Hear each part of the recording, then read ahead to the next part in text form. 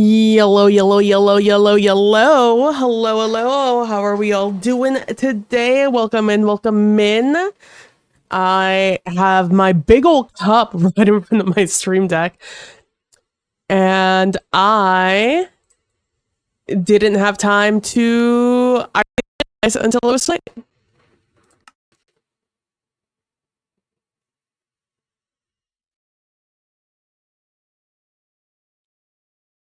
Are we good? I just, it's me being curious. I was having a little bit of stuttering when I was watching a Twitch channel while I was setting up. It was stuttering something crazy. So now whenever I see encoding overloaded, I'm now a little bit curious as to Hey, what's up? That's never happened before. Um, anyways, last time we left off, I was trying to figure out how the hell to get these filters working, and then I did, and then now I want to split these. And what I mean by that is I need a lot of these things. I need a lot of composters for one filter, essentially. And I was looking at different item splitters. So item splitters just being, as the name would suggest, it splits the items. So in this case, it is something like this. So we have our items there. Then if I put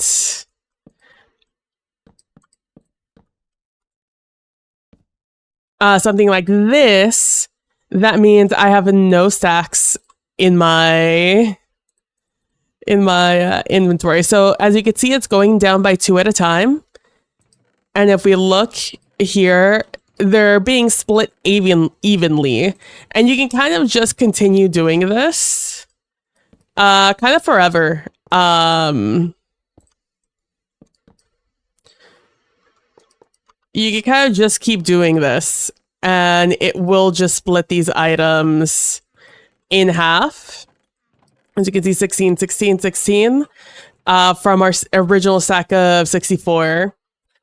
Now, I was looking for other options, so that goes pretty fast, and it's kind of like the concept that that the filter we ended up using used, right?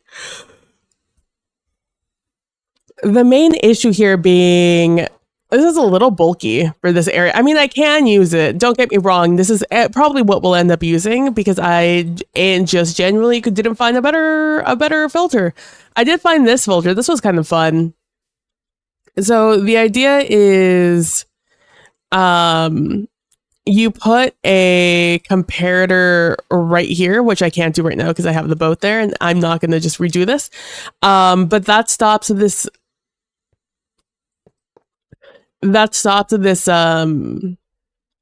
these hoppers from picking up items until a whole stack has gone into this boat. Are you telling me I can put that? I could put this here, but I can't put a comparator here? Well, math doesn't math for me, but yeah. So the idea being, once again, there are 8 hoppers underneath me, and as you can see, it just eats that shit up. And if you look into each of these hoppers, for the most part, there are 8 items in each one, depending on like how well I centered this, which, as you could tell, not the best. But you get 8 items in all of these hoppers, which is pretty neato. The only issue with this filter in particular, which was, honestly, I was very excited about this one, is that this only works if there's already items inside of this boat. Once again, just proof of concept, we have 8 in each one. Now, if I were to do that with this, where it's getting drip fed into this item, unfortunately, I need these guys gone because they kind of just get in the way of everything. A lot of these are moving parts. So sorry. Apologies. So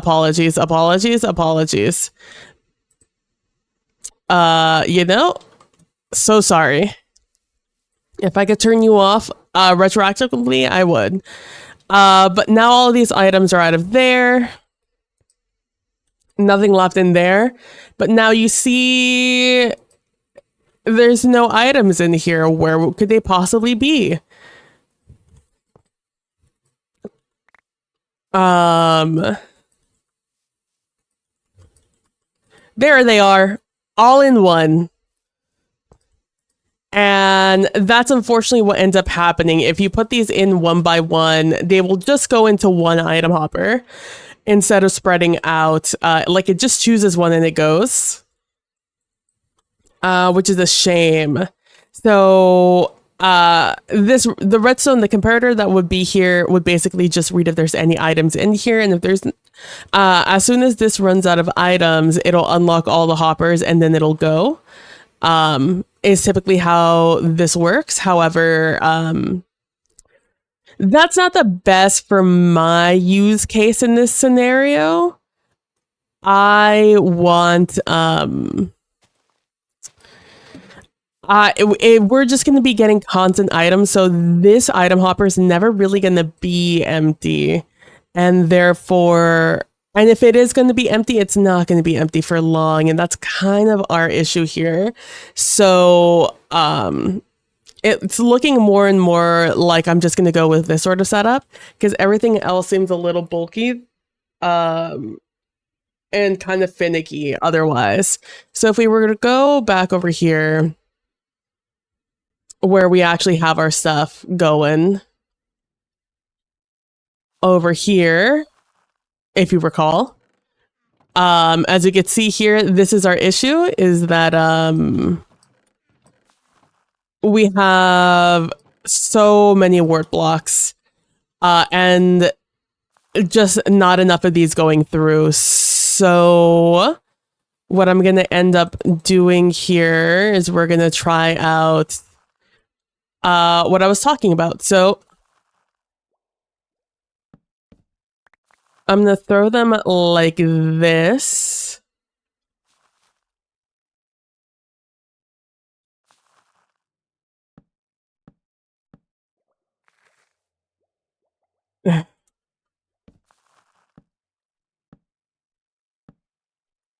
And then we're going to do that over here. And then I'm going to do this and we'll see how this works out for us. Because ultimately,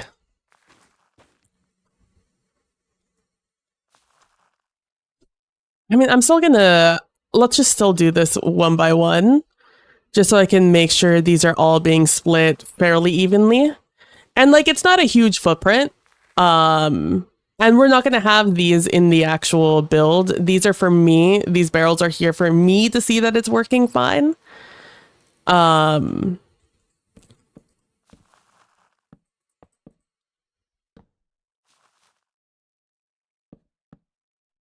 yeah, I hope we are all doing well today. Sorry for not streaming yesterday. Sometimes Thursdays is always a little bit weird because I have a lot of friends who stream on Thursdays, and a lot of the times I kind of just like want to watch them stream. But even aside from that, because a lot of my friends didn't stream yesterday, actually, so it actually was fine. But my issue was I was sick all day yesterday. Hey, Prax! Hello, Prax. I hope your charity game's going well today.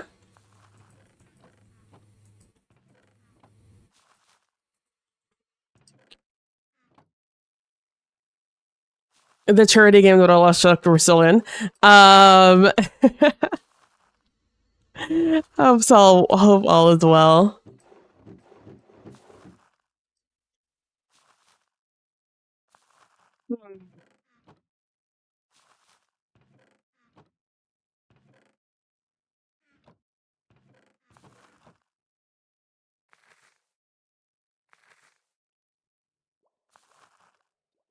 If I were to just erase all of these and do this, are you splitting for me? You absolutely are not splitting for me. Why are you not doing so? Also, how did we get more than 64 in here? Hello? These are we just saw this proof of concept.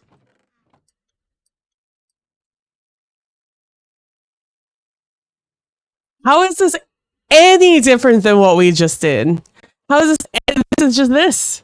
This is just this, just sideways. Oh, encoding overloaded.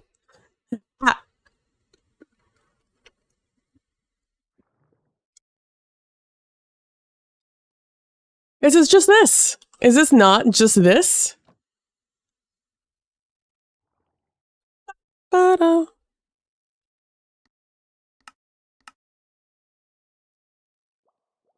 5, 6, 7, 8. This is literally just this. Is this direction? If I swear on me, mum, if this is direction based, what am I looking at? This is north to south.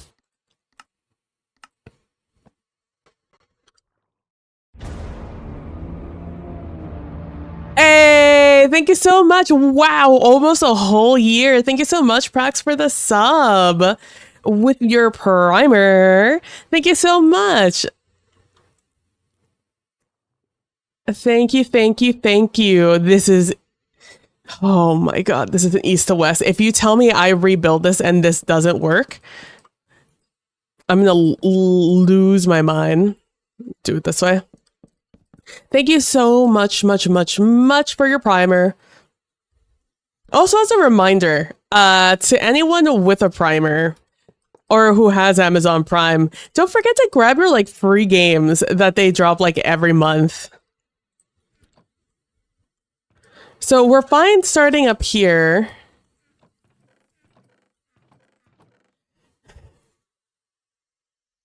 This is direction. Are you kidding me? This is directional.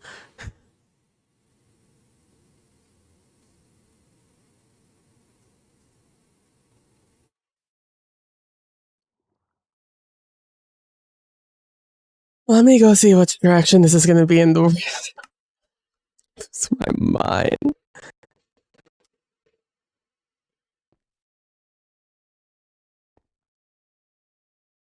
Okay, this is going to be going north-south. I think we're safe then.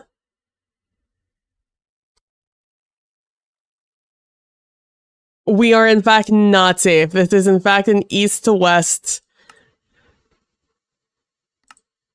Happy New Year! Thank you so much. I can't. Oh my God. I hate this game. How do I even fix this? What is even my solution for this? Happy New Year.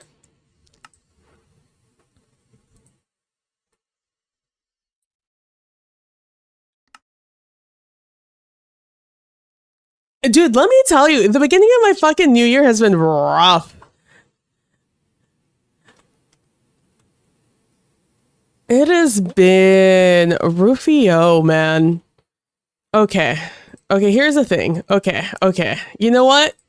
I think this is fine. I think this is fine. I think we could fix this. I think we could just do this and it'll be fine. I think we'll be good like this. Oh my God, I hate this game.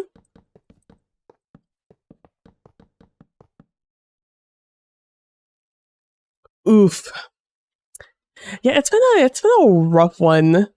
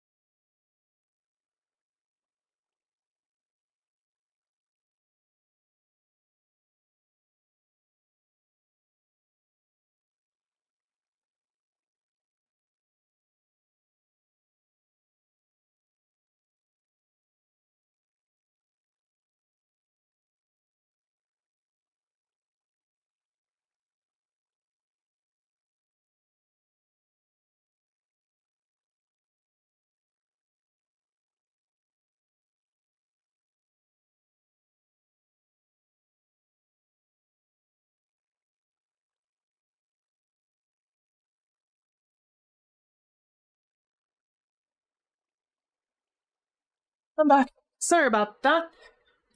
Just had to do something for someone real quick. Did I unmute everything? I did. Yeah, so yeah, it's been a rough New Year's. Just health-wise. I'm feeling all right today though. Yesterday I was just out. I had no energy. It was like beginning to end of the day. It was just not great. I started to feel a little bit better by the time I went to bed, but even still, definitely have felt better. What do I even do here?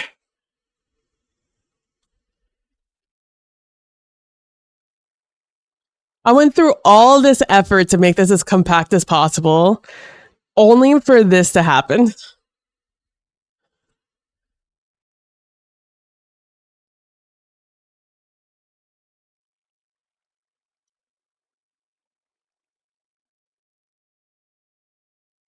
West to east. This for sure. Let me just make 1,000% sure here. Fuck, it is north to south. Ugh. Well, okay. No, I was gonna say I could put it north to east, but like I already have most of the. I have most of this already built out. But I'm gonna rebuild it anyways. What is, oh my gosh. Of the things that I was expecting to have an issue with it, I complain about it all the time. I always am saying, let me just make sure nothing about this is directional. There's no directional issues in the game. And I constantly tell you guys about how Minecraft has directional redstone issues. Things that will only work north to south or east to west. Most of the times it's east to west. I don't know why, but east to west is how things usually work. If you throw things north to south, sometimes it doesn't work.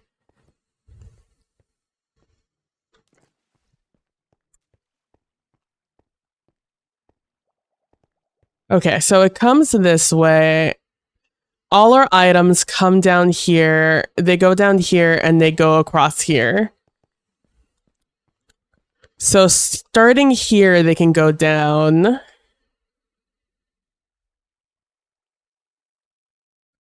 Our items have to come up. I think it's this way. I think that's the side we ended up saying that's where our items are going to come up from, over here. So it still behooves us to have everything come this way, come down that way, and then go across. So if I have... So we have our north to south here, and this is ideally the direction our... But everything's east to west. Remember when I said that the issue with this filter, it's that it's bulky, it's big, and I was looking for something that was a little more compact, and that's why I really like this one? We're starting to see exactly why I wanted this to be compact. Here's the issue, right? So if I go like this like bumps into it, which means that I can only put one thing here. I guess what I could do is I could do this.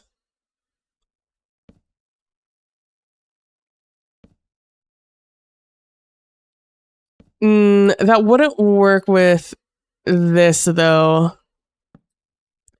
Because again, this is we're going to have a line of hoppers here that are going to bring all our items out. This makes this only, and then over here, I would have to put it like right here. And the thing is that I could do this and then it goes into this, but then like I have the same issue where this is the only one that's truly 4 times as fast. Everything else is just getting like a reduced number.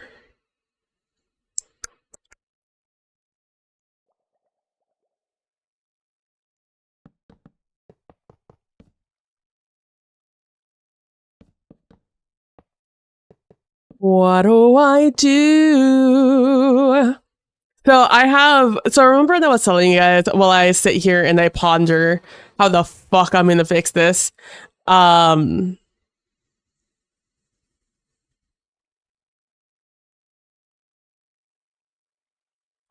could. What if I do this?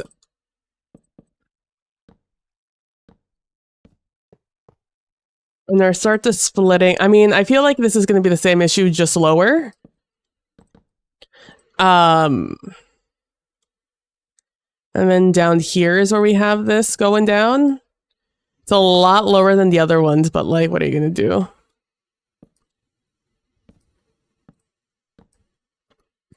And then here I can have this.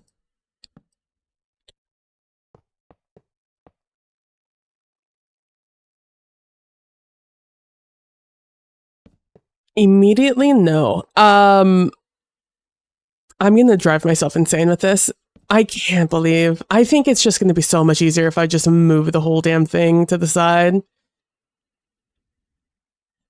Let me just build this how I want to build it, and then I'm gonna try and figure out how the fuck to make the schematic work.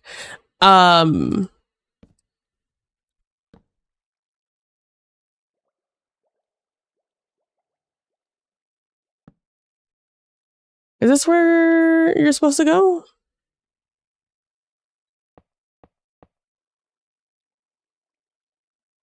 Is that what this looks like? I think. It turns out I just was breaking shit. Yeah, so I've had some thoughts about how I want to run the next game. So the next game I'm going to run on the channel is called I Have the High Ground by Jen. I think their name is Jen. Hold on. I have the high ground. Smile. I have the high ground by Jess Levine or Levin.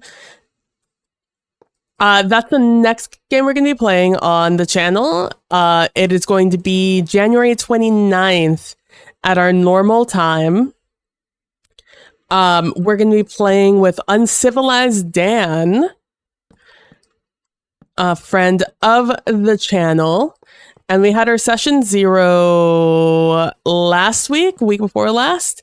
And I've had many thoughts since then of how I want like production to work on the channel. Or how I want the production to work for the game. For those of you unfamiliar with I Have the High Ground, it is basically it is a game in which you have 3 moves each turn, or you have an option of 3 moves each turn. You can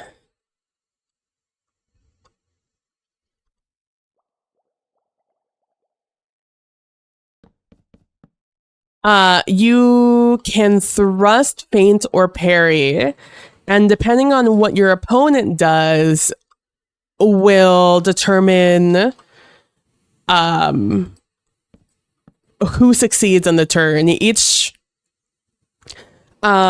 move has its own has a hierarchy, or all of the 3 moves have a hierarchy, and if you thrust and I parry, then I thwart your move. But if I parry while you feint, then your feint supersedes my parry or whatever. And it goes like that until one of you has 9 points. It is very reminiscent to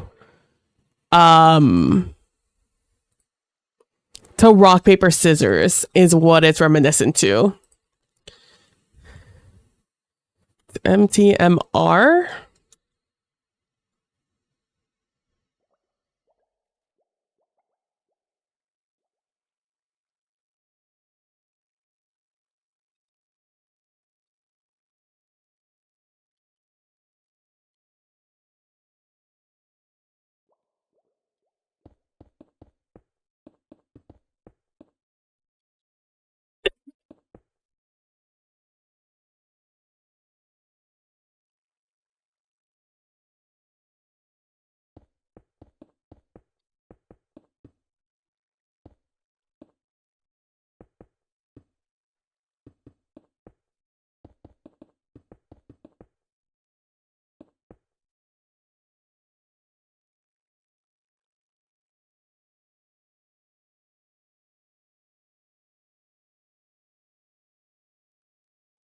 Is this how this works?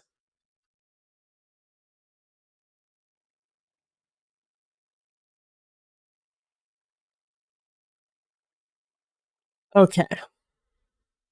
Now what the hell do I do from here? I've chosen my area.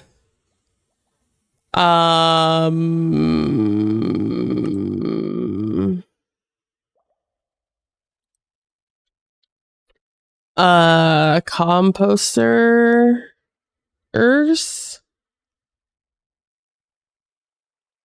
Save as a schematic. Composter item filters. So now if I come over here and I come over here and I load this schematic.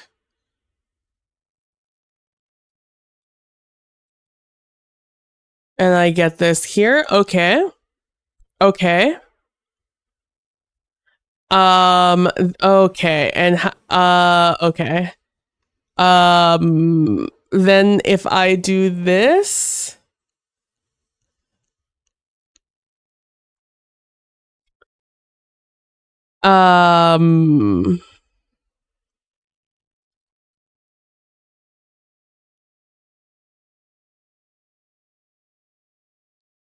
And I do this, go, place. I have a feeling there's a button somewhere around here. Is it execute? Is that my semicolon? That is my semicolon. Okay, configuration.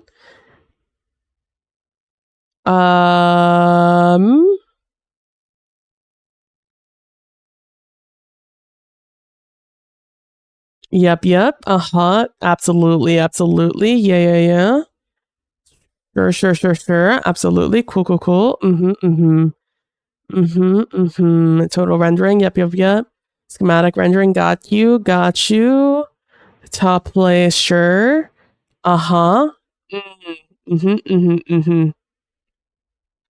Something tells me. Oh, what am I doing? Whatever that is, I don't want that. Oh, maybe it's this one. And then I hit that button. Aha. I got you. I understand. I am picking up what you're putting down. Okay. So that means I can come over here.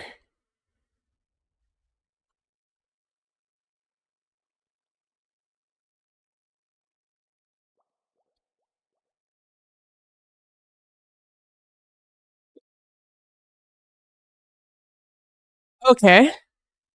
Cool.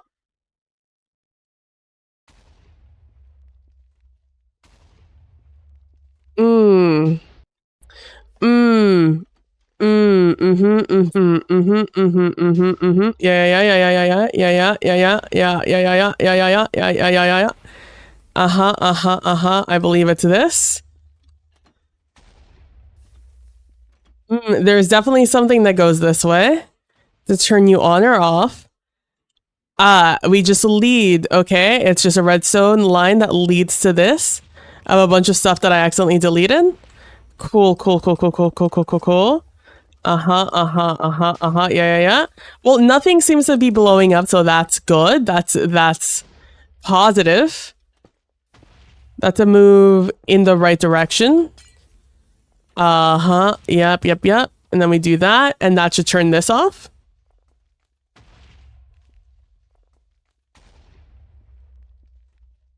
All right, that works. That works.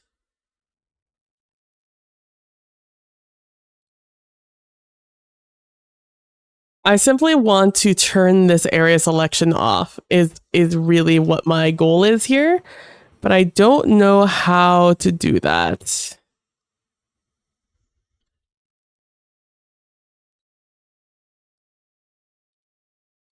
Okay. But yeah, so that is something that I am that's the next game on the channel. Realistically, there's not a ton to do that's the left to do. I also got rid of this entire thing here. That's gonna be problematic, I'm sure. The thing is I need to rotate this. So we're gonna come into this.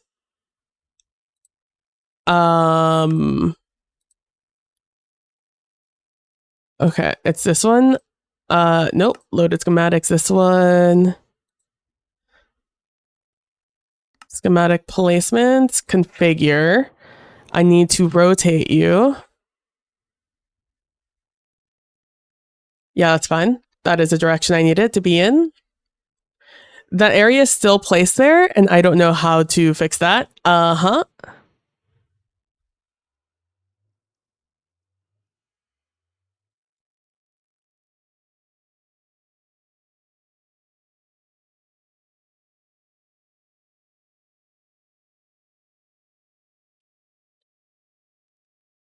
Uh,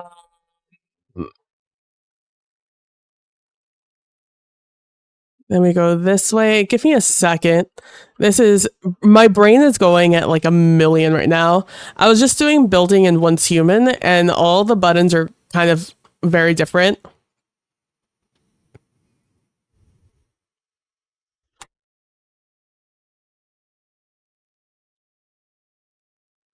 On the bright side, it doesn't seem to be that huge of a footprint here.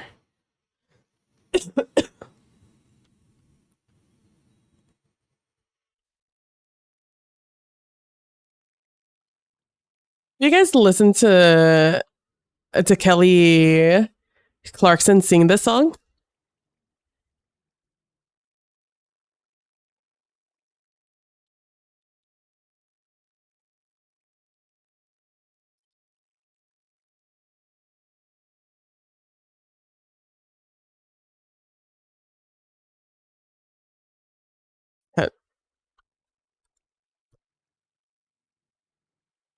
Honestly, you are better at this orientation than I am. That's because you can't see my keystrokes. I keep hitting C. So in Once Human to go up and or to go down, you have to hit C. And in this game, it's just hit shift, but I keep hitting C. Thank God C is nothing right now. But my God. It's like watching a baby fall. If you were looking at my keystrokes.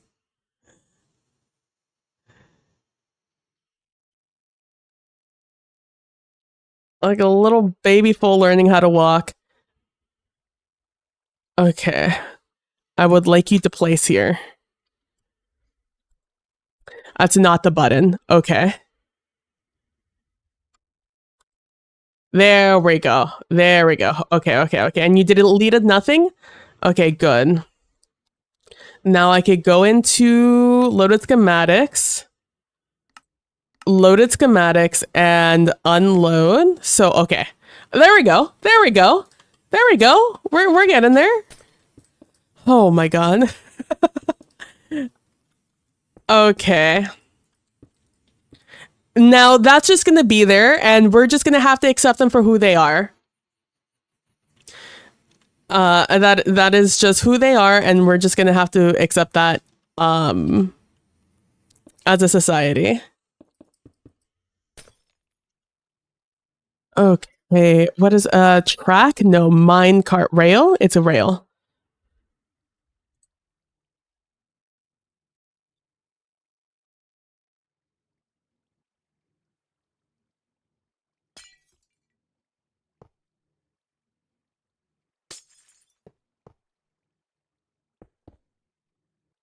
If I do that, you should update.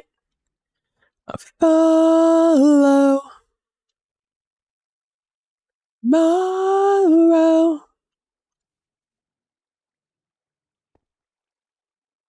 One, two, oh, I can see. Okay, so if I start you here, how the fuck do I do this? I need this to take the turn, so you need to be off. Maybe I do this and do that. Do you think this saved the items I had in the... Oh my god, it did. Let's go. I send it next to you. I have legitimately no idea what comes through this area, nor this where they... I have no idea where that came from. What do you do? Where do you go? Oh, you have like an entire adventure you go on. Oh, son of a bitch. Okay, sure. Scaffolding. Yeah. Uh-huh. There's a sign that's supposed to go in here. Let's grab that. And then, okay, sure. It's no issue. I've built this once, right? Okay, cool.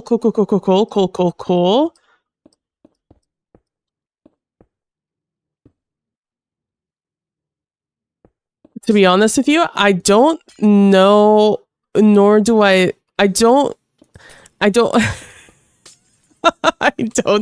I don't know if that leads in.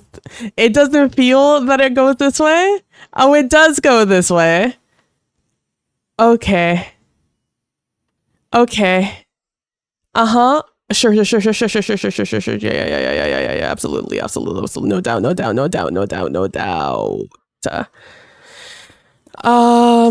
Okay. I'll be honest with you, looking at this now, I don't know how important it was to this build that this goes directly here, but you know, to each their own. The person who made this had a vision, and who am I to say anything about their vision?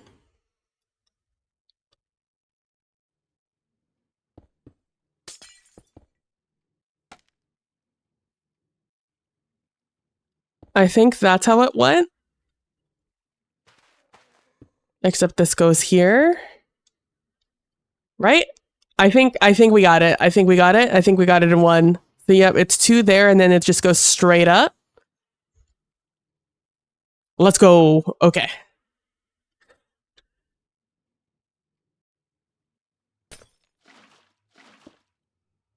All right, like that.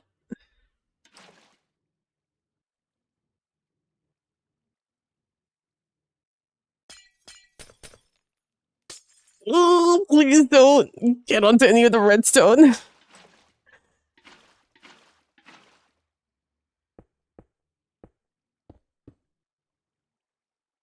Okay, I think we fixed that. This other thing that we broke over here, this just is a thing I had already broken anyways, so like this is where the the bone meal goes, essentially. Actually, before, because I'm gonna just test this and look at how numbers go. So first, I just need to make sure that all of this is actually full of a bone meal first. So let's just do a classic little boop, boop, boop, boop, boop, boop, boop, boop, boop, boop. And then we'll do a barrel. And then we'll get some bone meal. And we'll do a little bit of that.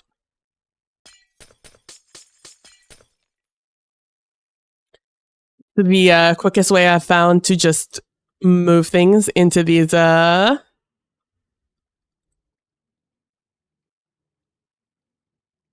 hoppers is to just kind of drop a bunch of shit. And in theory, this should just go. I think I already did all these filters. Oh, I think I did want to put another one of these filters over here.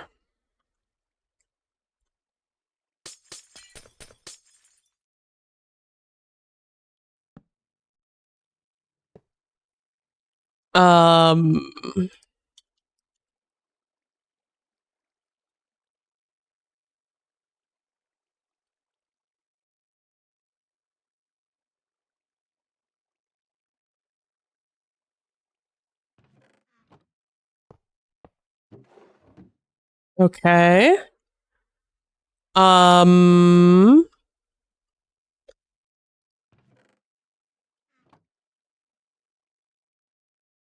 Let's do another quick filter here. You already know, babe.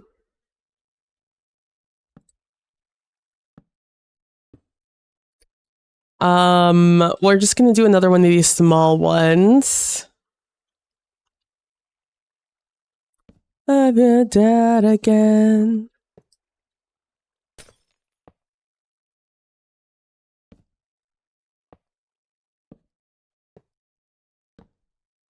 In theory, that should be fine.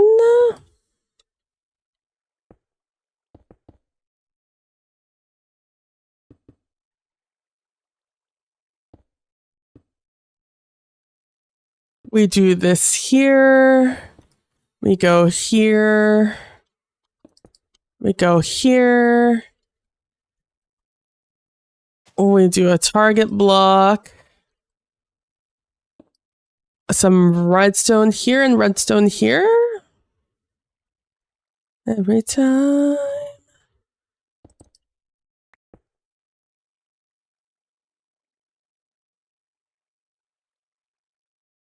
I think this is correct. So let's get some of this junk. Throw it over here with, well, maybe not that many. That should have stopped this, but it didn't.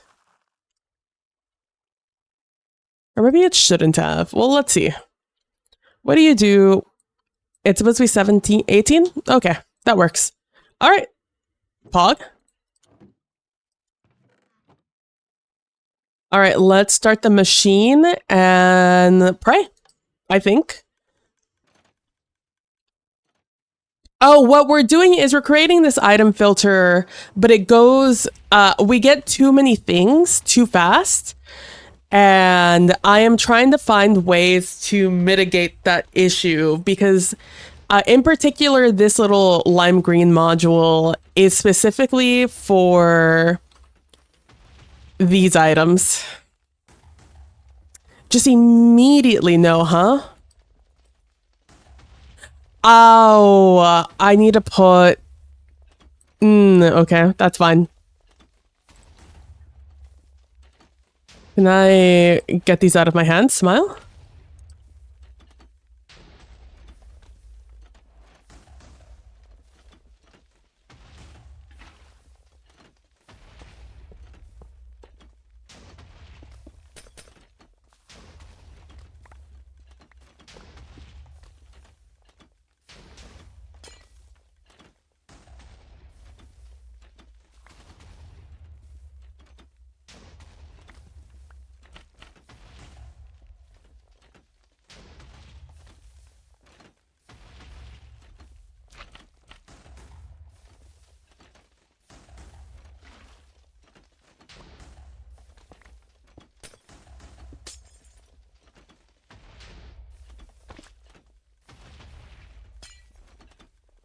Hmm. Mm-hmm. Mm-hmm. Mm-hmm. Mm-hmm.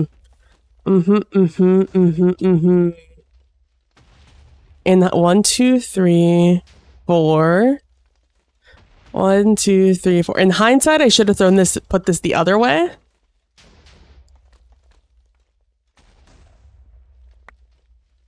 Because I need these things to align this way, and they're definitely not aligning this way.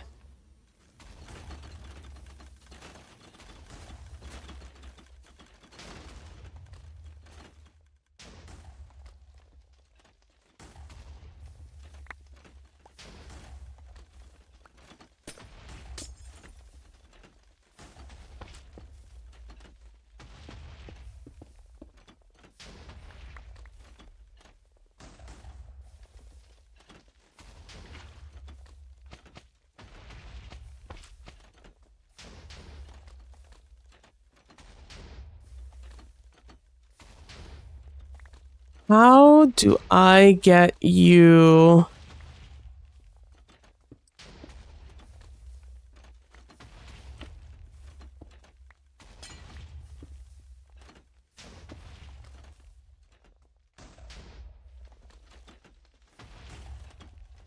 How do I get you to align with this?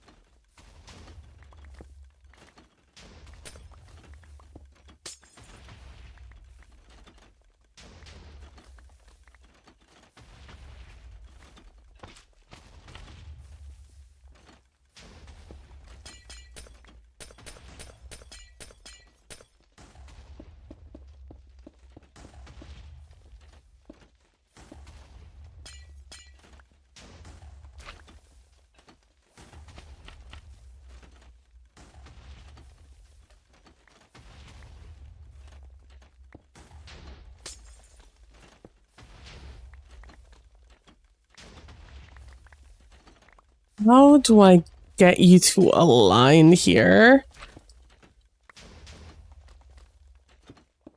Can I just do this and you'll align, you think?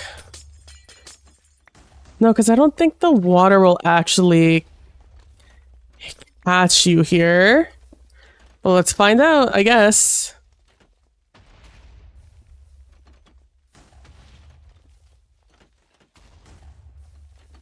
Mm-hmm, mm-hmm, mm-hmm, mm-hmm.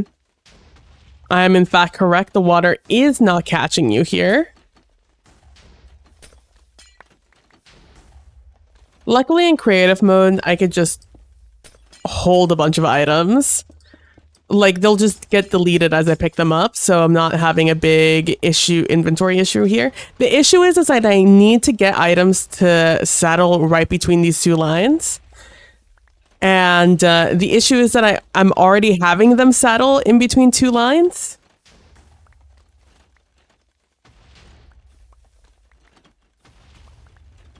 What if I do this? Is that too gnarly?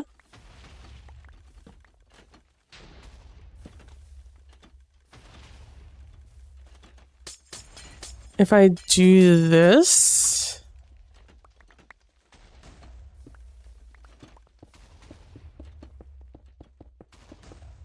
Hopefully I didn't just break every filter there. Mm-hmm,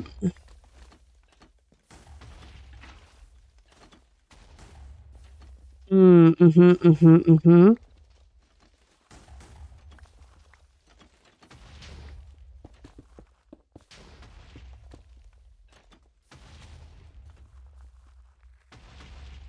Okay.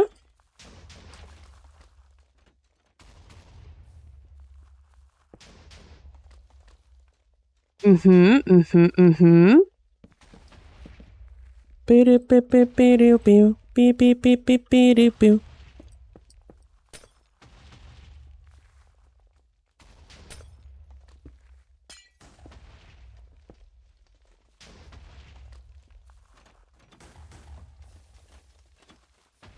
All right, let's now make sure that I didn't wreck all of my filters. Okay, my filters are doing well.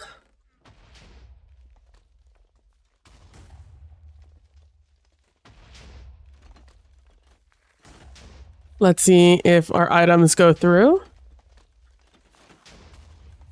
Beep beep beep beep beep beep beep beep beep beep beep beep beep beep beep beep beep beep beep. Okay, crisis has been averted. Now we can sit here and just monitor. So anything that comes into this large chest is excess. Anything that comes through here means that none of these filters over here caught it, and none of these filters caught it. Meaning there was an overflow, and there's only so much I could do with an overflow. Let me... Actually, you know what? We could just lower the volume as a whole.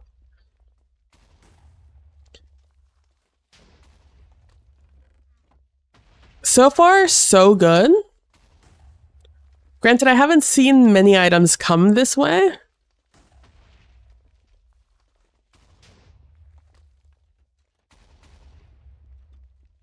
Which is a little scary.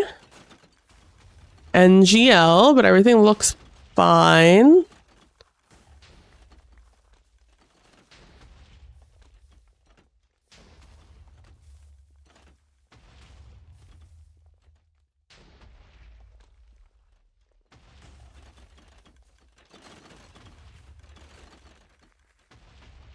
Just making sure nothing is broken.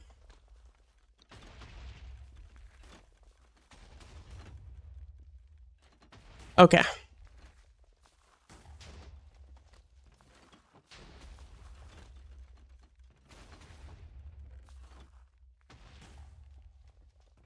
Okay, everything seems to be working well.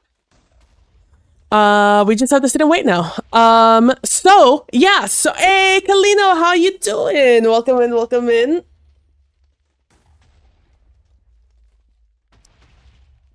Yeah, that works fine. This is working fine. I'm just a little paranoid about it. I know that the first part works pretty okay. It's just the second half that I'm a little nervous about. Like right there. You saw that? That was a whole sack that got through. Even though the ad noise scared me.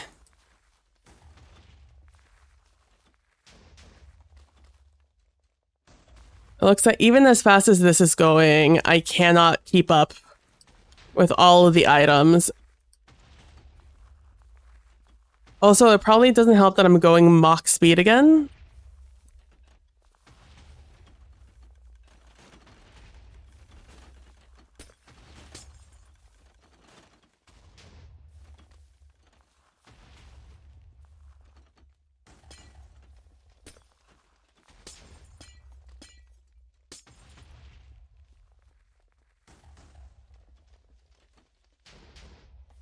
Only thing is these items can't get stuck. Here. In particular, right here is where they can get stuck, and that's the one place I need them to not get stuck. So that's where we're at the moment. But yeah, so next game we're playing, I'm good, letting things render while watching my friend do cool things in Minecraft. Oh, well, thank you, thank you.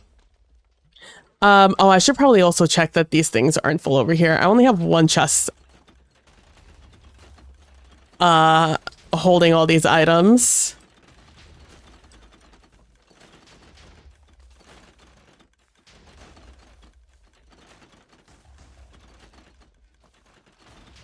If I'm not paying attention, that could very easily overflow and then start causing me issues. And let me get rid of this. That got to the end. Not nearly as many items are getting to the end. I think I'm still gonna have to double this up though. So far so good on our warped route though.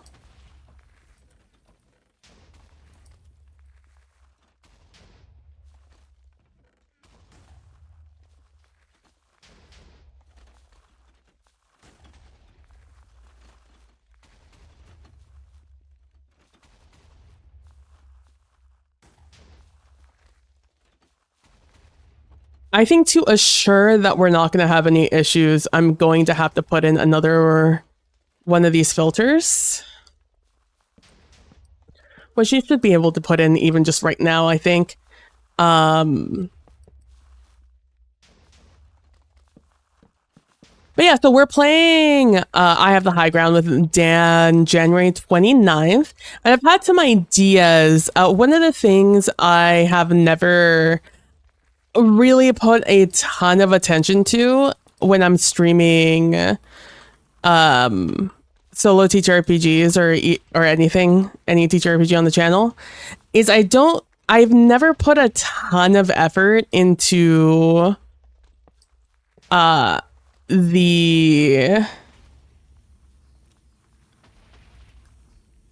music, because it's always just been kind of an afterthought. I just, it's a thing of I just kind of like run out of time doing the other stuff that I just have never put too much attention into it. Although it is an important part of creating atmosphere, at the end of the day, it still is just kind of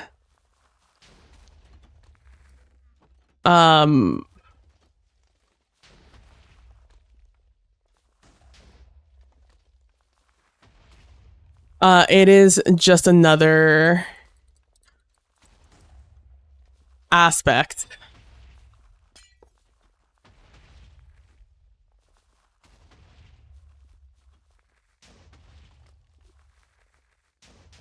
Yeah, it's just another aspect that I just have never really put that much stock into.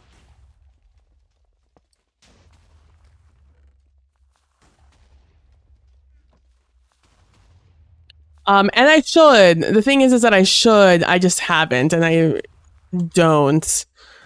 But I will be for this game. It is my goal at the very least to do so.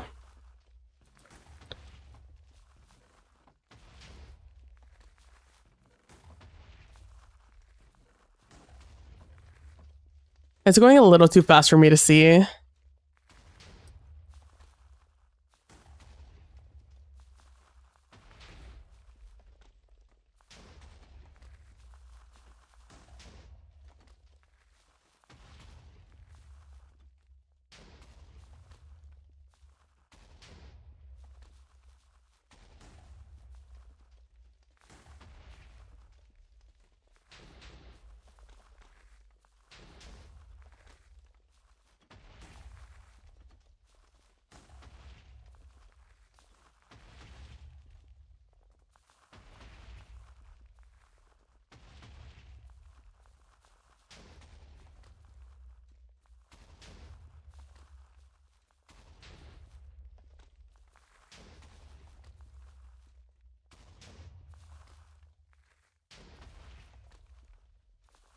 I don't understand.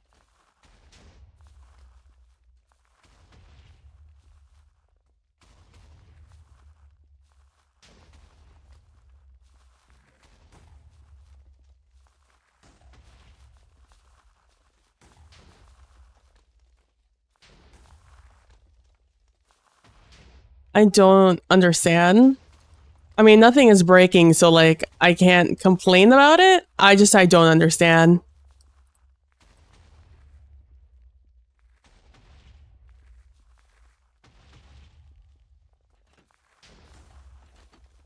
Like it's going very slow. Oh, it's because it's supposed to go down.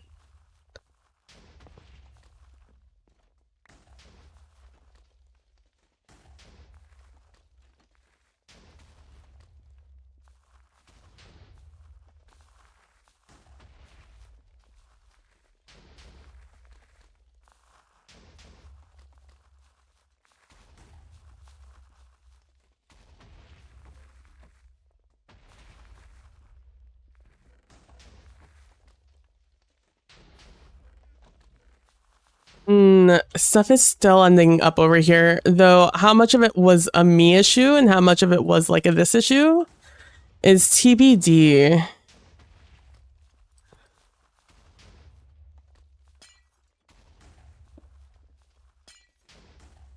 If I can hit the topper, it's so big and yet I'm keep missing it.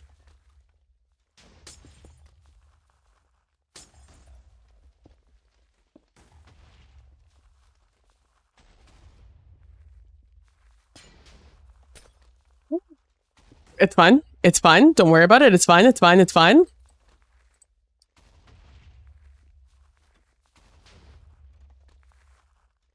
Oh.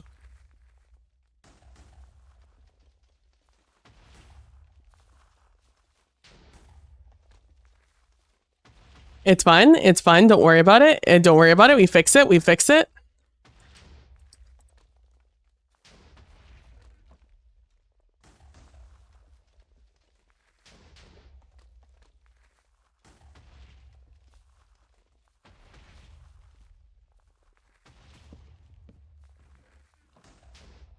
Okay, there we go. Okay. Okay. I think I fixed it. Ah, shit. Why aren't you holding?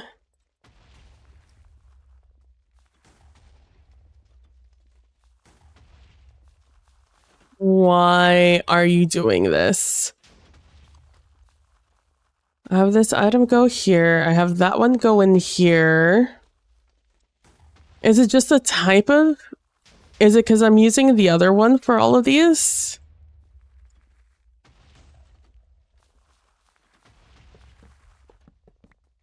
I mean, I could always rip that out and do this one instead, right?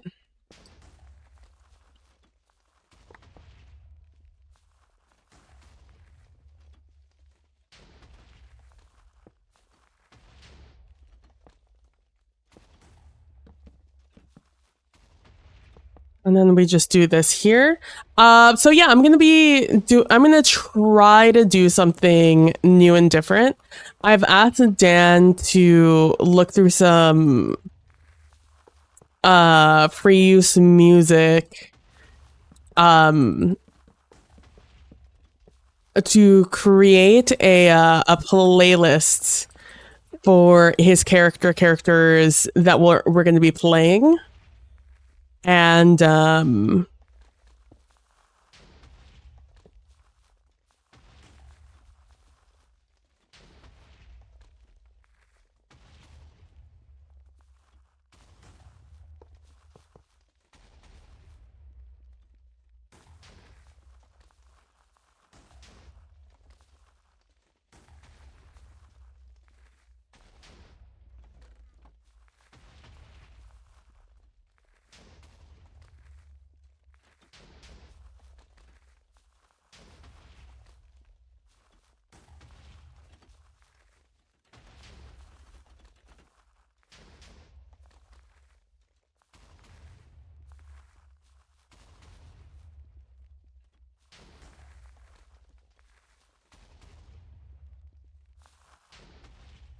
why are you doing this to me? Why are you doing this to me? What did I forget? Oh my god, a fucking torch is what I forgot.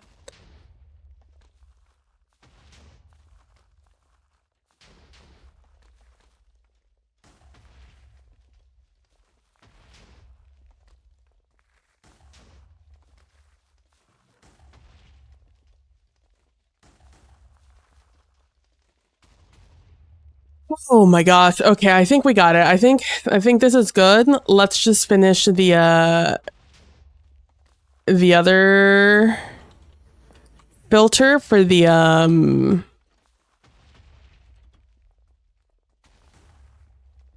this stuff.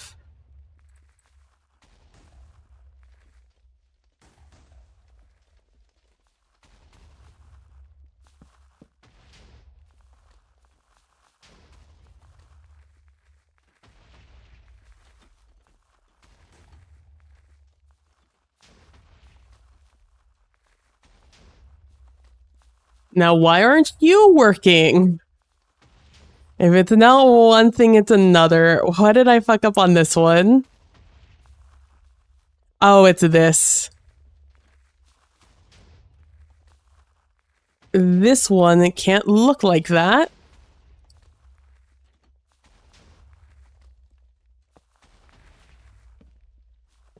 What a wild adventure this playlist is taking me on. I think this is one of my daily mixes, question mark? There we go. Okay. Now we could take all of this out. Because in theory, this is all working perfectly fine. So this is our fourth one of these filters and our first... Oh. It's a little redundant on that one. There we go. Okay. Oh, this went to the end. I watched it with my own two eyes get there.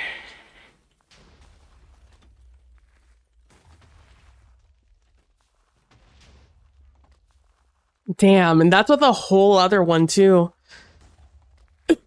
These are as fast as I can make these go, which is twice as fast. The only thing I can do to make it go faster is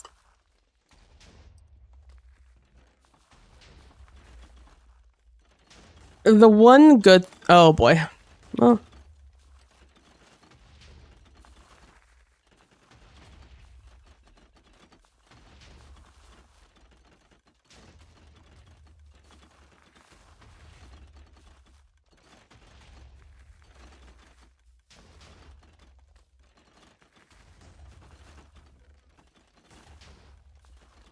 I think the items come in one at a time, and that causes these not to split up as evenly as they could. And that's why we're getting some backup.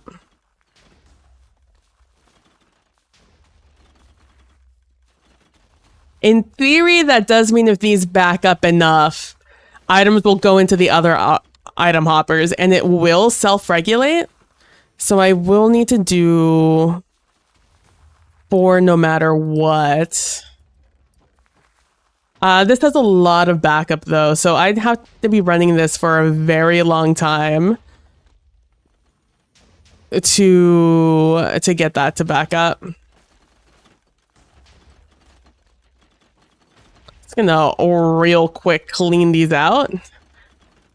I mean, you guys can see the like rates though; they're pretty good.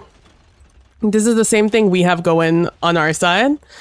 The only issue right now is that I don't have Uh-oh. The only issue is that I don't have bone meal going back into the system because I'm using it right now to make sure the system works.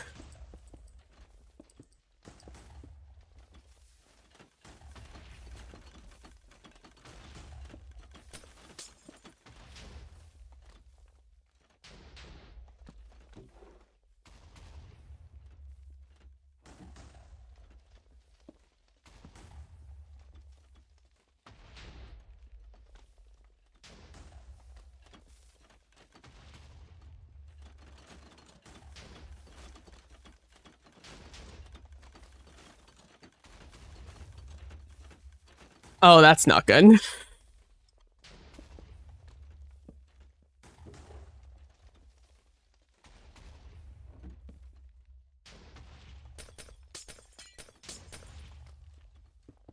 I actually need to keep this up because I need to do this.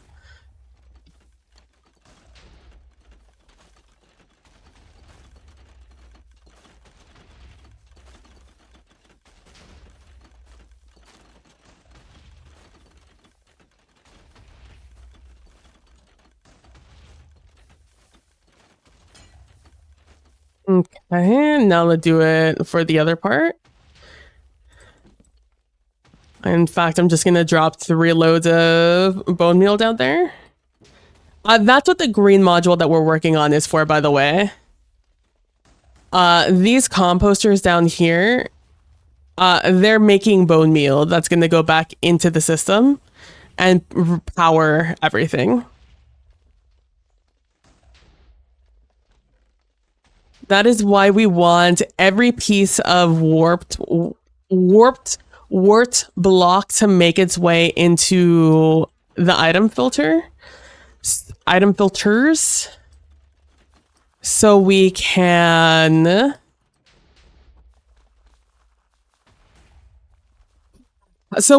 best utilize every ounce of space possible. It's actually a piece of glass that goes right there. I'm sighing because it's just so much, so many resources I need for this.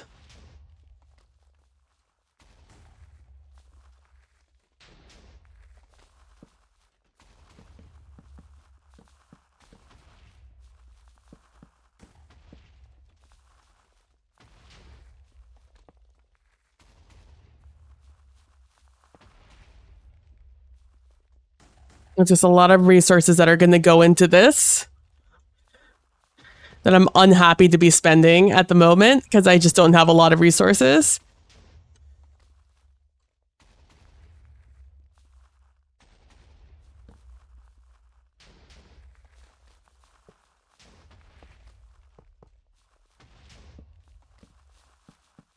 On the bright side, we're not getting backed up in the composter system, so that's like something.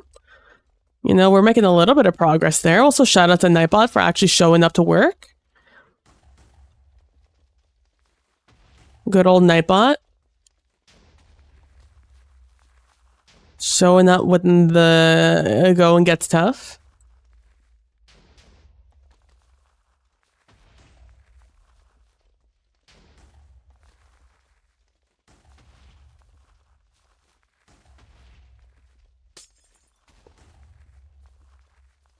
There's no redstone on this side, thank God.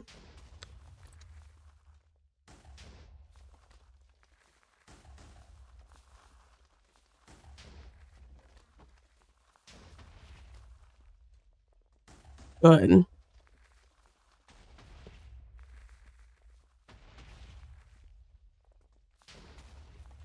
Give me this. Actually, give me this.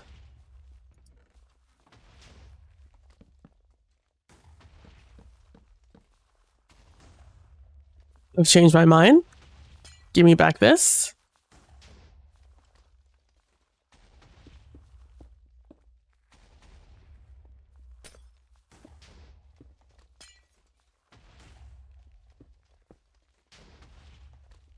All right, there we go. Also, we did get that one vine back here. That's fine. I don't mind that. The thing I'm most concerned about are the warped wart blocks. Because those are our money makers. That's what makes the most bone meal for us. So that's what we need. Those are the money makers. Also, don't worry about the big big big mushroom hat up there. There's nothing we could do about that. It's just gonna be there forever.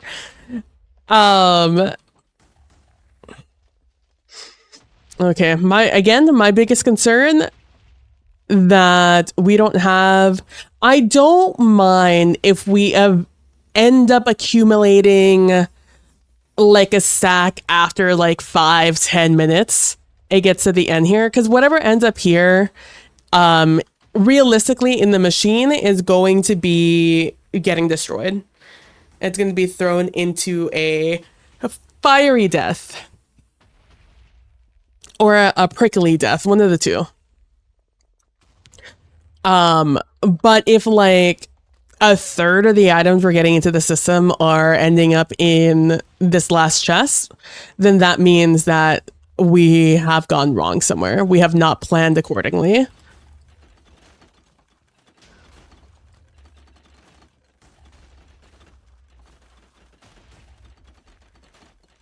Also, it's more items that are going to be in circulation, because this is opposite of this system where we have all our important items getting filtered first and all of these items getting filtered last. These items are going to get filtered first in our system, and then the important items are going to get filtered last.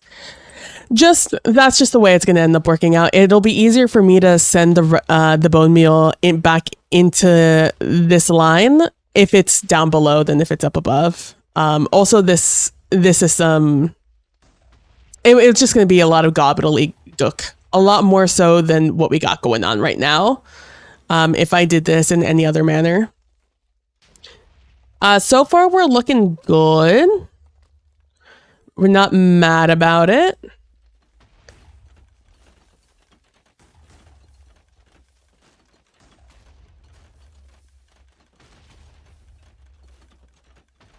I am a little nervous about our bone meal production.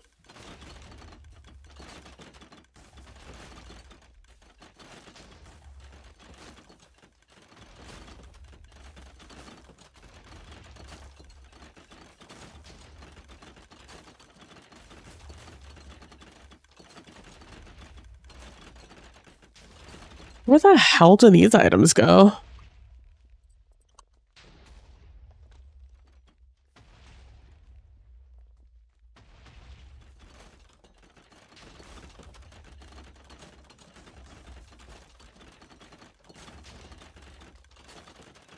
I did not see. It was there and then it was gone. Give me a whole ass barrel of them.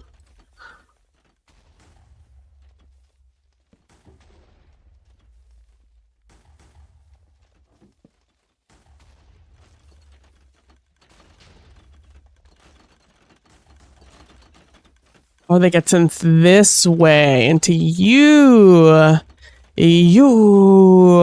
Okay, cool. It's not actually that many items that get sent that way in comparison to this other side.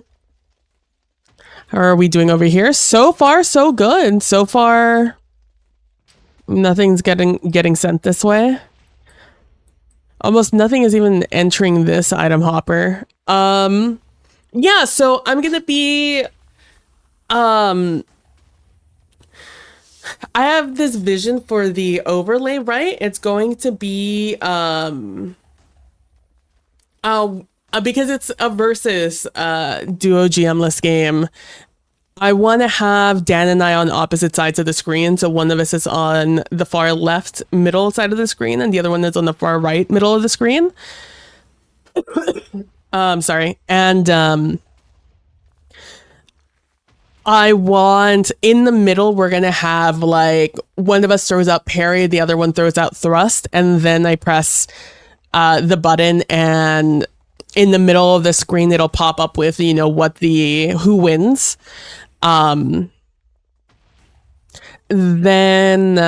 in the background, I want it to be a scrolling image. If you guys have ever seen like a Roku TV when it's on its screensaver, you know, the how the city just kind of scrolls slowly in the background. I want that. But with different images as we progress through scenes. And then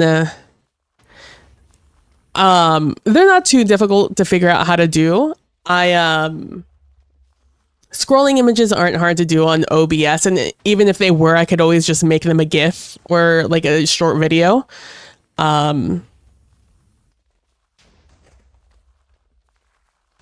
And back in my standard array days, hey, did you guys know that I used to do a show on YouTube with a friend? It was short-lived.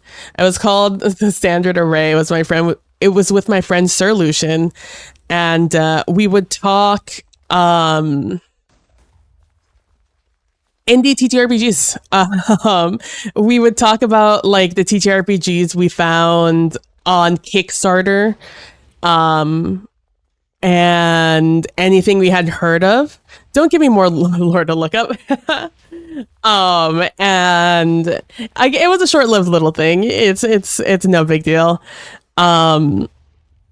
Yeah, and we would just talk about different games that were out there and games we had been playing we had played throughout the week.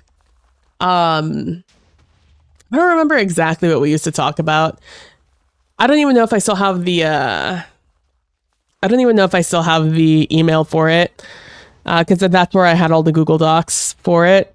But yeah, it was like a little show we did on YouTube.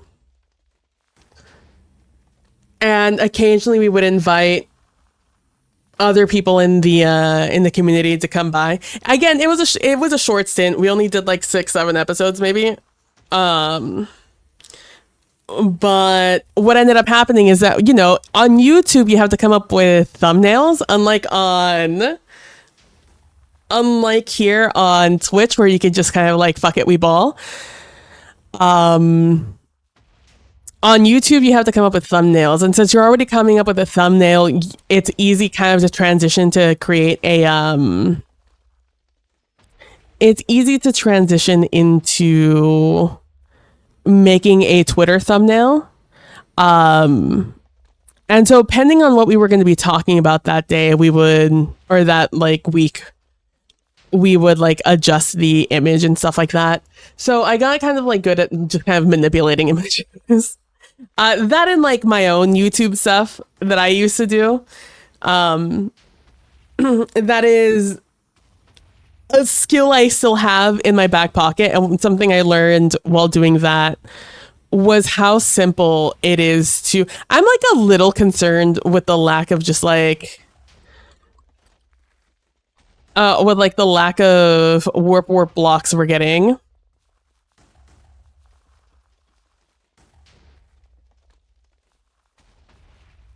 Like I added this last thing and then I feel like I have not seen anything go through it.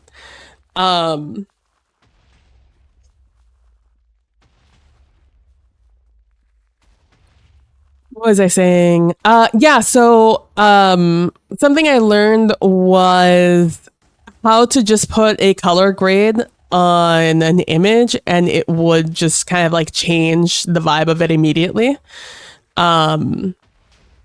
In my mind, I in particular see there it is. In particular, I see a purple image I did for something. You know what? I think I have it somewhere.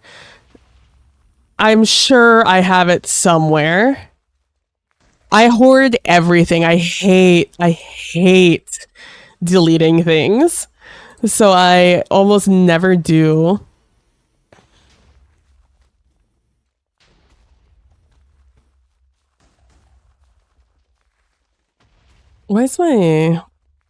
Who pushed you back? Monitor, hello?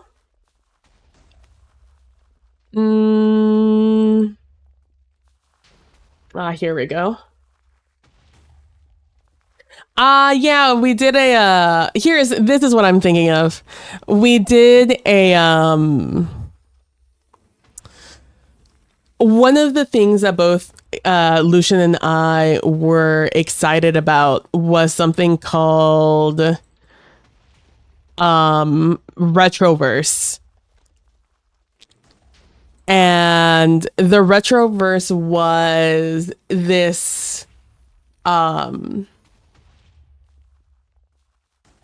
retro it was I think it was a 5e hack. I don't remember at this point. It was a hack or it was a game, maybe it was its own game. I don't remember at this point. But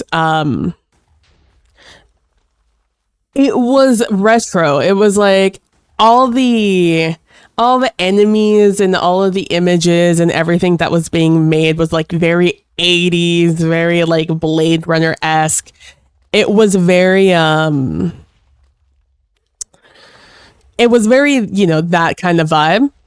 And so when we were coming up with the promo image for it, we were looking around for like images that would work for all of us, right? So we looked for a picture of a city essentially that like had was very angular, a lot of skyscrapers, and then we just I I say I adjusted. I don't remember exactly what I did. I can think of ways of doing this better now, but it was probably like some sort of color gradient I threw on it, or like changed the light levels. So I boosted the brights so it can make everything look a little bit kind of like neon-y. Then we recalled the standard array based off of the standard array in 5e, in D&D 5e, possibly other Dungeons and Dragons editions. Again, I've only ever played 5e and read through 5e. I may have read through 3.5 at some point, but not like, I've read a lot more of the lore of the other editions than I have actually looking at the rule set. But yeah, so that's why it's called the standard array. Then we had a guest, so it was Lucian, myself, and then our guest.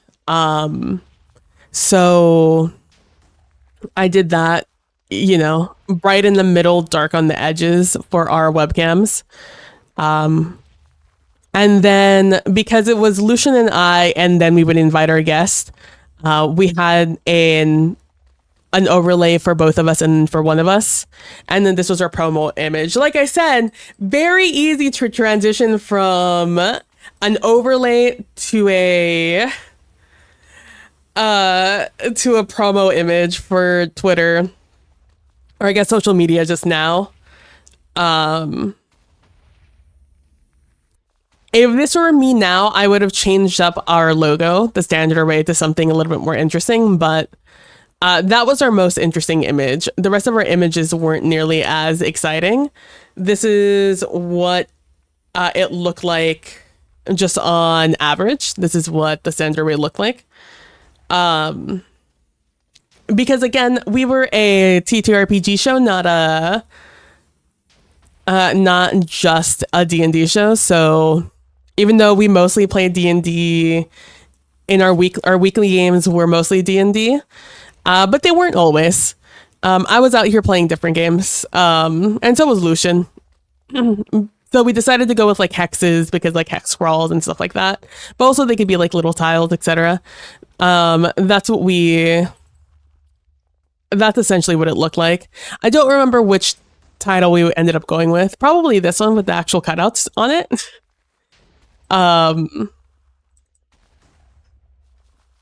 And stuff like that. Like I said, the show didn't last super long, but it was fun. The Retroverse one was my favorite that we did. And so I want to do this kind of like imagery, just a little bit more like better.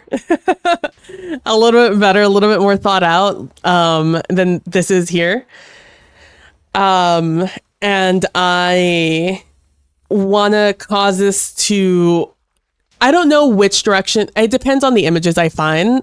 I would like to splice a lot of them together and make them cohesive in some way and create a long tape that it'll go through until it loops back around in what is hopefully a seamless loop. And if I can, I want to find images that like go towards, like go away from the player. So it starts off, so for example, on this image on this highway here, we would go here and it would be like we were driving along this highway. And like the buildings next to us were the ones that were shifting, but we were still on the road. I would like a couple of perspectives, because the way we've discussed playing our first game is going to be a lot more along those lines of, hold on, I want to put that there. See, like this, not bad. For how long we've been sitting here, I don't hate that. I'm not mad at a stack and a half in, let me see. In about a chest of items. Like, let's see how much this ends up being.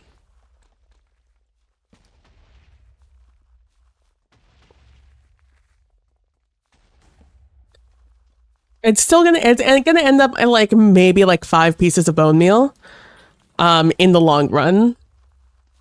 Which five, like, don't get me wrong, 5 pieces of bone meal, fairly significant, but like comparatively to like the 4 stacks we were getting in like a minute, that's significantly better.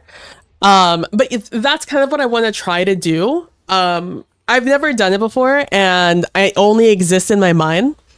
If you're having a hard time imagining it, remember those, you know what? I can show you. I don't have to just make you use theater of the mind. I can show you exactly what I'm talking about.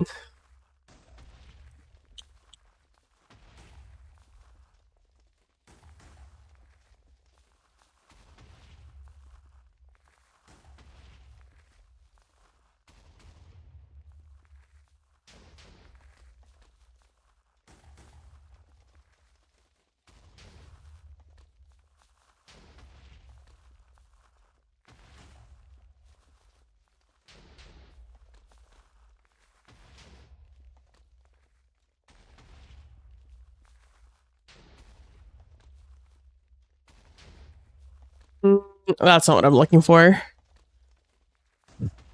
Gosh, I hate people who put their children on the internet.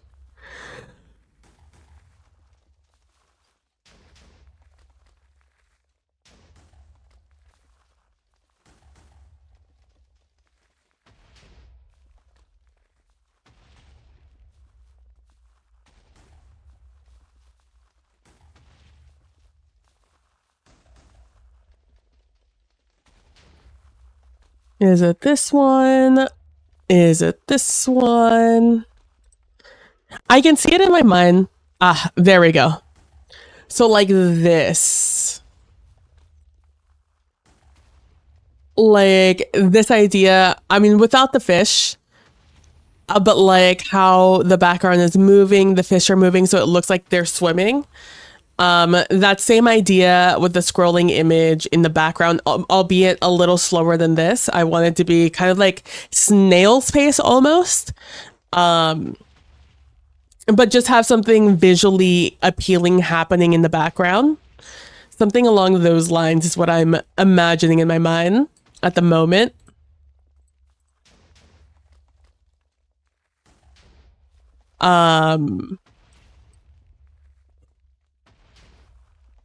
And the idea came to me 11 pieces of bone meal. You know, nothing to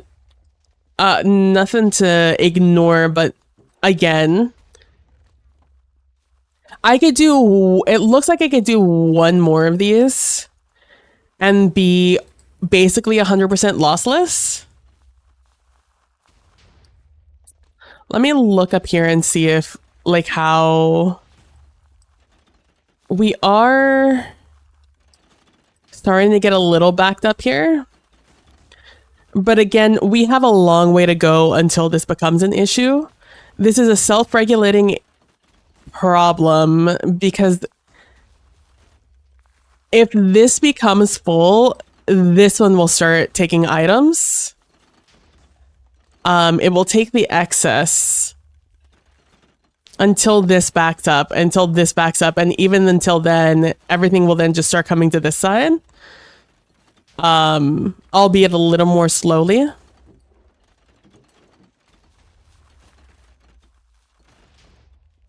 If you ever hear me say, "Oh, I spent my evening testing this thing out," this is what it is. It is me doing a thing and then just waiting and looking. This is why it took me so long to find a farm that I liked, because this is what the farm was. Is this going to blow up?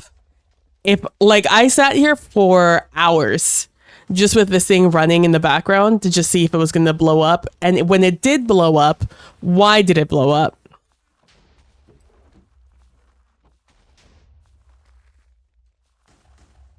It appears we could do one more here and we would be fine. Nothing else seems to be making its way through, which is really nice. We finally get another twisting vine. These are so rare. They're all gonna just get trashed, unfortunately for them. I'm not gonna make one filter for one in like an hour item. It's cool that we get them, but not cool enough to like, you know, cause me to change my entire day.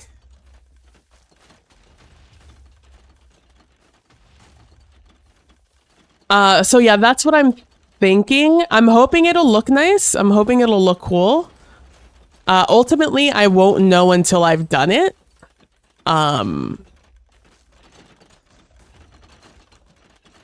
So there is that.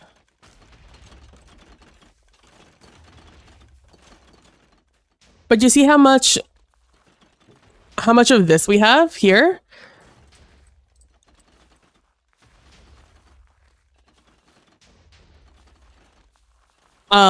That's 2 hoppers worth right there. We have another 2 hoppers worth there.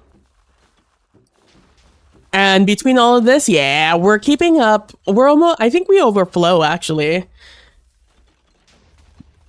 Maybe. I guess I didn't empty out those other ones, so we're keeping up just fine. Even with letting these occasional bits go. That's 2 stacks now that we have going. 2 stacks of items in the last almost chest of wood.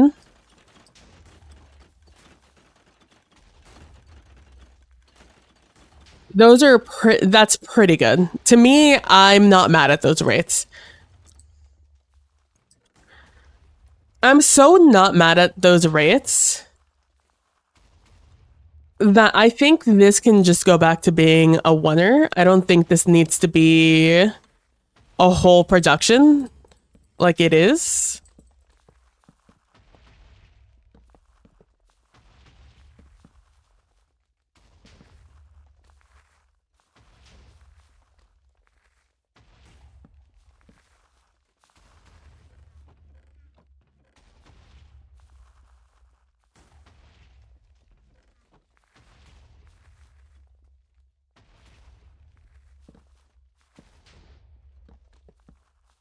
There we go. I think we could just do that.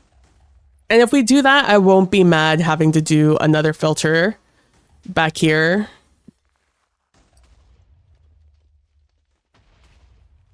To accommodate for this.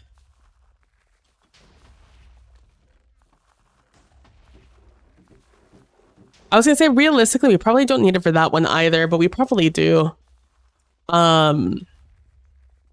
We don't have nearly enough items going into this to really justify creating another huge thing.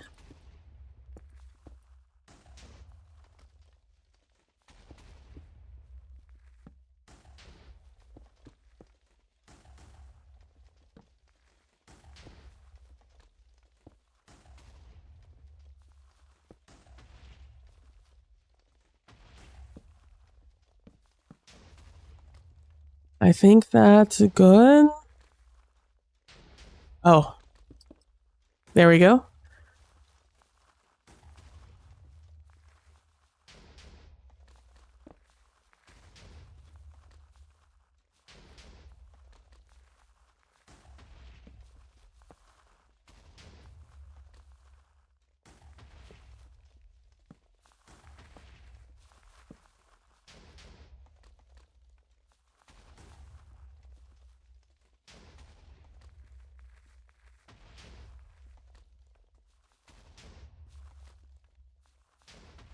Okay, I didn't break that. Good.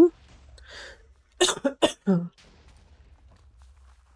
that's one thing I want to do. I want to do that scrolling thing. And then, like I said, I want to have dueling playlists, not just dueling players.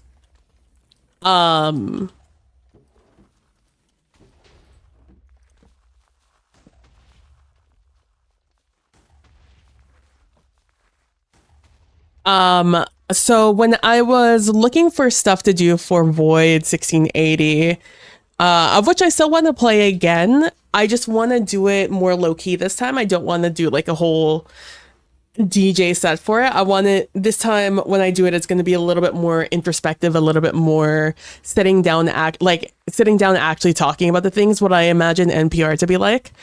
That's what we're going to do for the next Void 1680 game we do.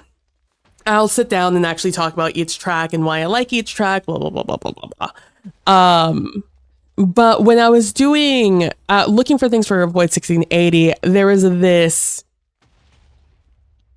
program called Mix, Mixx, and it's this free, what do they market themselves as?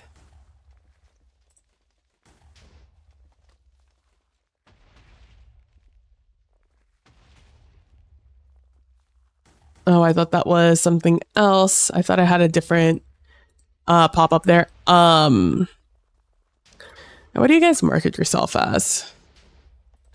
When I was looking for it, I found it under DJ software. Yeah, it's a free DJ mixing software app. It's an open source software where you could sit there and you can, and it's basically, I mean, it's just basically a DJing thing where you could start a song. You could start, your song here, and then you can have your other song on the other side. And then in the middle, you can adjust it so it matches the key, it changes pitch, all the stuff that you would probably get from a DJ set. And my idea is to have this be one player's playlist and this be the other one. And in this playlist, we have you have your like beginning chill playlist, your establishing song, your establishing theme essentially. Then you have like the music, the tension is starting to rise a little bit, but it's still not as tense as it's going to get. Then we have hold on.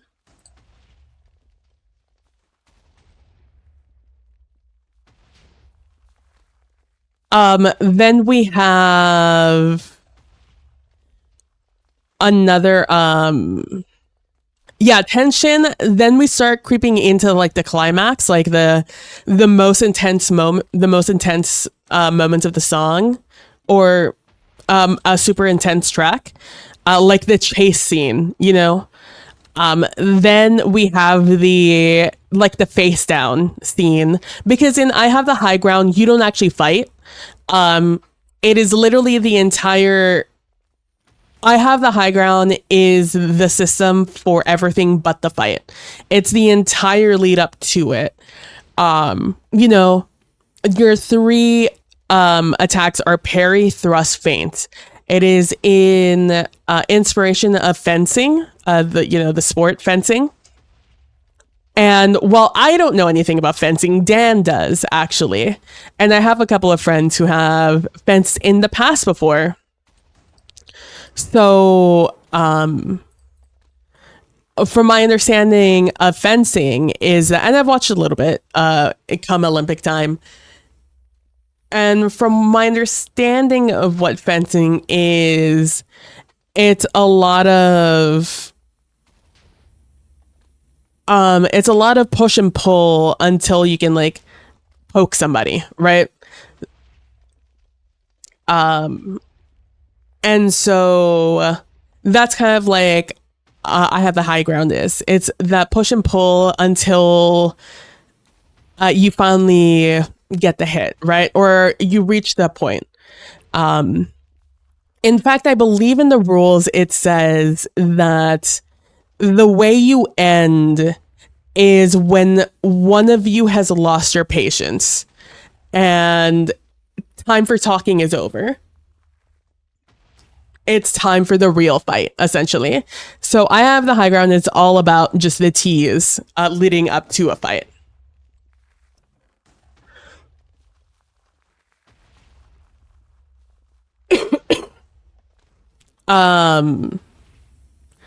If this does get overflowed into this one, I will just enhance it to be this, but I don't have to. I don't want to. Son of a bitch. Oh, I say it and it comes true. Imagine. You know, realistically, I think this still means I could just do this, though. I don't necessarily need anything fancier than this.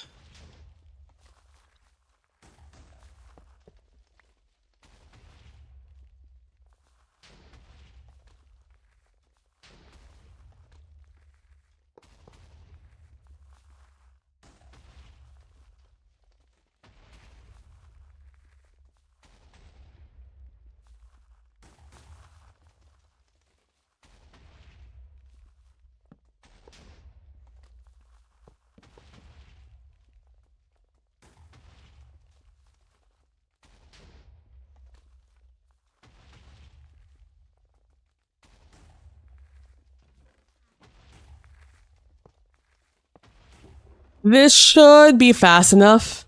We're not getting enough things that I think it needs to justify a whole huge thing. I think this should just be fine. What's fucked up here? What could I have possibly fucked up here?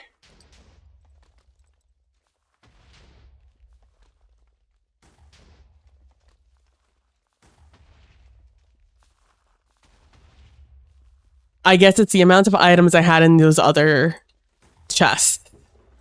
All right. Wow, we're up to 41. That's not bad.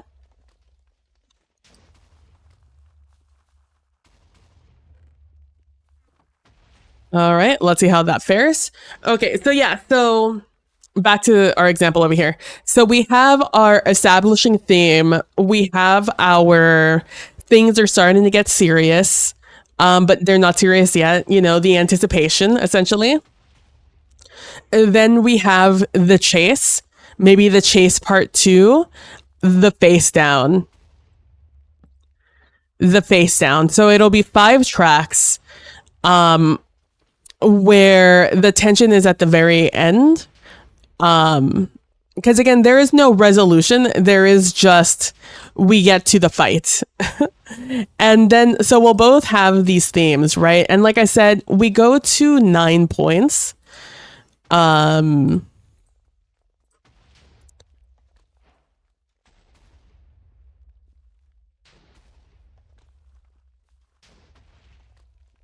We're gonna end up going to 9 points, right? 2, 3, 4, 5, 6, 7, 6, 7, 8, 9.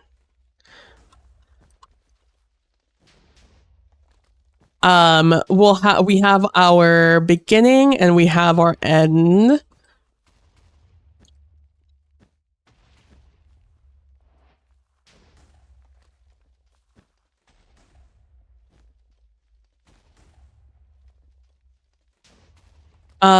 So yeah, so we have 9 points on both sides of us. It's gonna be, I should have done this up and down.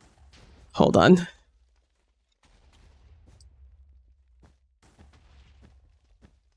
Five, 6, 7, 8.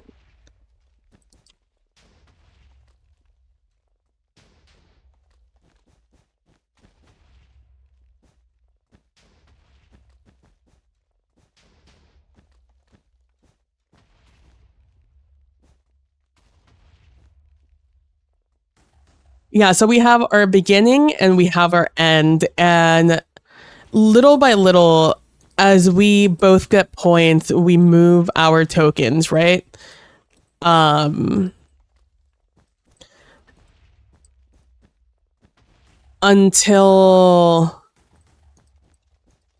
one of us reaches 9 points, and that's a person who is fed up and makes the first actual move, the actual attack, not just these like testing the boundaries moves. And as we progress through this, like I said, we'll have our establishing theme.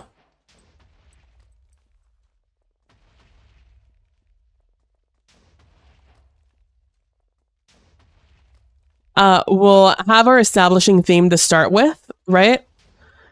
Then, you know, once the chase starts happening, I'll change the track. And depending whose turn it is, I'm going to be adjusting the sliders to like, okay, now we're playing this person's theme. Now we're playing this person's theme. And we're going to be dancing between these playlists. I wish I had numbers in this game, but I don't. So we'll have this be 5, right? Like this is the climax. This is the ending. Whoever gets the last point gets the last point, right? You know, that is our anticipation. Maybe, actually, you know what? Maybe we do this.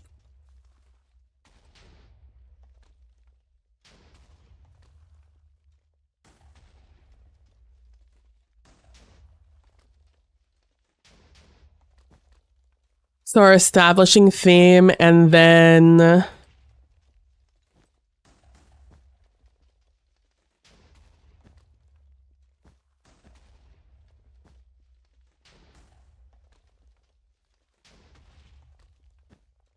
1, 2, 3, 4, 5, 6, 7, 8, 9. Okay.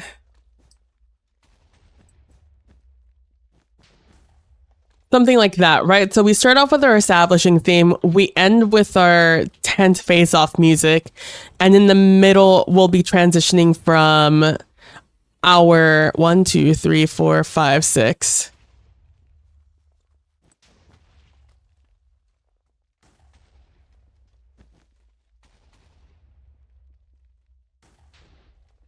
One, two, three, 4.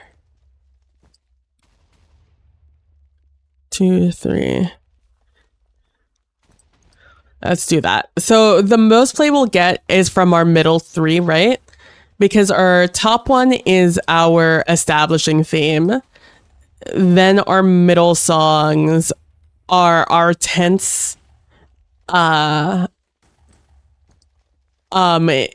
tense chase songs in the middle, and then we have our most tense face off song. Kind of like when you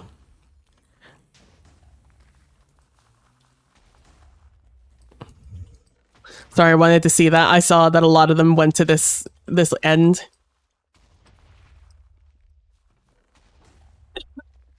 Yeah, so that's what it's gonna be, right? We're gonna go from I should have done this in accordance over here. Establishing theme, chase song, chase song, chase song, ending song. Establishing theme, ending theme. Then our chase song at varying degrees of concern. So less concern, more concern, super concerned. It's about to go down. That's the vibe of how I want to do it. And like I said, we're both going to have our own playlist that we're going to be playing with here.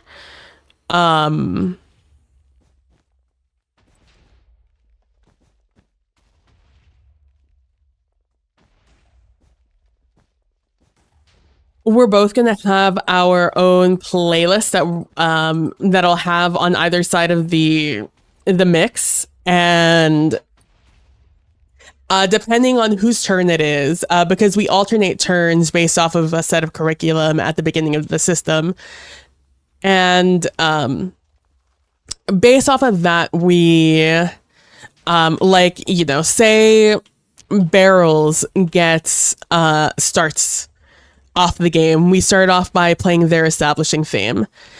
And then as the second person, and then as Composter team starts their turn, then we play their establishing theme. Or if they like win, we play their establishing theme as they describe, you know, what goes down. And then as the chase begins, you know, we'll start with their chase theme after we've played a little bit of their theme. And then as they're going, we Rochambeau out, and then it goes to the next person, and then I'll just switch songs as we go at the elevation of, or the escalation progresses. So I'm thinking image, scrolling image in the back, then on the border of the image, again, I keep talking as if I don't have the technology to show you what I'm talking about. I'm out here acting like I don't have the technology, which I do.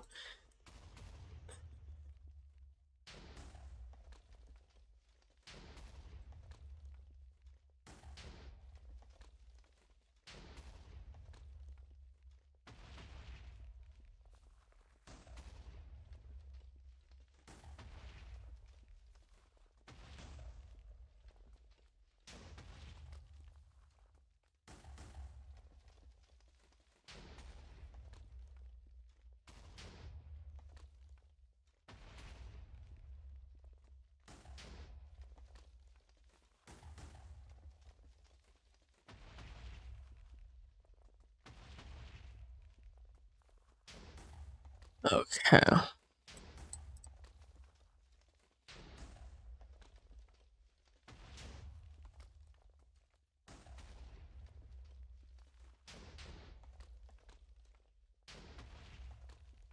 Okay, let me grab this. Oh, login bonus. Boop.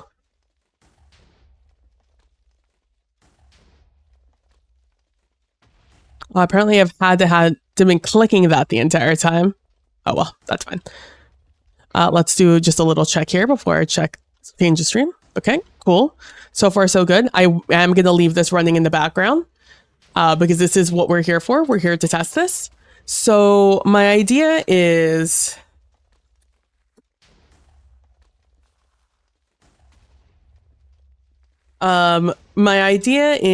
to have our webcam something like this, right?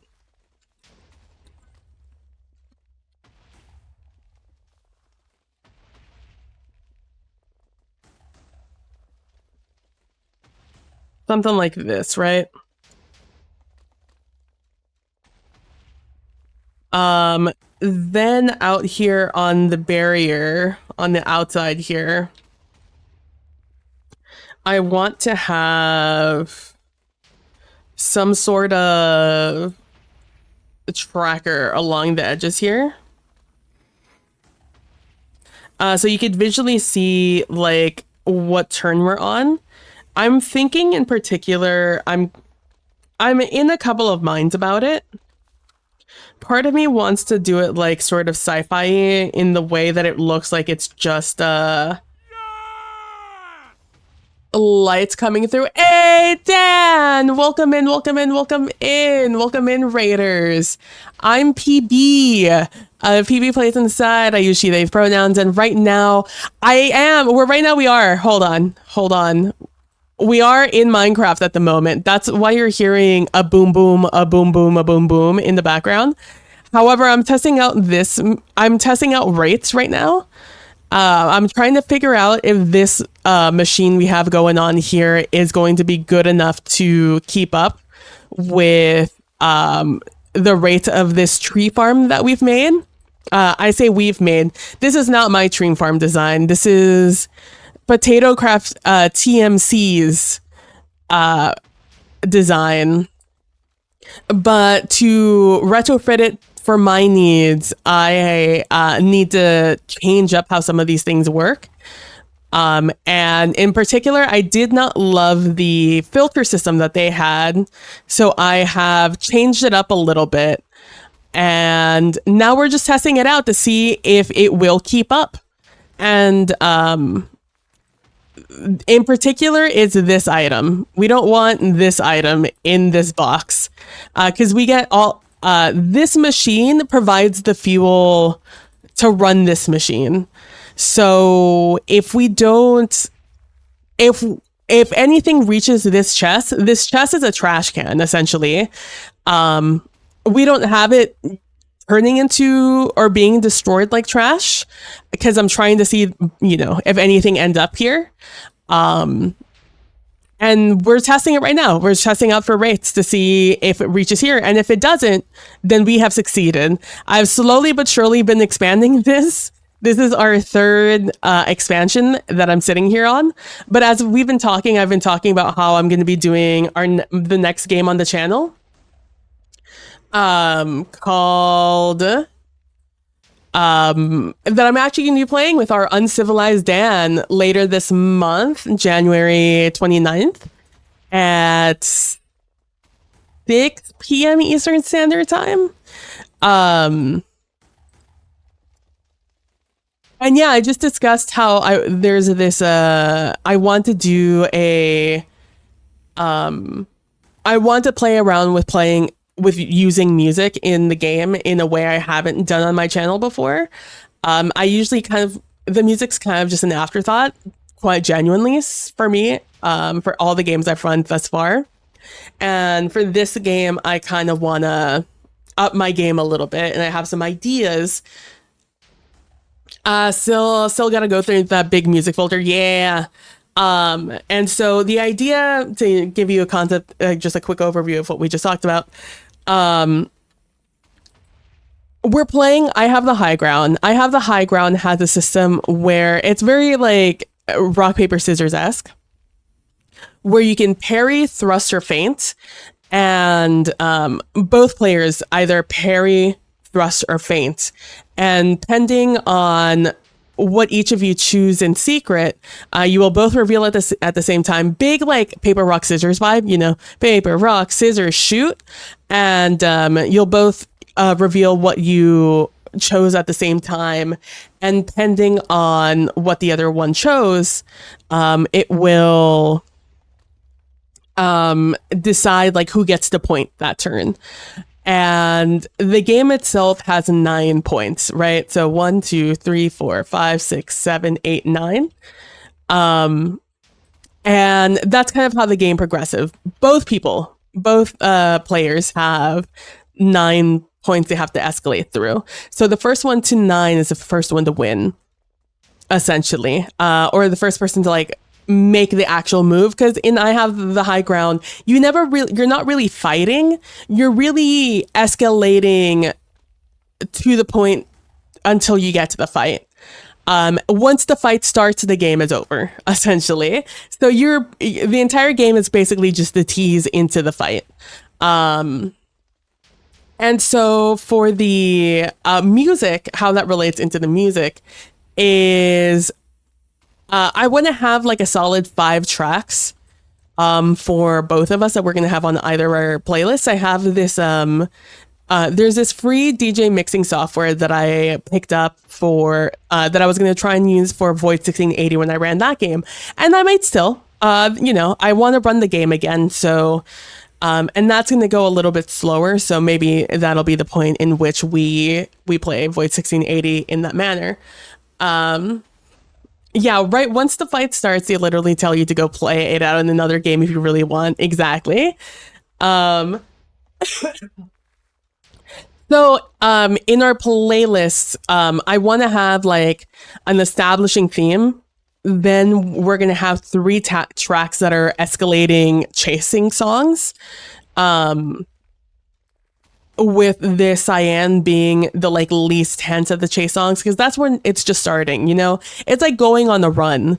Like you start off stretching, and then you start off with like a nice jog, then you start getting into it, and then you start being chased by zombies, and now the zombies are right behind you. Like that's the escalation of tension I want in this playlist, right? Or that we're gonna have in these playlists. And as we progress through the game, our very first turn for both of us, we're going to have our establishing theme of like getting into the psyche of who this character is. What are they like the Dean Winchester from Supernatural in their like Impala with, playing 80s rock, dad rock? Or are you going to be a little bit more Hannibal, um, playing classical music but creepy, right? Like that's your establishing theme, and that's like your expectations for the rest of the songs we're going to get. So you're just squaring up like red pandas. That's exactly what it is, Sphinx. It's like when you get up on it's like when you see people fight and they like get up on each other and all they're doing is just like ragdoll hands and they're just like hitting each other's chest and you're just like, this is weirdly homoerotic and I don't know how to feel about it. Like, are you guys gonna kiss or are you gonna fight? That's gonna greatly influence whether or not I'm going to stand around and watch this fight happen. And so, yeah, so this is how the playlist is going to go. And as, both sides are going to have, a turn. We alternate side to side. But depending on like, who wins, we're gonna I'm gonna switch the themes over and over, and this DJ mixing software allows me to do that. It allows me to key adjust, and by adjusting the key, it makes it less jarring to switch between the music on both sides, and also it's going to give me the opportunity to like fade in and out of these themes to hopefully make them sound a little bit more seamless.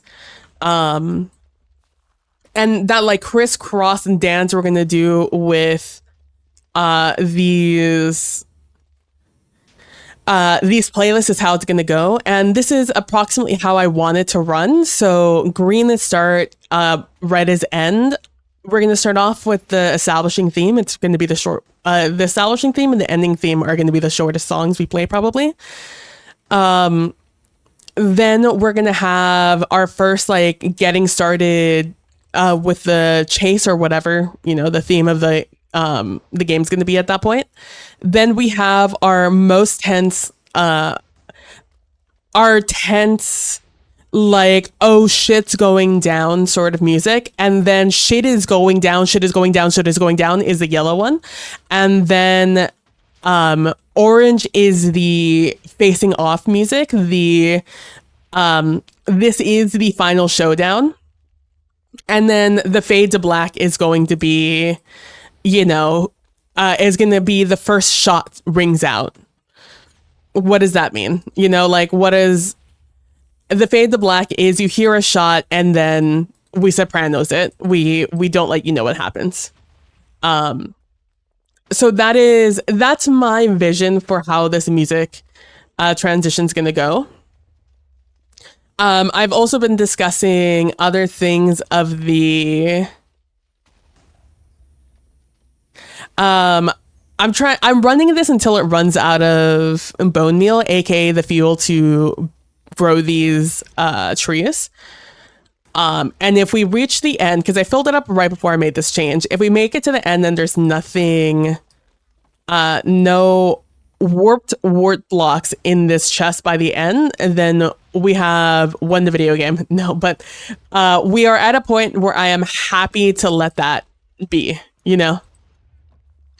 These things are so rare. I've been running this for so long. These items are so rare. I'm not fussed if, things get broken. Hold on, let me empty out this before it becomes an issue.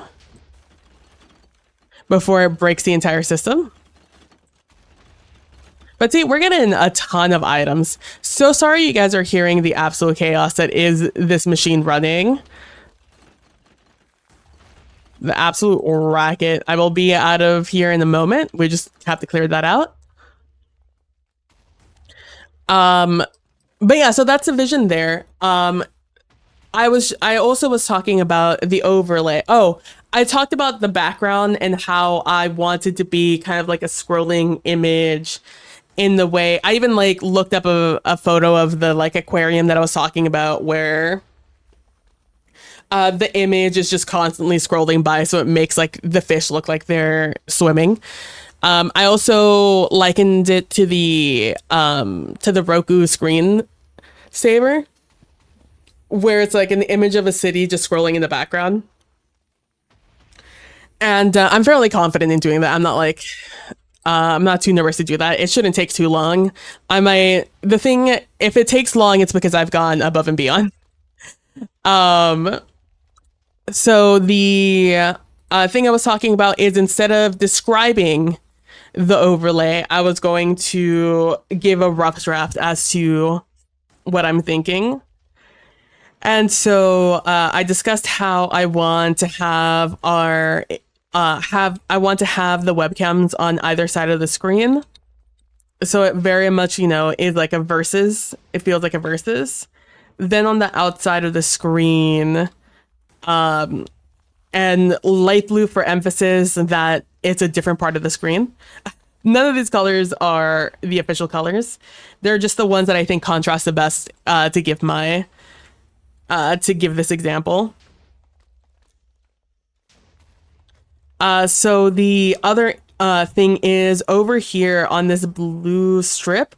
This is where I'm going to have the 9 ticks. We're going to have where the token is going to move to, so we could tell, whose turn it is.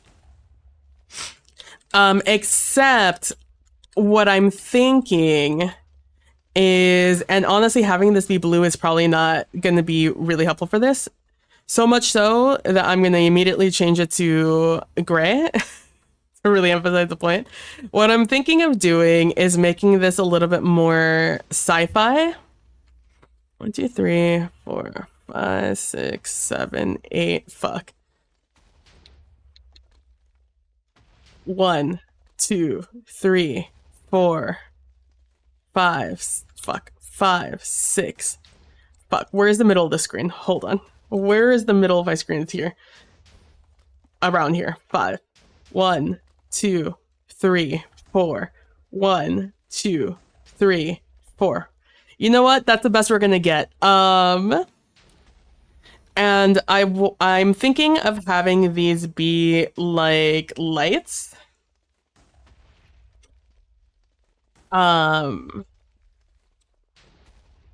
That will turn on as we progress. Or turn off, I'm not sure. There's a lot of things with overlays is you have a lot of ideas, and it is a lot of, is this actually going to look good at the end of the day?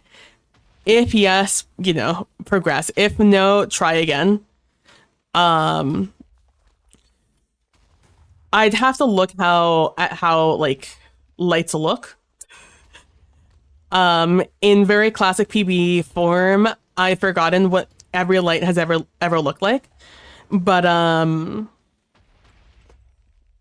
have some sort of indicator, I guess I should say, on the side of the screen here, to indicate how many points each side has, to emphasize and to have some sort of visual behind it, so it makes it obvious like who's ahead and who's behind.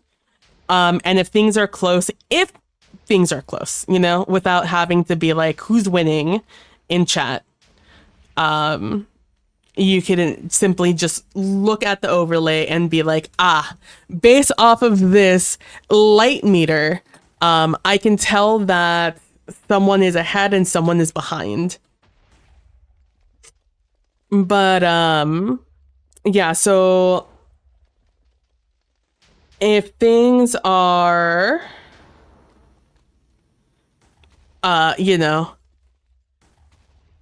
it'll be super obvious like that, right? Like, 3 ticks up on this scale, boom, that's how you know that someone is winning and someone is losing.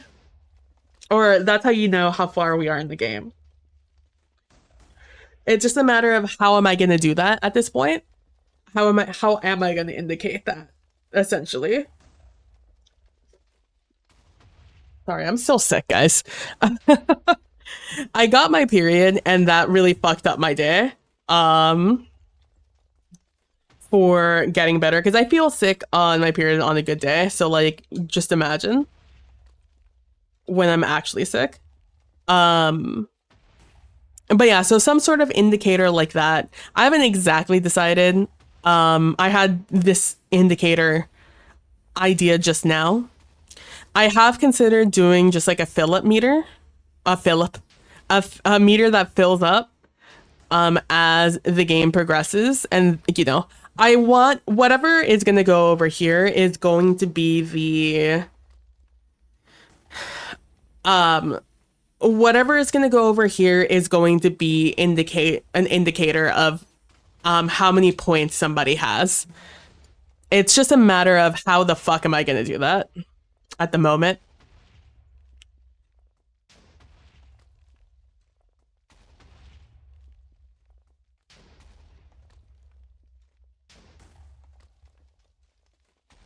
I think we're done. I think it's done. Hold on. Let's come back this way. It appears that we are out. Let me stop the machine. Yep, we are in fact out there. Oh, we still have more here. Oh. That's fine though, because we just started getting junk into this, which ideally will never happen. In these chests. Ideally that will never happen. Because they will be full of bone meal of the fuel. Oh wow. Okay.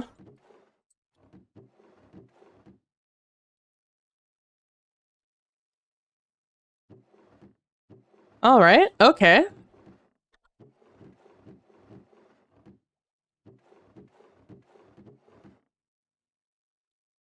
And then perfect. Perfect. All right. So that means this is 1, 2, 3, 4, 5, 6, 7, 8, 9. It's 9 of this module, and then we added 2 more over here and then 2 extra ones for the warped blocks. Warped wart blocks.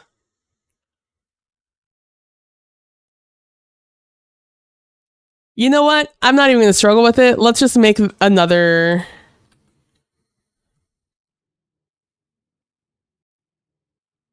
Let's just make another one of these.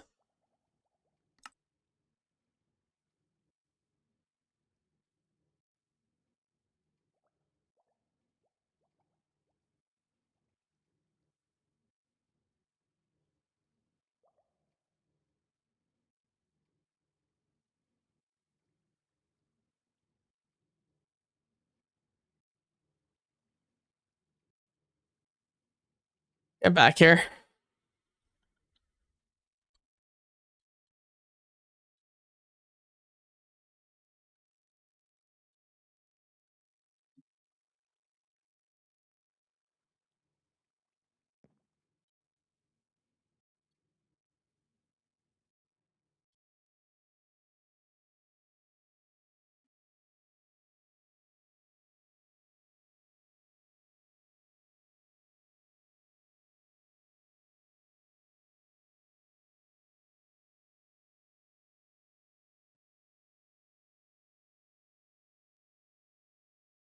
Ah, I see. I must place block.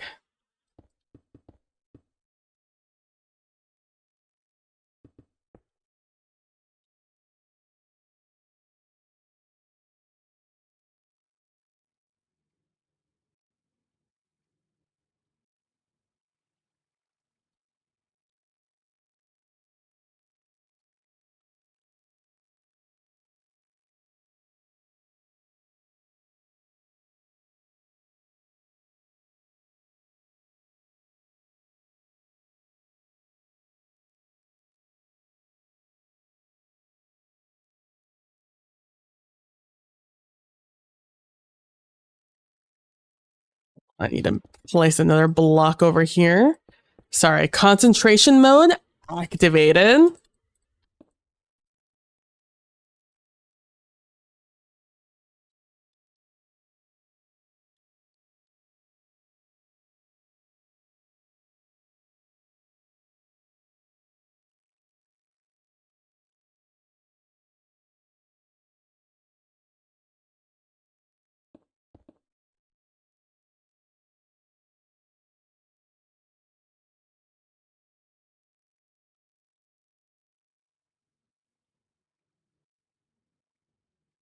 Oh, we're just skirting literally everything but what we made. Perfect. All right. We are now going to come over here. We're going to come over here. Selection name is going to be called composter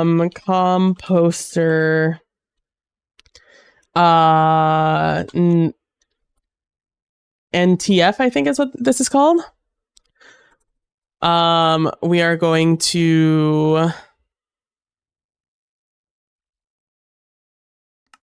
save the schematic as composter item filter. Save schematic. Not to be confused with composter item filters. This is composter item filter. Very important distinction, just so you guys know. Can I simply deselect this?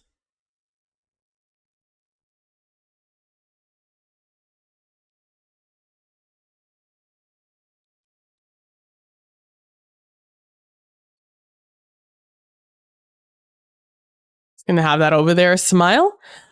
All right, cool. This is done. I am happy with this. How many items do I have to use here? How many? What's my material list here? 89 hoppers. Oh my god. That's what I was worried about. Everything else is very doable. 89 hoppers is a lot of hoppers. All right. Well, let's finish up talking about this overlay first. So we're gonna come back over here. I just moved the fuck out of the Minecraft thing. I'm glad you guys weren't looking at it. I just did like 5 bajillion 360s while staring at the sky. But yeah, I want some sort of indicator that's easy, that when you pop into the stream, it's easy to tell kind of like what's happening. Along with like the scrolling background, whether it's going to scroll this way or it's going to scroll that way. Or sorry, scroll this way. That is TBD. It depends on what images I find. My intention is to find a lot of images of cities, in particular pictures of cities in similar perspectives, that I can simply kind of like paste together. Earlier I was describing how I did a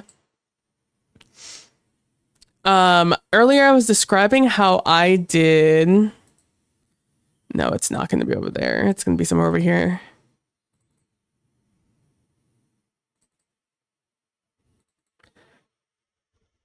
How back in the day me and my friend did a show called The Standard Array. That was a show where we just talked about ttrpgs and our experience playing them, and in particular we would also try and shout out indie ttrpgs. Despite being called a standard array, that was just like our hook-in name to try and get people who play D&D to watch our show. But one of the images we did was a promo picture for we were interviewing the creator behind Lasers and Liches, aka the Retroverse. I have no idea where this project is now. I have no idea where these people are now. So if they're terrible people, they weren't back then. At least we didn't know. So I remember we looked around for images of cities on like like Pexel or Pixelbay or whatever, wherever we were, or probably both. We were just looking around for images that were free images to use, and there were several cities we found images of, but this was the best one that like color graded. like, or maybe it was a gradient. I don't remember how exactly I did it. I did it over on GIMP, and it's been a while since I've used GIMP. I'm very, very steadfast a Clips Studio art girly at this point. But like this is sort of like the idea of I want to take an image, I want to just like fuck around with color values and or masks or whatever, and make things look a little bit more neon than they are. Um whilst also like editing a lot of things together. Like I said, I would like it to be a scrolling image. So if I could get like several images of cities at this angle, or at least with like a highway at this angle, so it becomes easier to like manipulate the image to be elongated without it seeming kind of convoluted, or even like street level images. The point is I would like to just get find a lot of those images, compare a lot of them, try to adjust them as I can, and then create different angles as we're going through the city, even if I have to like, you know, mirror some things. The vibes of it are good though. I like where you're going with it. Yeah. And then depending on like the angle it's going, like in the case of this image, instead of doing, where's my mouse? Okay, it's here, not on OBS. Like instead of having this image scroll this way, I would have this image scrolling up and that way. Because it would be going along with like the perspective of the image, which is going, hold on, I need to be my best weather person. Going that way, right? With the freeway, just going whoop. And like I said, even if that means, because like on this image, it would be really easy to doctor it because there's a very distinct edge down here that's just all very bright. It would be very easy to just cut this out and add another skyline. So you would cut this image off here because I would zoom this in, right? Like we would have this scrolling this way, going this way. So you wouldn't see these intersections going crazy over here. You could just cut it off at this bridge right here. And then you could start repeating or adding a new skyline as you go along here and keep the illusion going for a while. A little hard to describe, honestly, probably a little hard to do. But again, it just fully is dependent on what images I find. And like I said, not all of them are going to be like huge city skylines. This is an establishing shot. I've said establishing a lot today. It will just be like, hey, this is where we're at. Hey, we're in Toronto, Canada. Like half of the city shots that we see nowadays. And you need to know that that's where we are. You see that? That's the Golden Gate Bridge. 100% that's the Golden Gate Bridge. We're totally in San Francisco and not Toronto. This is not the Toronto skyline. The Golden Gate Bridge is right there. But that's what the vibe is going to be, right? Like establishing shot at the beginning. Just, and like I said, I think that the background, if I can manage it, the backgrounds are going to be just like the music, where the intensity is going to reflect like the images in the background. I would like to also, I think it should be pretty easy with transitions on OBS natural to fade in and out of the backgrounds as we enter like a new scene. So it's a 5 act play. Is what we're going to be going for, except we fade to black at the end, or we cut to black. So that is kind of like where my thought process is at the moment with this. Having that image back here. Can you drag things into this? Can I drag you into here? Oh, I can. Oh, I can't. That's fine. I can copy and paste. We have the technology. The technology, it exists.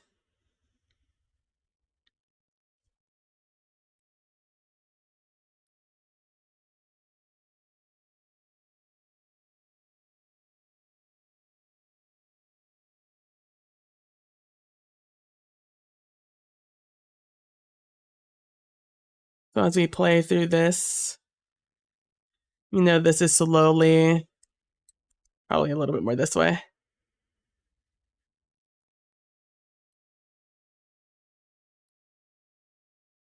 Honestly, it would be kind of cool to get a lot of images, either with this cut or it flipped the other way. So you can kind of get that natural versus line. Yeah, sure, whatever. Create that. How many times do I have to create this versus line here? The like so and so versus so and so. Who's gonna come out on top today on, Dragon Ball Z or whatever? It would be cool if we could get a couple of images like that. I'm not holding my breath for it, but it would be cool. But yeah, it would just be like something like this, right? The entire time. Just slowly moving in the background. Except it would just like keep starting over. Hopefully in a seamless manner.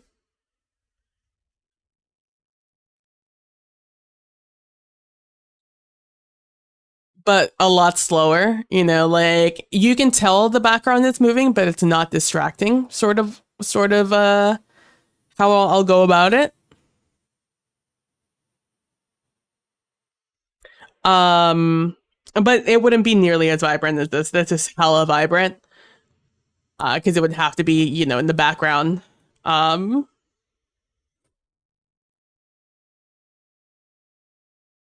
It's not the star of the show, but it would just be in the background kind of moving. Or it would be moving sideways, although this isn't a good moving sideways image. Or like I said, it could be like super zoomed in.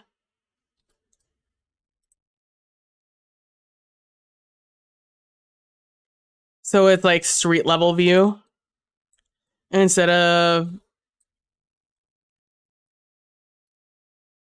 skyscraper view. Like I said, we'll have a couple of shots just like seeing where everything is.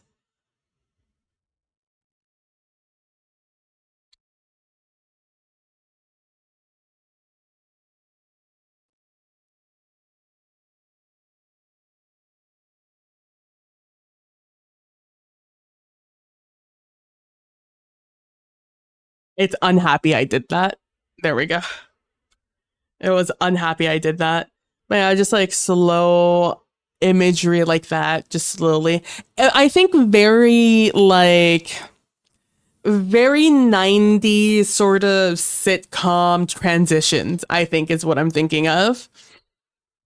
Or not even sitcoms, just 90s TV shows where they always were doing this shit. It would just be like a super zoomed in image that they would just be like this, and they would zoom into it, or like they would scroll past it, and then you would start the scene. Then it would like fade into, so and so talking together at like the club or whatever. That's sort of the energy I'm trying to bring to the club here.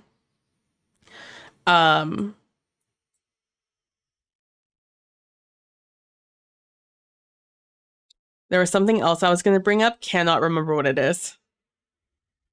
Oh, right. The last thing, the important part, actually. I'm going to be deciding, I'm going to be playing around with the placements of the of the cameras forever, I think. As I try and decide where I'm gonna do the Rochambeau, because it's going to be, I don't even know. It's going to be like the thrust, right?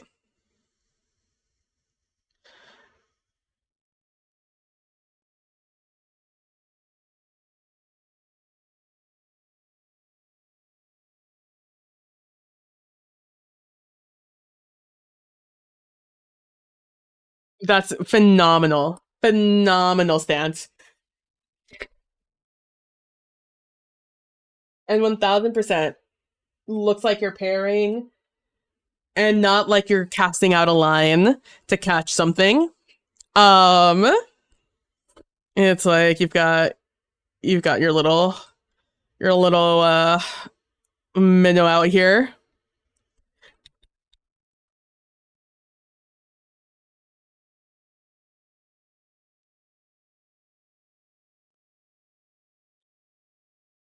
And then my my vision, at least, I haven't worked clearly on these yet. Um but my image is to have um images where the person who wins is bigger on the medallion, but the scene plays out here together.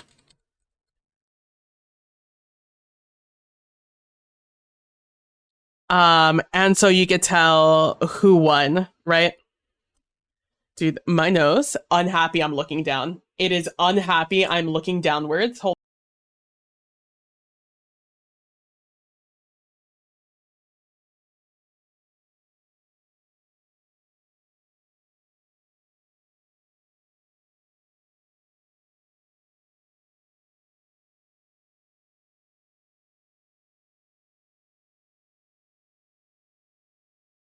Nose, unhappy I'm looking down. Which is mostly why I haven't worked on any of this. Because I my nose immediately starts running. Um, so it'll be like parry, or it'll be thrust, parry,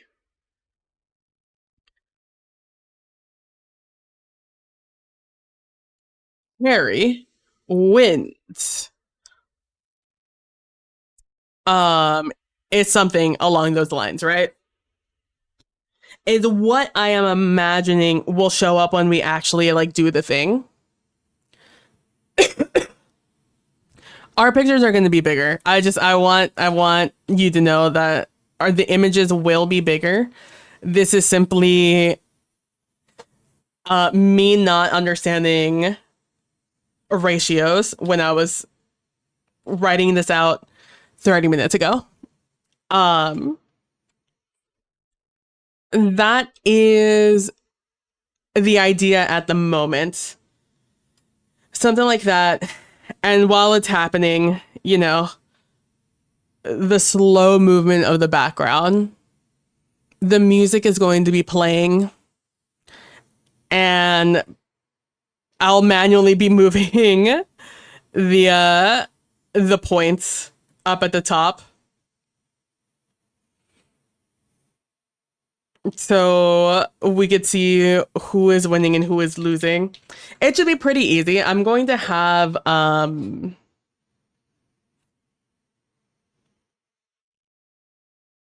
please hold.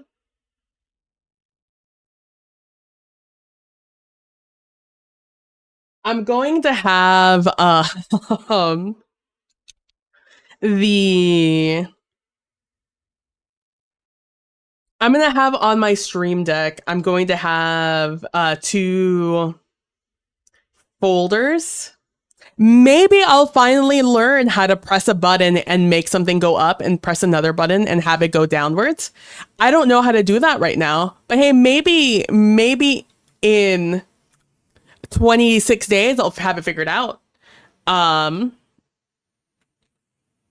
I'm assuming I'll have to do some a streamer bottery to figure that out. I haven't been able to figure it out in the past. Maybe now though. I don't know. Let me tell you, if you ever want to figure out how to do anything on StreamerBot, um, you will never find it Googling it. You will never find it Googling it. It is impossible to find any tutorial for anything you actually want for StreamerBot. Um, you will owe anything more complicated than like basic shit. You will never find it exists. Trust me, the tutorial out there, it exists. It's out there, but you don't know how to do it. It's deleting your hotkeys every time you restart it. That's very odd. I'm trying to remember when my issues were mostly I was using, oh my god, what was the program called? It was some hotkey something. HID macros is what I was running for my macros. Um and usually it was me forgetting to run HID macros. There was an order of operations on how I had to open my programs. Otherwise, my hotkeys wouldn't work. And it's the only advice I can offer you. Sorry, my the arm on my chair, yeah, it just like cracked. I have a piece that's like broken.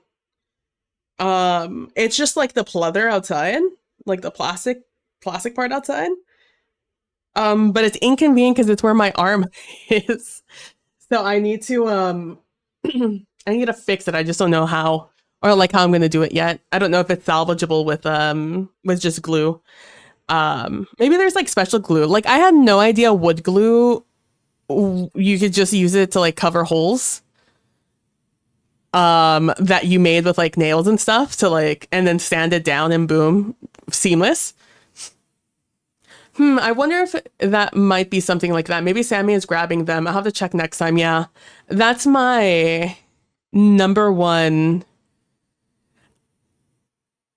because I remember that being my main sticking point with wanting to eventually still get a stream deck um instead of transitioning into a full keyboard. Because I have a 7550. I can't remember how big it is.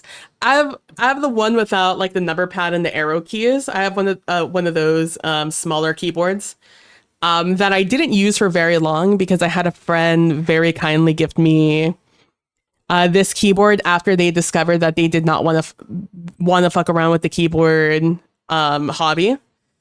We talked about it a lot, and then he bought a glorious keyboard, and he didn't like it as much as he liked his already pre-made. I think it was his Steel series, and he was like, "Well, I'm not going to use it. Do you want it?" And I was like, "Sure, I'll take it. Absolutely." And I've been using it ever since. But I had just recently bought like a Red Dragon 75% or 50% size keyboard because I wanted to try out using a smaller keyboard because I wanted a smaller keyboard and then a number pad on the side because I back in the day, hey, lore drop, back in the day I used to work at Blockbuster. Remember Blockbuster? And the Blockbuster I worked there when I was off from college. And where I worked in particular, we were the black sheep of the Blockbusters in our area, just because we were in a poor area. Go figure. They didn't want to fund the area that was poor, which is crazy because I can't imagine that we weren't bringing in money because we were packed all fucking week. Anyways, but because we were unloved by the general manager of the area, our manager was constantly begging our regional manager to get us new computers and get us, because the scanners, the things beep beep to scan barcodes, worked about 50% of the time. One computer worked about 90% of the time. The other one, it was a solid, when I started there, it was a solid 25% of the time it worked. And then by the time it was the end, we stopped trying. And so the only way we still had two cashier. And remember, these desktops had like a screen that was like this big. It was a black screen. The entire computer was beige. The text was green, and I'm assuming those computers were older than I was. I'm assuming those are the same computers they had when they first opened that Blockbuster. So unsurprising, because they kept sending us stupid new scanners, and we're like, we can't use your stupid fucking scanners because they don't fit on this old ass computer. Get us new computers. Anyways, what that meant is that whenever you had to check someone out on the computer without the scanner, you had to type all that shit in. You had to type it, because when remember when you had to go to a place to rent a movie, you had to show your ID.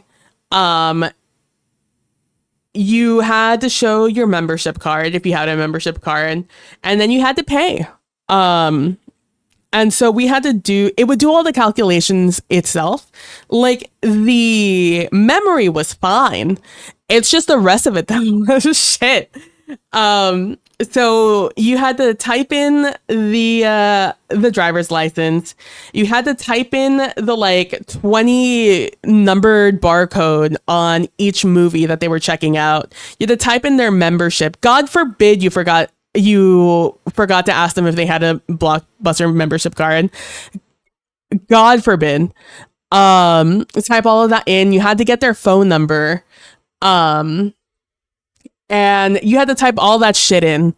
And no one goes to Blockbuster to buy one movie, to like rent out a movie. You were renting out like 3, 4, and then possibly also buying snacks, which you shouldn't have. They're so fucking expensive. We had a convenience store right next to us. It was attached to us. Just go there and get your fucking candy for like 50 cents. It was $1 back then, but it costs like $2 at our store. Do not buy stuff. I always discourage people from buying our foods. I was like, don't do that unless it was on like, there was one good deal for $6. You got like a shit ton of stuff. I would be like, buy that. If you want to buy snacks, buy that. Don't buy this other shit one by one. But I got really good at typing in on a number pad because I was the seasonal worker. I was very well liked where I worked, but they didn't like me enough to give me the computer with the scanner. That was for seniority, and I can't be mad at them. So I was always just whenever I was on the register, which is pretty much always. So I can't give up a number pad because I never got used to typing with the numbers on top of the letters. I will always type on the number pad given the choice, which is how I knew right away whether or not my macro pad was working, because I type all the time with the number pad. And if my external one was also typing, I would find out real quick. I'm a Newfie Air 75 keyboard guy yourself, using their Wisteria tactile switches. Ooh, a part of me will forever miss the old IBM clacky keyboards though. I am a fan of clacky keyboards. I would like to eventually swap the keys on this, or the switches on this one. They have been through a lot. They've been through a lot. Ideally, but for the next time I clean it. Next time I do like a super deep clean, I think I want to switch them all. I just have to lube them up also. It's just, let me tell you, if you guys have never looked into the keyboard hobby space, it just stacks on each other. You start off with like a really small idea, and then suddenly you're like 10 extra items in to your process of things you didn't realize will probably make your life easier. Like the first time I opened, my God. So I spilled soda on accident on this keyboard. Luckily, none of it got into like the juicy parts of the keyboard, but it was all over the keys, all over the keys and the switches. So I had to clean so many switches. I had to take apart so many switches. And I didn't have a fancy, they're not even expensive. It cost me, I think, $2 for the one I bought, but I didn't have one. And God, oh my God, I destroyed my thumb trying to unhook all the switches to be able to take them apart. To like put them in like a bowl of water so I could clean them out so they could like soak for a little bit and get all the sticky fucking shit out of it. God, it was such a nightmare. And then because I cleaned like most of the switches, I decided to clean the rest of the switches, and the switches that ended up still being a little bit sticky at the end of the day, because I'll be completely honest with you, I did in fact start phoning it in at a certain point, because my thumb, I don't know if you've ever taken apart switches by hand, by the tens, but it hurts. So if you're ever going to take apart switches, I don't know, like lube them or something, hey, make sure to buy a $2 little switch separator. It is 1,000% worth the money. So I bought one of them to do so. It's a black hole. Yeah. I've got a couple of small buckets full of mechanical switches around here, but I've gotten all the keyboard tinkering out of your system by now. Amazing. I have the good grace to be poor, so like hobbies that are expensive are hard to get into. I just do a lot of window shopping when it comes to expensive hobbies. It turns out though that I have friends who have money, so I'm used to talking to other people without money. So what we do a lot is you just kind of like talk a lot of shit about doing stuff, and then you never actually do it because it's expensive, and who has that kind of money? Well, certain people do. And so I got my friend Lily into doing keyboards, and she's made a ton of keyboards at this point. She gifted them out one year, and she still does them occasionally. She has like an entire section of her apartment, her New York apartment, now dedicated to tubs of items for keyboards that she makes. And yeah, it turns out when I was like, shooting the shit, talking about like, oh, wouldn't it be cool? Turns out she took that seriously. And she got much more into the hobby than I did. So I have, oh, it's so funny. But yeah, so she's the one who has all the stuff like that. They exist only in my mind. But I did that with these switches. So I gave these switches a little bit of an extra life after that. But I would like, I'm just very indecisive because once I buy it, like that's it, and Glorious keyboards came with like a little sample pack of switches, and I tried them out, and I do have my favorites from that sample pack. But I've also learned that my hand lays heavy on the keyboard on certain keys. So there are, I know you're not supposed to, but I do have switches that are heavier that take like a lot more press to depress them. A lot more pressure to depress them. I have those on those keys because I'm a WASD player. I play WASD games a lot. My hand lays on that WASD pretty heavy. And because my hand is so used to hitting W, I don't notice when I'm pressing down on W anymore on regular switches. It will just like I'll just have my hand on the keyboard and I'll be hitting W W W W W W W W without noticing it. I do the same thing with shift. My shift switch is super loose nowadays. I really need to get that switched out with another switch. Um, I do the same thing with caps lock. Caps lock will also go without me noticing because I use caps lock a lot in gaming. And also, I'm someone who taught myself how to type on the keyboard. And hey, did you guys know that if you put a button on a keyboard that capitalizes buttons specifically, like that is its function, when you're learning how to type and a button has a function, you're just going to think, hey, that's what that's for forever. So whenever I need to capitalize a letter, I just hit caps lock and then I stop hitting. I hit caps lock to capitalize and then I hit caps lock again to uncapitalize. Did you guys know that's a thing that can happen?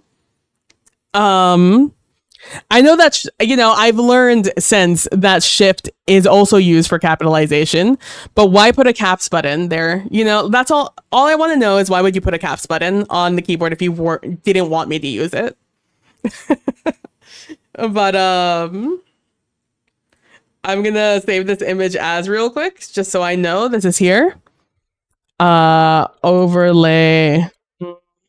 I have the high ground overlay. Tests. Let's do that there. But yeah, so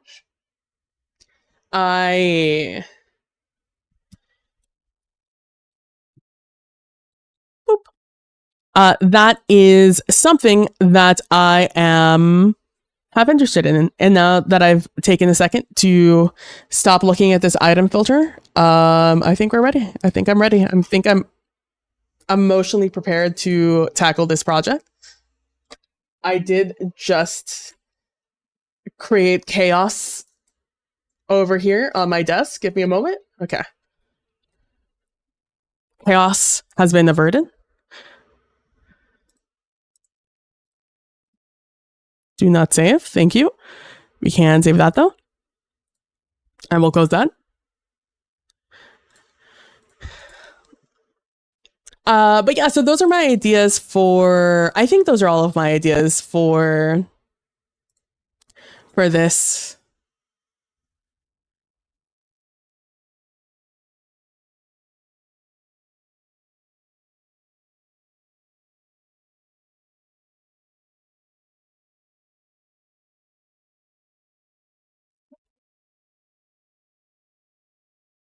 I don't know. Would it be too cheesy to do the would it be too cheesy to do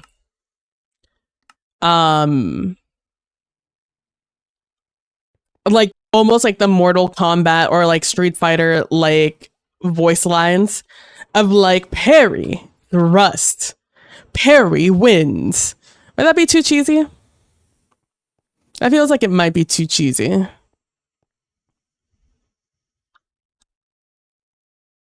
Loaded schematics, unload, load schematic, load schematic. Configure, arrange, all above, all.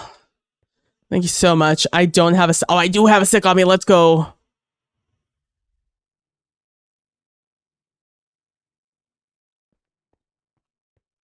Oh, it feels like it's right there. So let me, yeah, it is here.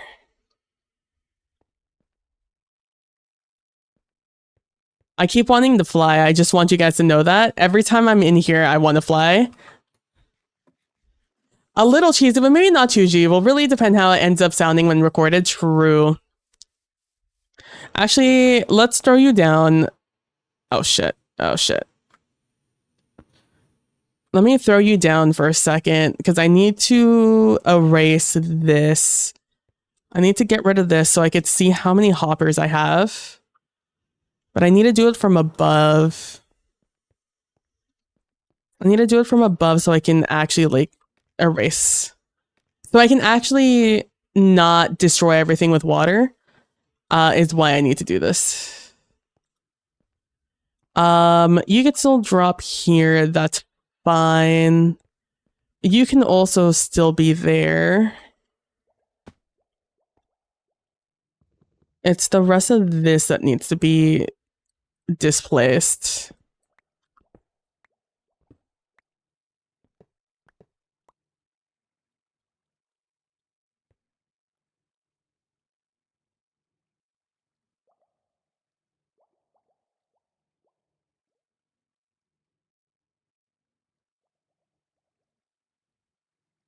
I'm nervous. I'm nervous about it.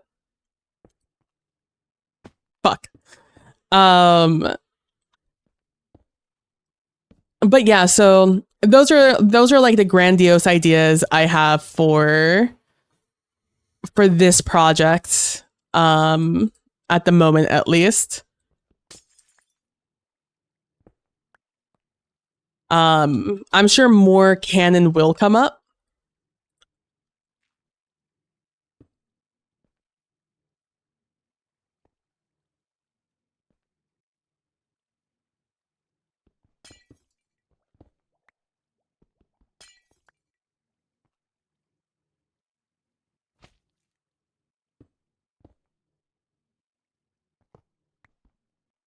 There we go.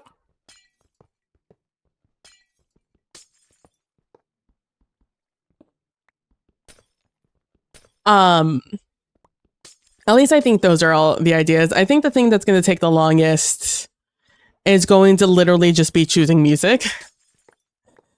In my mind, that's what's going to take the longest. Will it be the thing that takes the longest? Yes. But we'll see.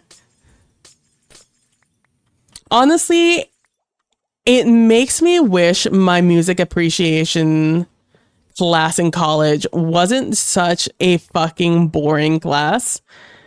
I feel like they had such a potential to make that an interesting course, and they just it was just such an uninspired class.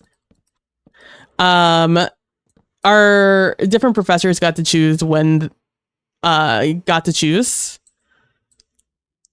what the themes were at the beginning of the year, and then they made the one professor who actually had any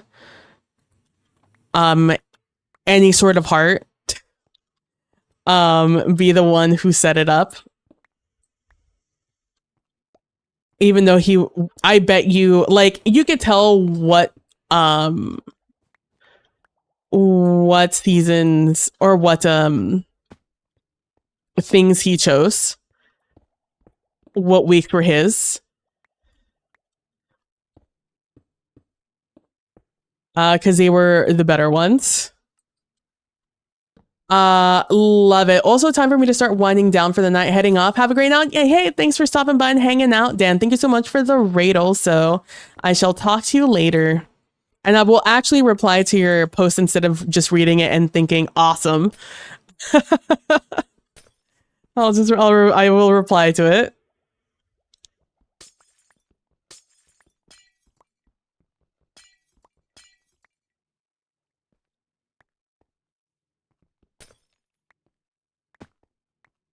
It's like sometimes depending on when I read it in messages during my day, sometimes I'm just reading them in passing, as like I'll get back to this.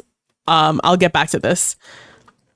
When I know so very well who I am as a human, and who I am as a human is someone who is not, in fact, gonna just look back and reply. I will, in my mind, I have replied. That reply has happened. I know physically it's not there, but spiritually it is. That is my folly.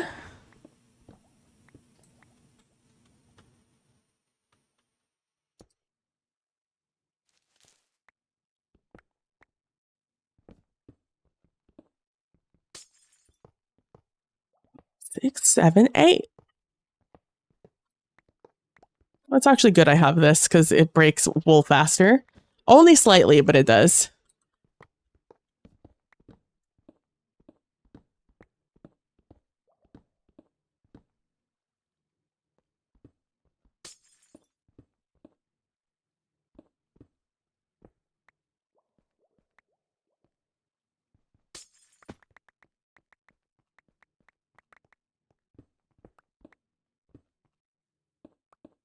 But yeah, I am super hyped about what is to come. I have that upcoming. I have also so thinking about the ideas of music.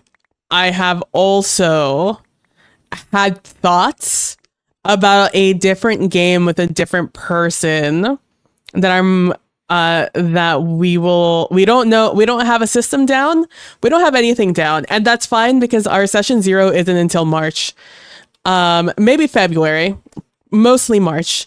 February I have another big project, but our session 0 will be sometime in March because the game's not until April.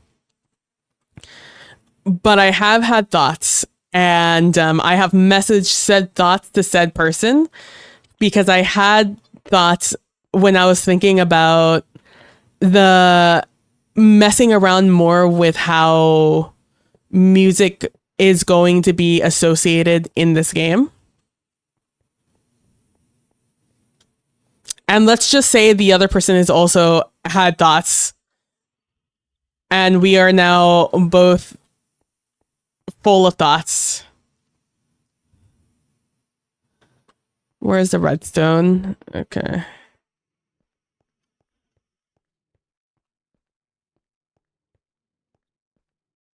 I am still going to have to...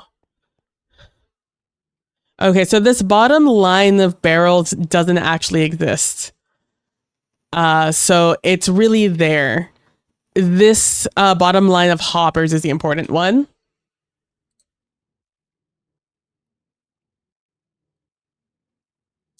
Me hard to go.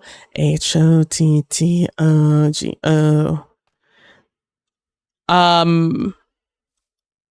Yeah, so I have thoughts. Someone else also has thoughts. Together we have a lot of thoughts.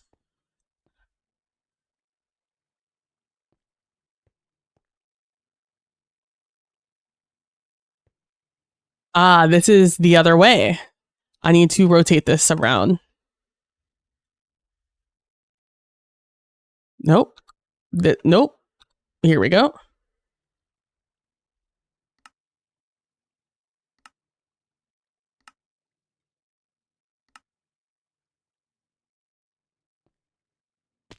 Whoops.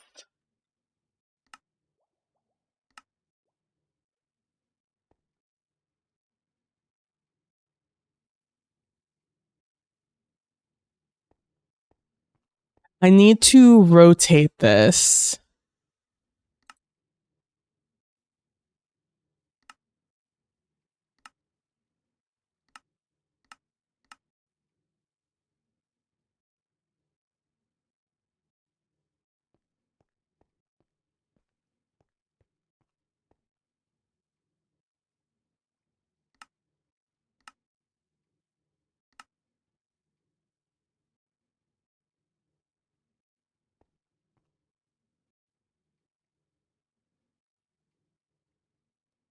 Oh, I'm back where I started. I want you to go the other way.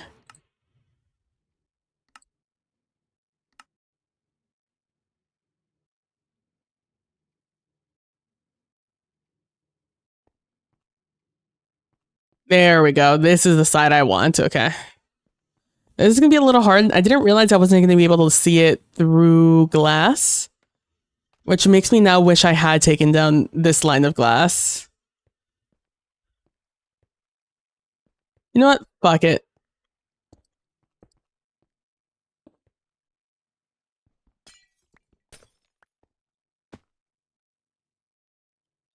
Okay. This is super easy to replace. I'd rather be able to see. Yeah, so I have a lot of thoughts about possible things.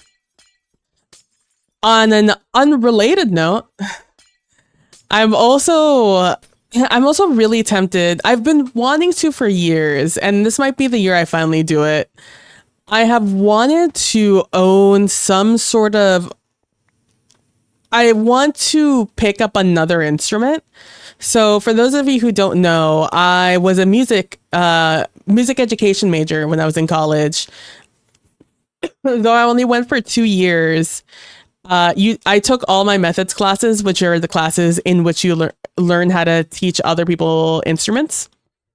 I took all of them except my vocal, which I didn't have to. My vocal, A vocal.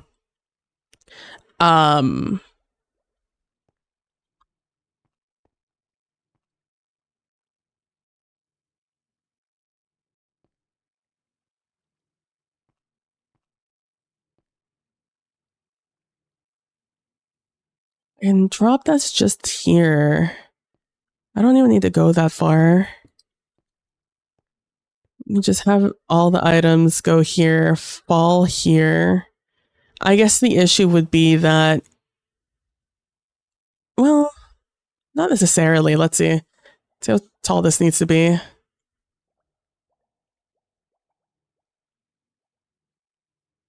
So that's as short as it can be. Oh, shit.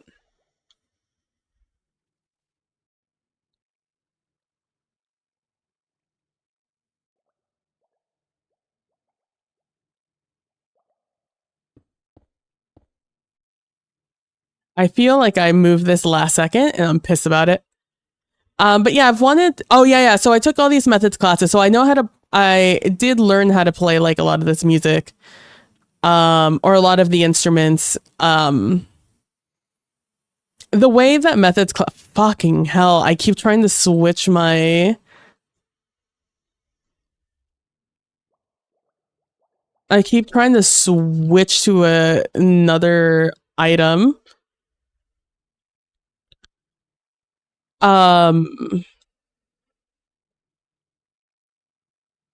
No, because at least this way I can make it go back on itself.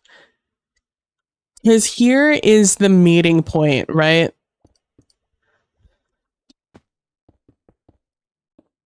This is where it would fall down.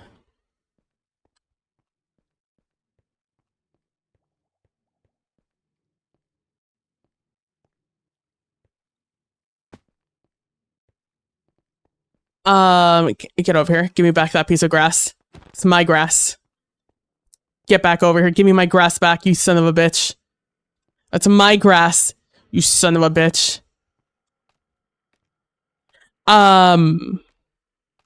You didn't give me the grass back. I'm pissed.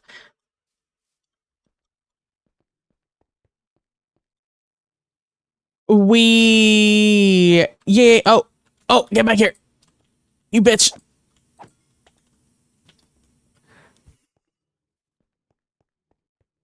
I always win. The house always wins. Yeah, it comes down here, and this is where everything meets. I could do this, you know? I could adjust some of these things, but please, nothing important. Okay, it doesn't appear that it's going to hit anything of import. So this is where it's going to come down. Whether I like it or not, this is the easiest place it could start falling. My torches, though, which is almost worse that it washed away.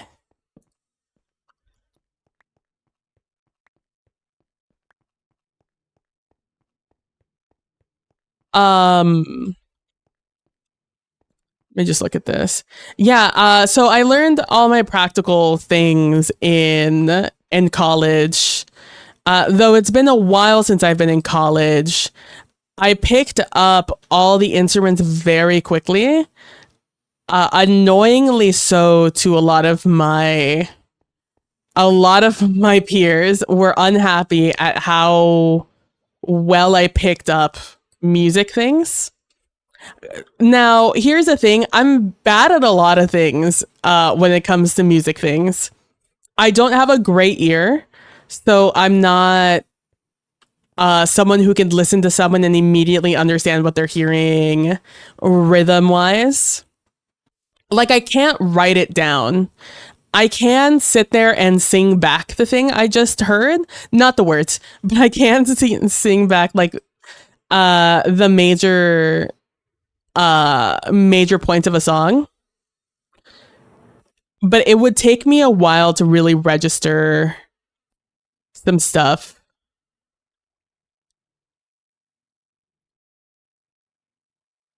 See, now this one is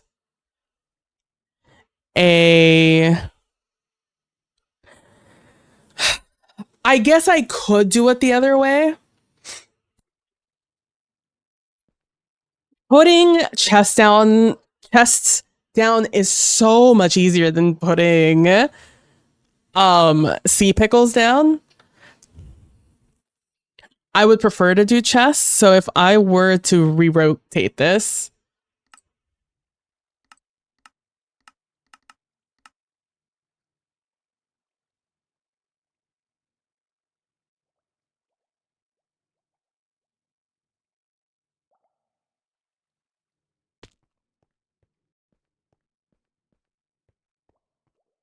oh no, I would want to mirror this, is what I would want to do.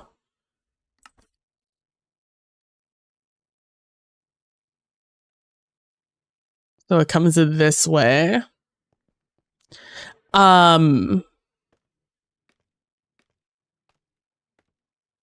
Yeah, so I pick up instruments very quickly. Moral of the story, I pick up instruments annoyingly easily.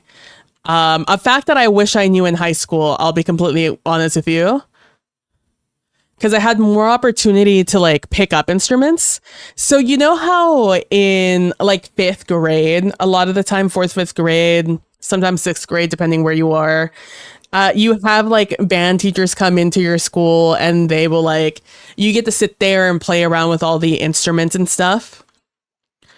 And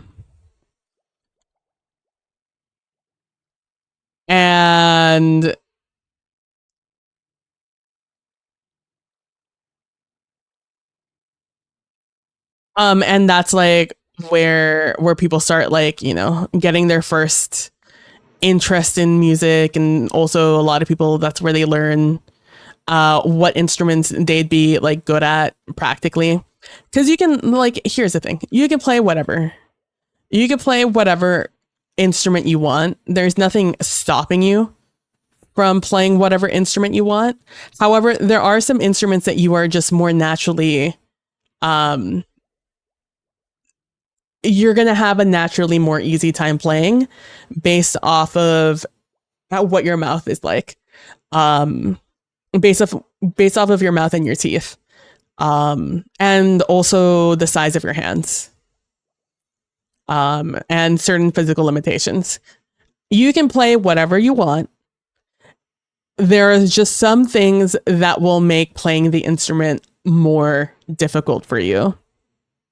A lot of them have to do with, like I said, your mouth, your lips, and your mouth shape. A lot of it has to do with your lips, your teeth, and like I said, how big your hands are. They do make instruments, you know, student-sized instruments, so there's for tiny hands.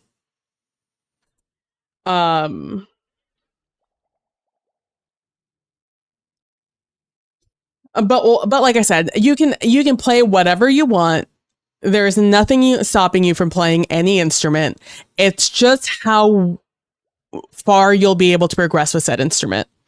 There will just always be some limitation. For example, for me, I was a flute player. I chose the flute. My number one limiter were my teeth. I have the fun little gap there in my teeth. And that caused a lot of air to escape when I'm playing the flute, because with the flute you place, your mouth plate right here. There's a hole in the instrument that you blow into to go at a downward angle. You're shooting your air through and down into the hole, and that's how you play the instrument. You hit the back wall and it'll start circulating through the instrument, and it whirs through the flute, and that's what creates the sound. Now, if you don't have a tight embouchure is just the name of your mouth shape when you're playing an instrument. If you don't have a tight embouchure and a small enough little hole you're creating, um, you will have a different intonation. And if you're like me and you have a nice little gap in between your teeth, you're letting a lot of air escape in your mouth. So when you have air escape into the instrument, you're never going to get a tight airstream, as tight of an airstream, which means your sound is always going to be a little airy. In a not so purposeful, normal way of flute sounds. And that was always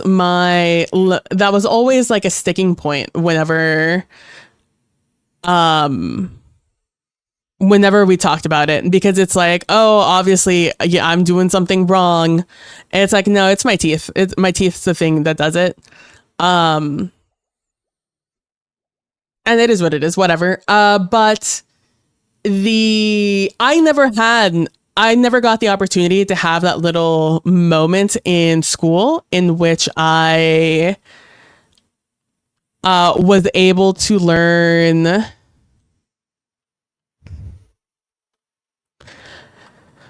I still think it would be better to send it that way and then send it back this way. Yeah, fuck it. That's what we're gonna do. Let me unmirror this. And just the way it was placed is where we're at.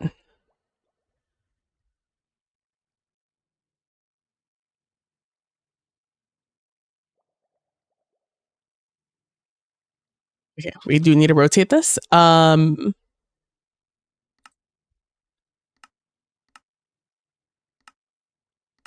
But yeah, I never had that. So I chose an instrument that interested me, which ideally in an ideal world, that is like the thing you would choose. And I'll be honest with you, I probably would have been too stubborn about it, but maybe I would have thought more about it in high school, when the time came, or even in college, had I realized before my sophomore year that I was more predisposed to play certain instruments than others.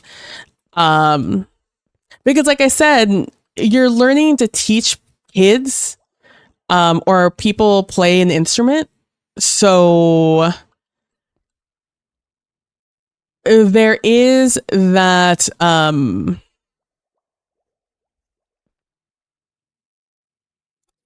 guess I am going to be coming in from the back here instead of from up here. So maybe it is better if I just do it the other way, and that way I don't have to fuck around. Oh my God.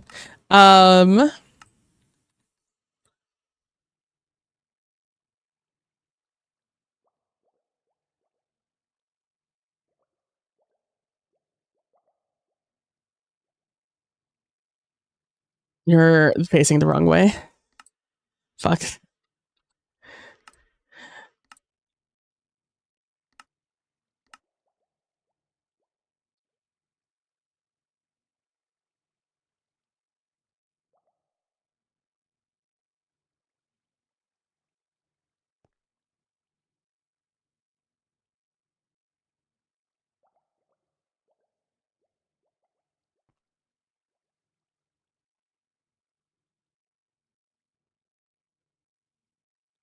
And it's right here we're going to drop. Let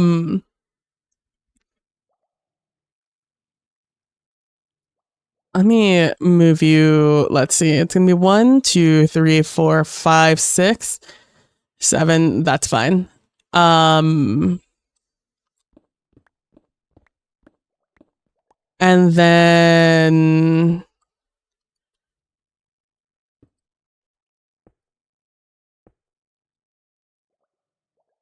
let's see. Can I do this here?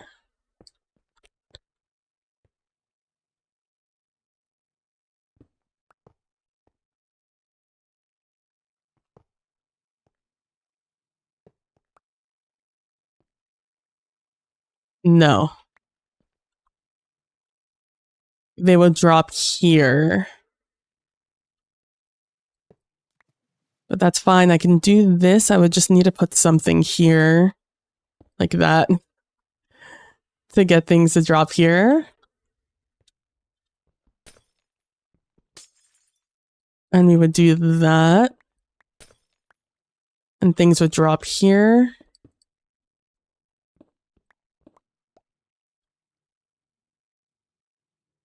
And then our items would get a start here.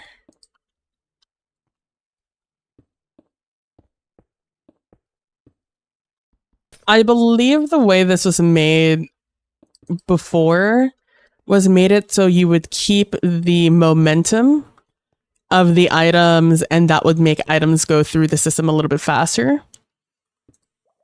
I'm not going to be as particular about that. All right, let's empty out this, or let's clean this out. I am, in fact, just going to clear this out while I'm here. But yeah, so I never had that, so I just, you know, I also didn't have a... I mean, I was curious when it first happened. I was really pissed it didn't happen because I really wanted to play the flute. I grew up watching this VHS of like some like, I don't know, some Fantasia remake or something, some knockoff Fantasia. And I was obsessed, loved it. It was my favorite thing of all time. All I wanted was, there was this flute player, I guess, that was like, that I had me absolutely enchanted. Fantasia 2000. It's like, yeah, that's a Fantasia I'm referring to. Yeah. That was not the VHS I had, but it was like in that genre of just like a music piece. The nominal sequel. No, it was I wish it was Fantasia, because it would be easier to find nowadays, but it wasn't. It was something else. Who knows what it is? I'm sure I still have the VHS somewhere. Not that I have watched it in a long time. Since I was a kid, probably. But no, it wasn't actually Fantasia associated. I had only ever watched Fantasia at school. I never... we didn't own it at home. But it was also a lot more street-y music than Fantasia went into. But the nominal sequel, that's very funny. I was obsessed with this VHS of whatever the fuck it was. Some off-brand Fantasia looking thing, and ever since, all I ever wanted to do was play the flute. All I ever wanted to do was play the flute after that. So no, it wouldn't have mattered what anyone would have told me, because I would have been playing the flute. Whether my teachers wanted it or not, I was playing the flute.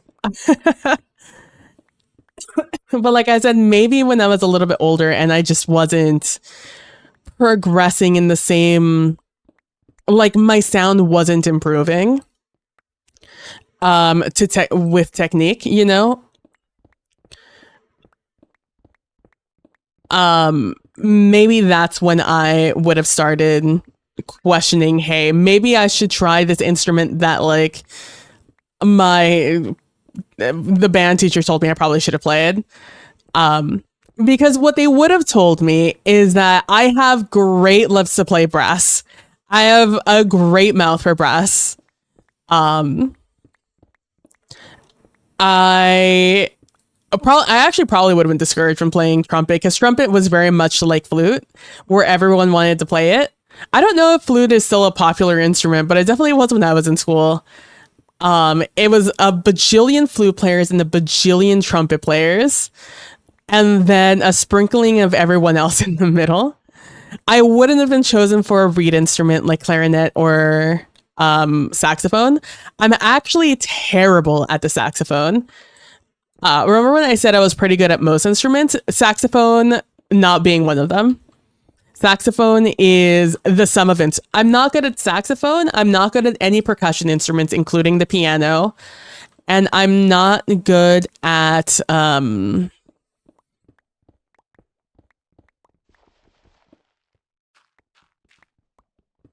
that's about it. I'm not the best at string instruments, and that's mostly because they're very foreign to me.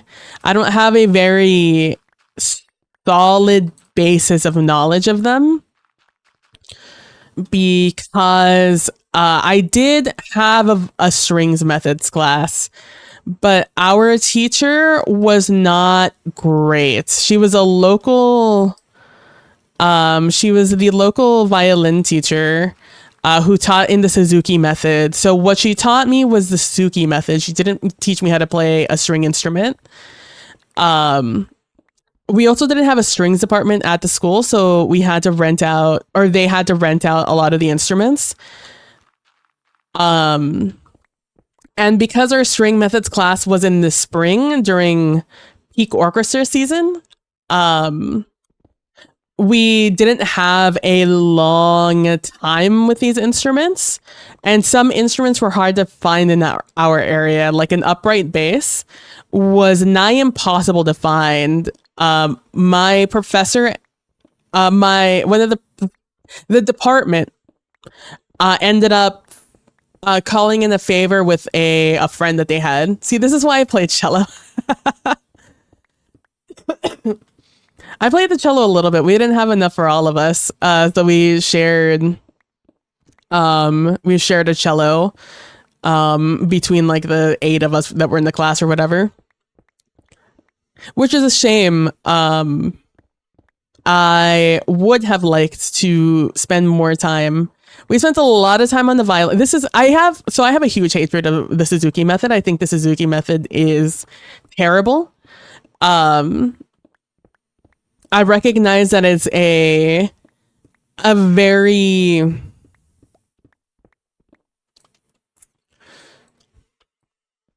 I recognize that it is a method of being taught how to play an instrument that is very easily that has a pretty simple startup, which would suggest that people are more likely to stick with the instrument if they are good at the instrument early. In practice, that's not what happens, but that's what they will sell you on. Because music departments are always fighting for their lives in schools. So anything to get any sort of student retention is a very optimistic lookout. And also the Suzuki method is so heavily ingrained in strings and violin culture that it is hard to convince anyone who came up on the system that it is anything but a phenomenal system. I have very strong opinions of the Suzuki method that are most easily summed up in I don't like the Suzuki method, and that's how I was taught how to play the violin, which is, in my opinion, not being taught how to play the violin. You are taught a learning method and not how to play an instrument. So I don't have a great basis on string instruments. Nor any more knowledge than you would get out of the beginning Suzuki book, because that is our textbook. The textbook I used to learn string methods was the Suzuki book, which is astonishing. I didn't like the Suzuki method from the moment I could talk about how much I hate the Suzuki method forever. Let's just leave it at that. I hate the Suzuki method. I hate that that's how I was taught, how I was supposed to be taught how to teach strings, because I think the person who created it was a hack and everyone else has just bought into the Kool-Aid. Yeah, it's basically the think method. Exactly. I hate the Suzuki method. There are better ways to achieve what you get from the Suzuki method. And it's none of them are being explored because the Suzuki method runs rampant in the violin community, and because parents want to get their children playing like prodigies. Everyone uses the Suzuki method because that's how prodigies learn how to play. It's not how prodigies learn how to play. That's just how you torture a bunch of young children and grow their a huge disdain for the craft. I was lucky that I had a teacher who was older than the Suzuki method, thank God, and just felt that it was a con. It is a con. It is absolutely, it's a con. Did you know that there's a Suzuki method book and then there's a Suzuki method book for parents to learn how to support your child? Let me tell you, the Suzuki method, it's not difficult. For those of you who aren't familiar with the Suzuki method, it's basically learning how to play by ear. That's what it is. You sit there and your teacher shows you like, hey, put your fingers on these strings. Cool. Now get the bow and move down. Cool. Okay, now move your fingers and put them like that. Cool. Now go up. Sweet. All right, now go back to that previous position. Cool. Go down again. Awesome. Now other position and go up. Okay, first position, down. Downstroke. Second position, upstroke. Cool. Here's the third position. We're going to go down here and then up here. Awesome. Suddenly you know how to play hot cross buns or whatever the fuck you learned first. Now that we all understand how to do that, now put your fingers here. Now look at me. Boom. Okay, look at my fingers. Now go boop. First position, boo. Second position, boop. Third position, boo. And now follow me. Ba, ba, ba. Ba, ba, ba. And you just do that until you teach the entire class how to play a singular song.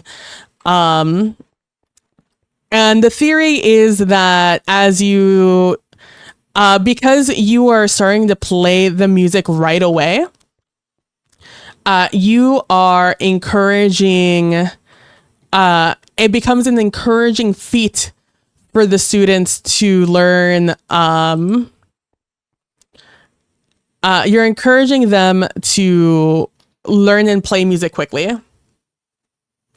And so my teacher just said it ensured that it meant you couldn't read music and cello. And with cello, which is all bass clef, you fail so hard. Yeah. You really struggle once you enter orchestra, which is why I think there's a huge failure in the system in general. Excuse me. So that's how you start off playing the Suzuki method. It's, you know, it's a con to get you to buy tiny miniature violins and then to upgrade, you know, your 1/4 size violin and then buy 5 different violins by the time the student has a fully grown hand. I have a lot of feelings about the Suzuki method, but that's what the Suzuki method is. It's you learning how to play by ear, because after you rehearse, practice enough times in class, playing the same thing over and over and over again until you learn how to play the song. Then you have to learn other songs. And a lot of it is just you staring at your teacher doing the bow strokes. Because this is all oral. This is all just listening and visually seeing what your teacher is doing. And then looking at your peers doing the things so you could tell when you're incorrect. Because you stand the entire time. So you're standing there playing your instrument and looking at the other kids to see if you're doing well or not. So there's no focus point. It's just you with your violin going ba, ba, ba, ba, ba, whatever, whatever. And then your teacher occasionally coming by and moving your shoulder down and straightening your wrist. So your bow is on the strings correctly. And so that's how you learn, like, Mary had a little lamb, little lamb, little lamb. Mary had a little lamb whose it was in snow. And then in the Suzuki book, you have several songs that you go through that typically aren't the typical songs you know. They're ripped parts that are extremely simplified of like other songs that are popular or classical songs. So it's just like the con of like piano, where you play like one song that sounds really difficult, but it's not. And then that's a song you always play because it's the one that you learn.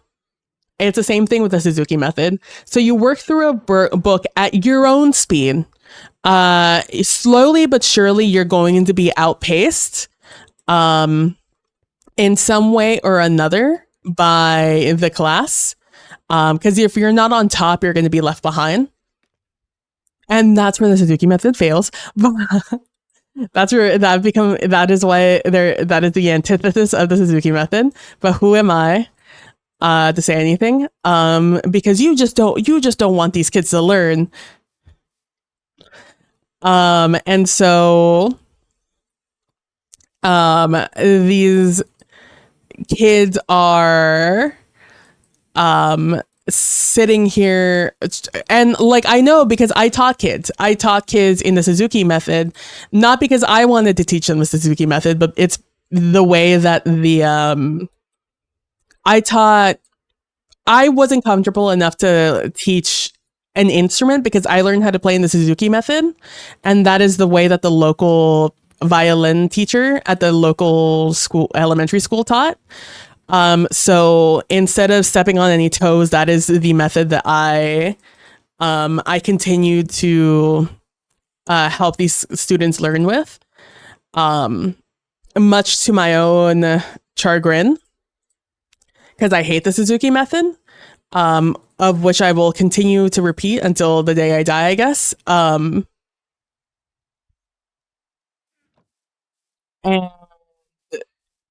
the main issue being that I was teaching a lot of the kids who were being left behind because they weren't keeping up with what the teacher was teaching. And then every once in a while, a teacher would I never went to go talk to her. I always had the intention to, but at a certain point, I didn't know how it was going to fare. The knowledge that these kids were going to someone else to learn how to play these instruments, I was a little concerned I was going to get them in trouble, and a little concerned I was going to lose my income stream.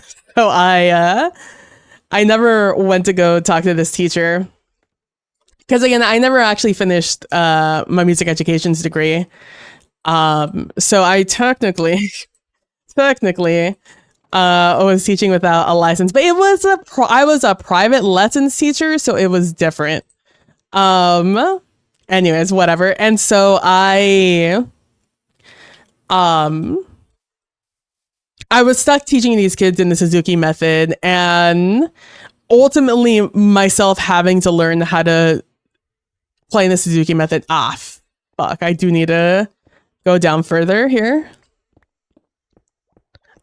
I didn't think I'd have to, but I do. I need to go down 2. Can this go up 2? No. Well.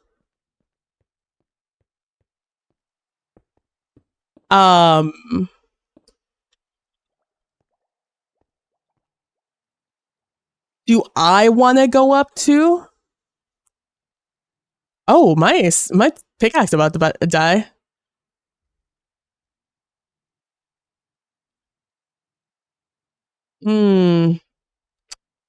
No, I'm fine digging down. Let's go fix this pick before I accidentally break it, because I'm not paying attention.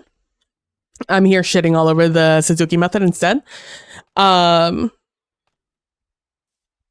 I was helping a lot of kids, and every once in a while the kids would come to me, and I never told them. I need you guys to understand. I never told them. It deserves to be shot on true.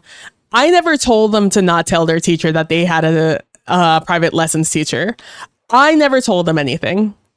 My hands are clean of whether or not they informed their teacher that they were getting external help. My hands are clean, but every once in a while, a student would come to me and they would be like, my teacher asked me how how if I had been getting any extra help, and I told them no, and I was like, oh, did they say why? Did she say why? She wanted to know, and he was like, no, and she just said that I was getting a better. I knew it. Oh, right, I forgot. Wait, I'm here. Wait, I'm here. I have the wrong sword. I still have my Bane of Arthropod sword. This is the perfect time to switch it out. I know because it has a knockback 1,000,000 on it. My sword. Yay.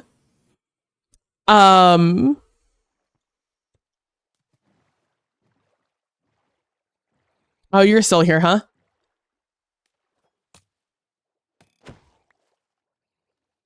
I had to eat that trident, otherwise there was a good chance it was gonna break my boat. Yeah, so I never told them not to tell their teacher, but due to their disposition of not wanting to tell the teacher, all of my students not telling their teacher, I felt like there was something up with the teacher that wouldn't have gone well. I trusted the kids' judgment, the kids and the parents' judgment. I wasn't doing anything. I wasn't sitting there shitting on the Suzuki method. I did grumble a lot, but it was never in a way that would be negative towards the student, or would give the student a negative impression of the Suzuki method. I kept my opinions to myself. But it's not my fault when I started teaching them either. It became so obvious because I taught so many of them piano also because their parents obviously started them in music classes early because they wanted their kids to learn music early. A lot of the time, some of them, I did occasionally have a piano only student. But most of the time I had a piano and violin student, or like one of the siblings was in piano because they were too young to start on violin. And then the other one was already in their violin class. Whatever. But yeah, I trusted the kids and the parents and their disposition on the teacher. I think I asked one of the parents once why they were so secretive about it. I don't remember the response though, but I think they just said they didn't think that she would be on board with the idea of their kids getting extra lessons. Something about it being unfair or something, and I'm just like, how would it be unfair? Whatever. Anyways, the fucking fuck the Suzuki method, man. Like the people who teach the Suzuki method. And continue perpetuating that bullshit. If ever I was forced in a position to teach violin, it would not be in the Suzuki method. I don't care that I'm not a someone who learned how to play the violin. I would find someone who has been playing the violin for 80 years and get them to like hit my hand with a fucking ruler every time I did something wrong until I learned the ways that of old of how people used to learn how to play a violin, and then do it in a nicer way. I'm gonna need a lot more composters than like the 5 I have on me. I'll have 14. That might be enough.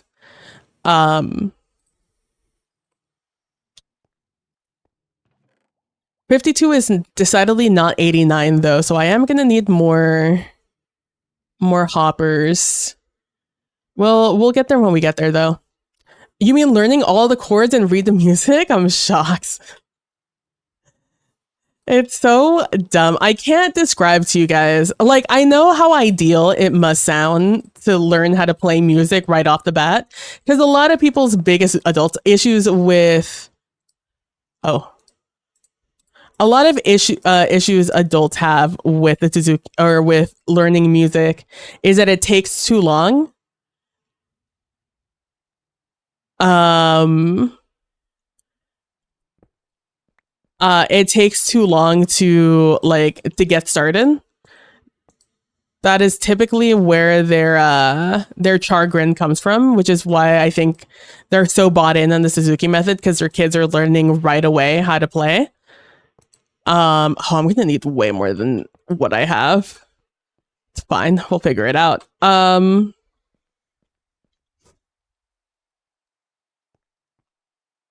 You know what?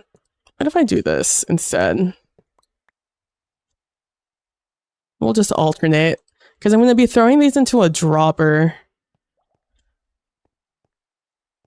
I think they'll go a little bit faster than they'll go a little bit faster. Yeah, I would simply get a different teacher to teach me. How to play this stupid violin. I can't describe to you how fucking wild it is to just. Maybe I should throw barrels down here. Barrels are decidedly cheaper than. No, let's just do hoppers. Fuck it. Oh, I hate this.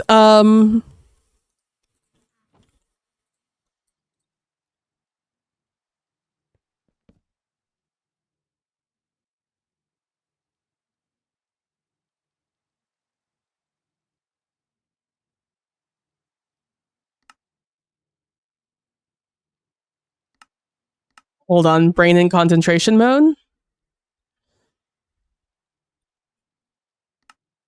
Brain concentrating real fast.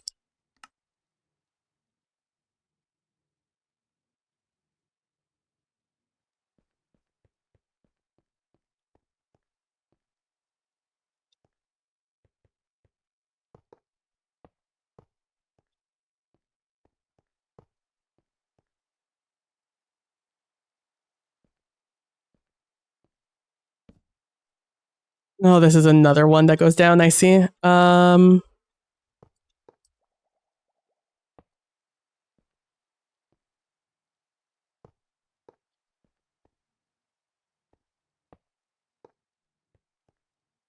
Okay. Yeah, it's like, and that's why it sounds so idealistic for parents, because adults have the issue where they get too impatient to learn how to play an instrument. Not all adults, but a lot of adults want to be good at something right away. And that's just simply not how playing an instrument works. You have to learn the basics of your instrument before you are capable of even producing music. And then past that, you have to practice to sound good. Like, you will be sounding like a dying cat more often than not when you're first starting out. It is just the nature of. It is simply the nature of playing an instrument. You're always going to sound bad until you sound good. And because as an adult, you understand how music is supposed to sound, you think, wow, I suck. And then that's that. That's as far as you go. You think, I suck, I'm not good at this, and then you never want to do it again. And you expect children to have that same disposition, and you want them to play the music early so they can learn now and not be like you and never be capable of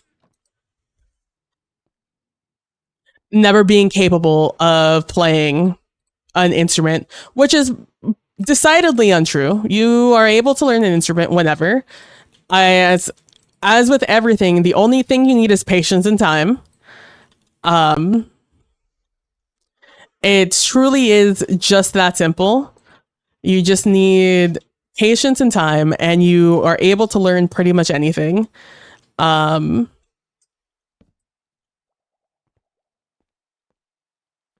but because, like I said, they are so concerned that their kid is going to not to be discouraged right away, they don't even give their kids a chance to,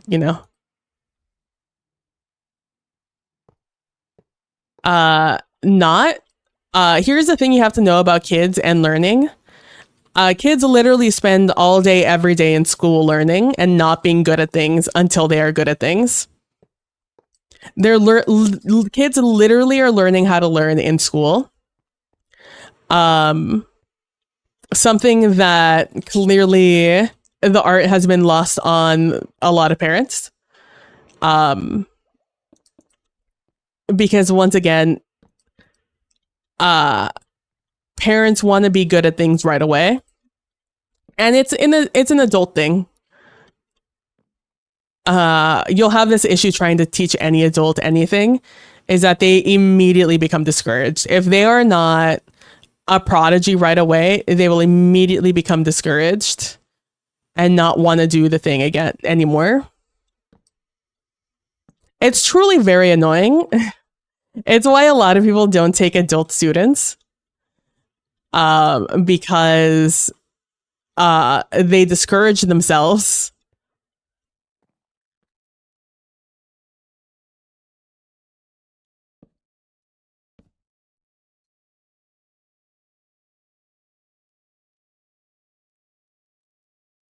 Lord above, help me. This better be a north to south build.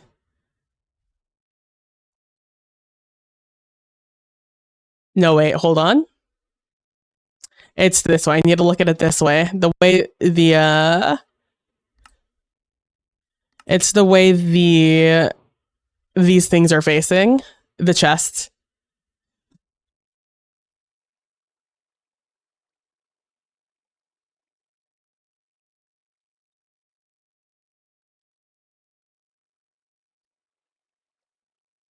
It's east to west, huh?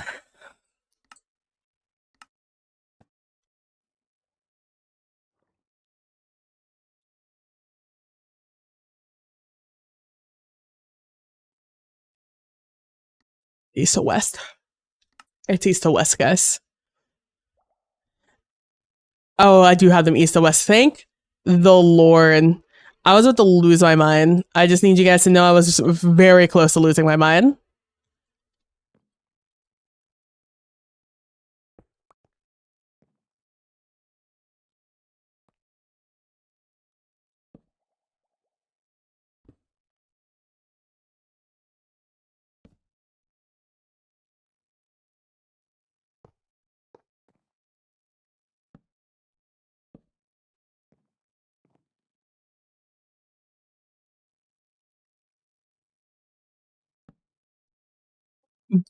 Yeah, so that's my if I were still in school, if I like if I were in the class and it was just like you have to write, um open topic essay, it would be about how the Suzuki method is a fucking sham. It's a con and it is not the most optimal way to teach a student.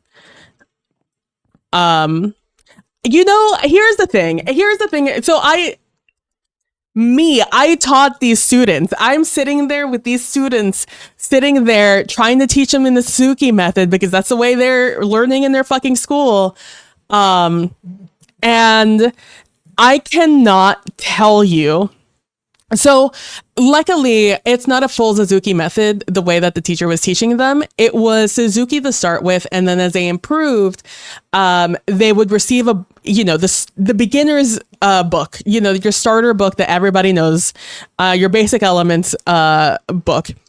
And in that book, you learn how to read music. It's like all it is notes on the page and you're reading music.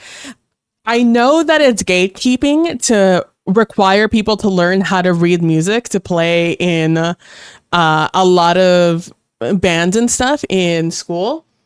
And then in the future in orchestras and stuff like that. I 100% understand how that's gatekeeping, but it's also a language. And language helps unify us and help us be uniform when we are working as a large group together.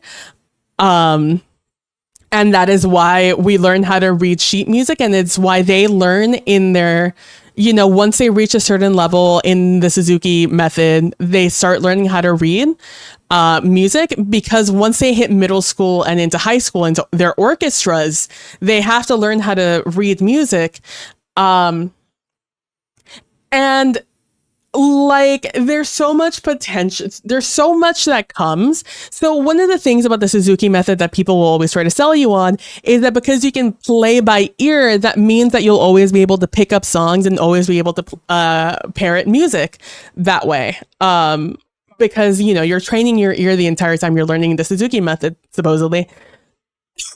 And that means, why would you need to learn anything else? You could just learn by copying people. Just be Nick Cannon in Drumline. Just copy people the entire time and become a prodigy or whatever.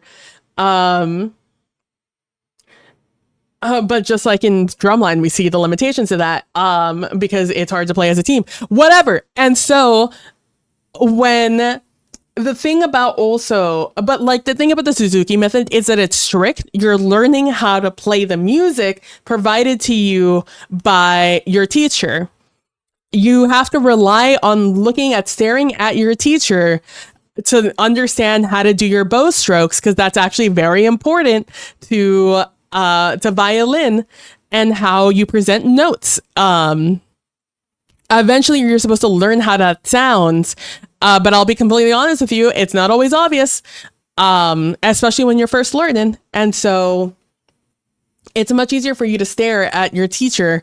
And because that's all you do in class is you stare at your teacher and you stare at your peers, despite your homework being to go home and play a little tape or CD or YouTube video and listen to the music and play along constantly, that, not always a very viable option. It's why I had kids come to me so I could teach them so I could correct them in ways that they were unable to get help in these large classes where everybody moves at their own pace. Except, no, you don't. You move at your own pace, but just because you get to move at your own pace doesn't mean you're not left behind. Doesn't mean that your teacher will always teach your pace in your class. And so you sit there. I sit there. These kids come in, they start playing this music, and then I'm sitting there watching them struggle and become discouraged, and they see me play it, and then they get even more discouraged because look, even you know how to play it. Which, first of all, what do you mean by that? Second of all, it's like I'm watching these kids become more and more discouraged because they're not able to hear it by ear. Then, hey, I do something crazy with my kids who are especially having trouble. I do this crazy thing where I have the sheet music in front of me because I learned to read music because I'm a flute player and I was in band since the moment I started playing an instrument. Therefore, I needed to know how to play with other people. So I have the music in front of me. So what I would do is I would say, do you know? And like, I'm staring at this because I don't have a good ear. The thing that Suzuki method is supposed to teach you, I don't have a great ear. So but I can tell when you do something wrong, right? When I'm looking at the music, I do know how notes play with each other. Also, their music's not that complicated. I did a lot of studying to make sure I knew everything. So when they're playing and I'm like making notes of where they're messing up so I can go back and like help them out, I would have that in front of me. So sometimes when they were struggling really hard and like to the point like there's nothing is happening. They've hit a wall and they're not getting past it. No amount of me being like, hey, listen to the CD again. Maybe you'll get it this time is going to help them. Hey, maybe stare at my hand some more. Maybe you'll get it this time. Like, so what I would do is I would grab my my book and I would put it on my stand and I would put it in front of them.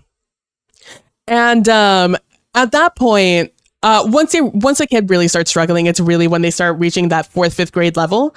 That's when you start playing a lot more complicated music for you to just have to be able to listen to it. And you get a lot less reps with the teacher once you start getting into those levels, which is where the Suzuki method is terrible. And that's why you kind of leave kids kind of just like to fend for themselves at a certain point. So I would, at that point, they would know how to read music, kind of. They have their book that they come with, and we do some lines in the book. So I know they could read music, kind of. So I would put the piece of paper in front of them. I put the sheet music, the book in front of them, and I would be like, okay, this time when you play it, I want you to look at the sheet music and play it.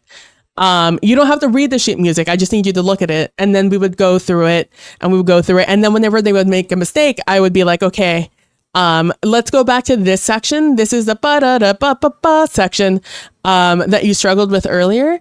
So it starts here and it ends here. Let's look at this. Let's look at this point. This is a note you keep making or where the mistake is happening. Let's go over this section again and let's just play these 3 notes over and over again. And then they would do da da da. And I'd be like, okay, let's start with this note. Da. Okay, now play this note. Da. And then plays that note. Da. Da da da. Okay, again. Da da da. Cool. One more time. Da da da. Awesome. Now let's play it a rhythm. Da da da. Okay. Da da da. Once again, da, da, da. Good. All right, let's put it in context now. Let's start it over here. So, da, da, da, da, da, da. Ba, ba, ba, ba, ba, ba. Cool. Now let's add a few notes after it. Ba, ba, ba, ba, ba, ba, ba. Ba, ba, ba, ba, ba, ba, ba. Whatever. And then we just keep going like that. And that's how I got them. And, and then we would get past that point because they're staring at it in the book and they could visually see where the issue is. They could, in their mind, have a tangible reason why something's wrong. And it's not just them that's wrong. Because with the Suzuki method, you are everything. And it's hard to be bad because once you are bad, that means you're bad. Everything you are is bad and you're not improving. That means you suck. And that's not true intrinsically. Just because you make a mistake does not mean that you are bad at, you're bad. It just means you made a mistake. Mistakes we can fix, so let's get to it. Let's fix this mistake. And having something tangible for them to work on, ba, ba, ba. I could be like, all right, I want you to work on that little bit, the ba, ba, ba, ba, ba, ba, ba, and just that part, because with the Suzuki method, it's hard to just like go into the middle of the song because you learn how to play the whole thing together, beginning to end. You don't just start in the middle in the hard part and then you move on because you have no context for what that is. If you don't have the piece of music in front of you, you're like, oh, I guess that's like a minute into my recording. I'll just replay that over and over again. That's stupid. Just look at the piece of music. But that's not what these kids have. They don't have availability to that. They have stupid fucking teachers who are teaching the fucking Suzuki method. That sucks and does nothing to further their knowledge in the topic. The topic being violin and how to play music with a group, aside from staring at your teacher, listening to a CD and looking at your peers to figure out how to play the song. So while there are pros, while it is nice to learn how to play by ear, that's a great skill to have, a skill I wish I had. But what I do have? I have the ability to read music and while I was playing, I would be able to identify where something is wrong. I can't imagine at higher levels where you have to start doing runs and like I was teaching people like their arabesques and stuff like that in the, once they're in the 5th, 6th grade of the Suzuki method when they're graduating. Once they get to that point, like I was there looking at the music and that's when we would start to get new language, like you had to learn how to what tremolos look like and stuff like that. And there was some students, as with everything, would not have trouble. They would not struggle in the least with the music. They didn't struggle with learning some of the stuff. But I would teach families, and I had a particular particular parent who had, I think they had 4 kids in violin. And man, are you serious? I don't have, oh my God. Oh my gosh, I need more everything. Okay. Okay. I don't have enough of anything on me.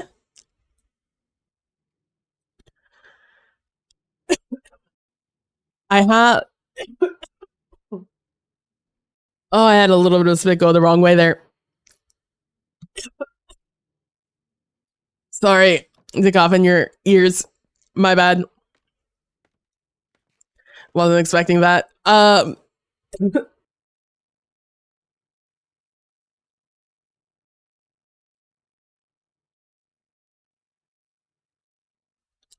Sorry.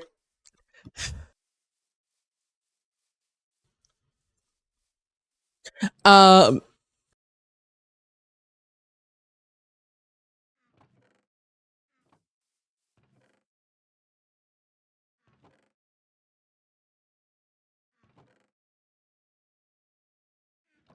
okay, we're good. We're good. We're good. Um, um, yeah.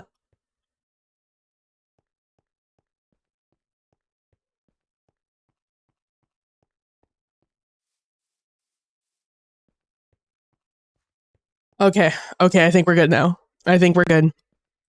I have a little bit of a tickle, but it's fine. We'll persevere. And especially that once you started learning playing more than one note and stuff like that,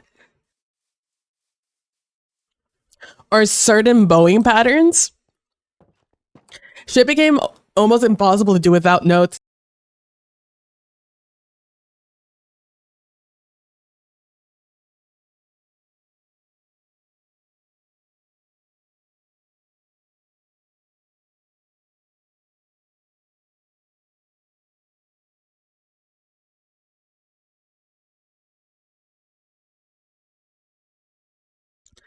My God, it just went like down the wrong pipe, and it's refusing to go down. It just simply is in the pipe.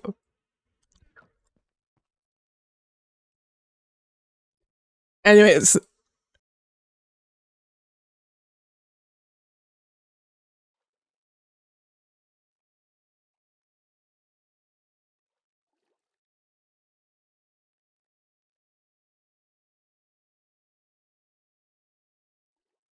if I didn't know all it was a little bit of spit, I would think I was fucking choking, bro. Oh my God, Jesus, chill out. It's okay. Dramatic ass. I'm telling you, wild. Anyways, oh my gosh, will you chill out?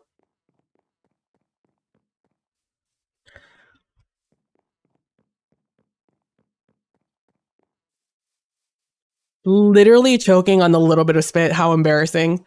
Um,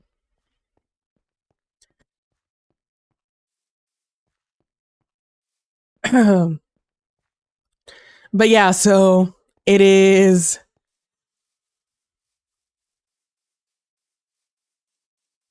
such a fucking mess. To try and start people like, if you want to do the Suzuki method to just start off, start at the very beginning and teach them like, hey, this is how music sounds, then I don't see the biggest issue with that. I feel it's negligent to continue to teach kids the Suzuki method past that. I definitely believe um kids deserve better than that.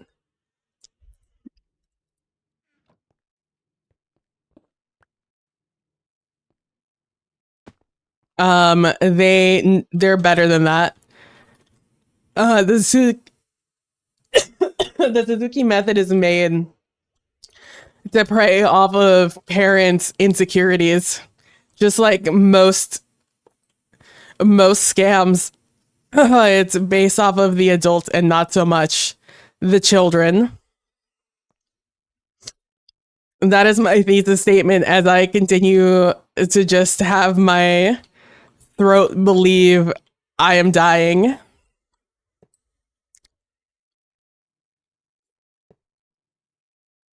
Oh, that's what's happening. I see.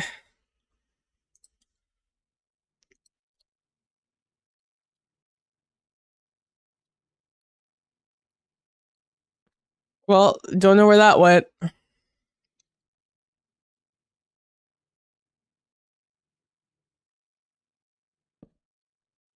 Um,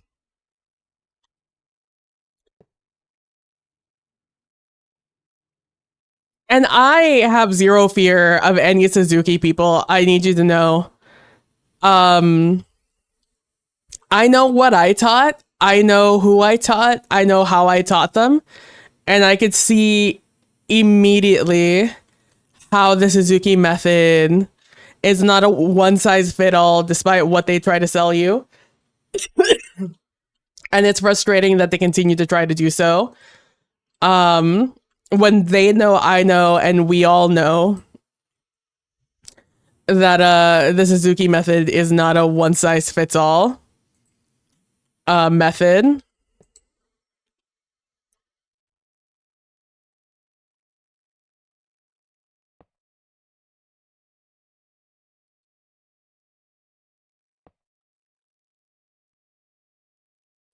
Is disingenuous at best. It's malicious at worst. And it does nothing to, like, if the Suzuki method were as miraculous as they like to sell you, you'd have a lot more people who'd play violin than not. It's really fun at the beginning when the music is easy and you're learning how to play a song with like three hand positions, three notes. But as soon as you're moved past that point, everything starts to feel awful if you don't pick up on it right away. Have a good night, Prax. I stubbornly want to finish this tonight so I can just focus on water lines over the weekend. I want to finish this project while I'm sick. Jesus Christ. I want to finish this project while I'm sick. So while I feel better, I could start work on ttrpg stuff. But you should get some rest so you feel better. I appreciate it. I will. Don't you worry. I won't stay up all night. I still have to take a shower tonight. Oh, it is 11:22. Jesus Christ. That's fine. We're almost done here. Luckily I already built this. So it should go pretty fast. I'm just gonna finish this bit. I'm not gonna do any of the waterways. Like I said, I'll do that offline. But thank you, Brex. I appreciate it. I appreciate the concern. Have a wonderful night and a wonderful weekend.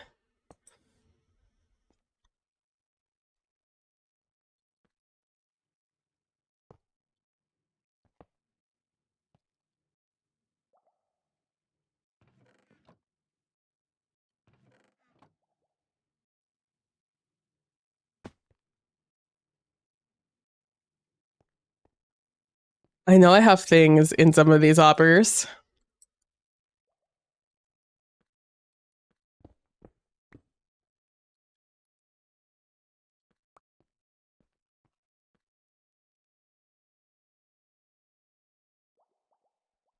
Jesus. Like I said, and if I didn't know any better, I think I was fucking choking, but no, I have a little something um bothering my, I don't remember what it's called, the little thingamajig that hey, there's nothing there. The little thing that leads from the little flap where things separate, where your air and everything else gets separated.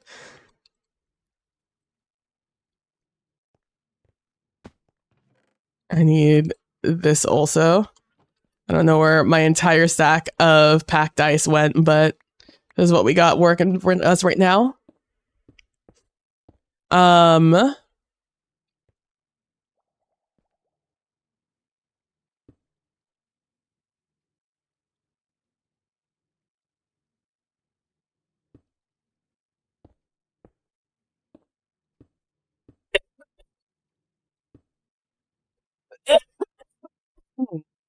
Jesus Christ. I promise you guys, this isn't a sick cough. I promise you. This is something is stuck in my fucking throat and refuses to go away.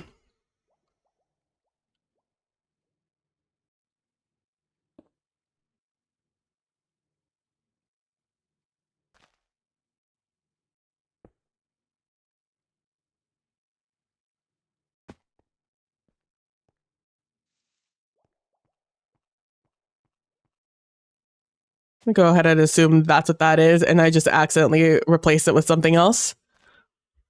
I don't see why it would be anything else other than the target block.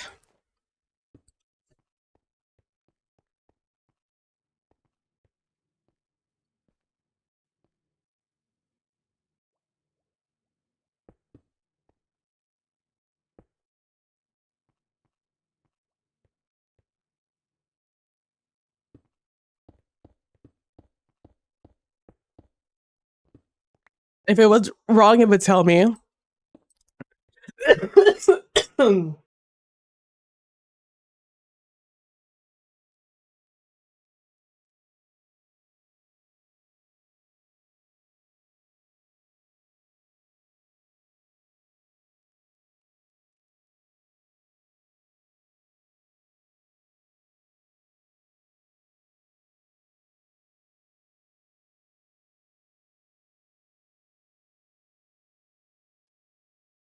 How annoying.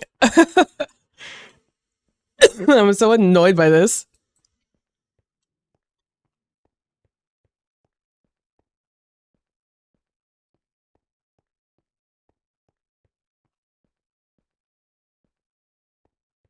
Why do I only have those there and not up here? I guess they're not that important.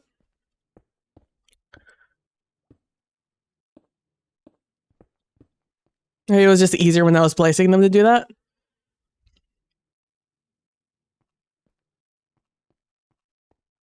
Okay, all of this is real.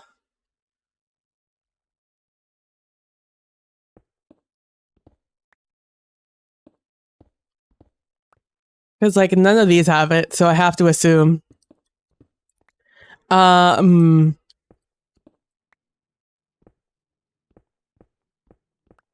Yeah, so point of the story is that, I'm trying to be silenced by the Suzuki people. Suzuki is just an MLM for music. It's a music MLM.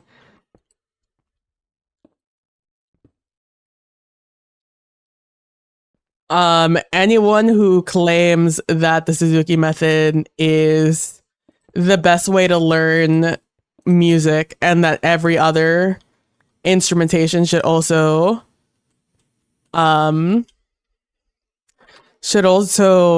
use the Suzuki method is just an idiot, an indoctrinated idiot who doesn't know any better.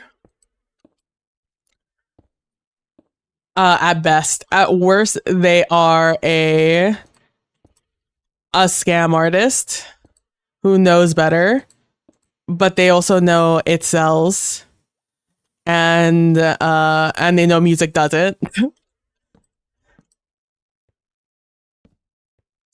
Like the sad thing is that like people aren't even getting commissions for this shit, you know? There's no like sell X amount of there's no sell X amount of this item and you get like a free cruise, you know? And they're doing that out of the goodness of their heart because they truly believe it's better. And they're not. It's not. They're just indoctrinated to believe that.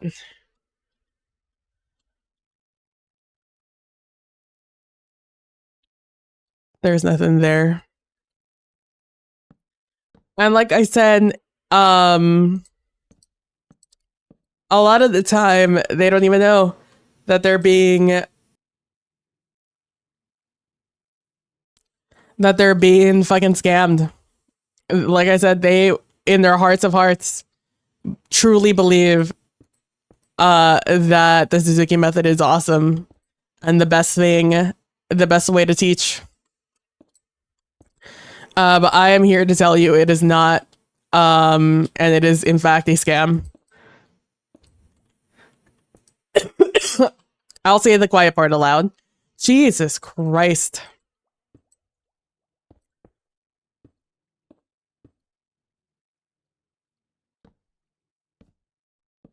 Sorry, I'm just like coughing in your ears. Big apologies. Oh, all of these are like that. Might be.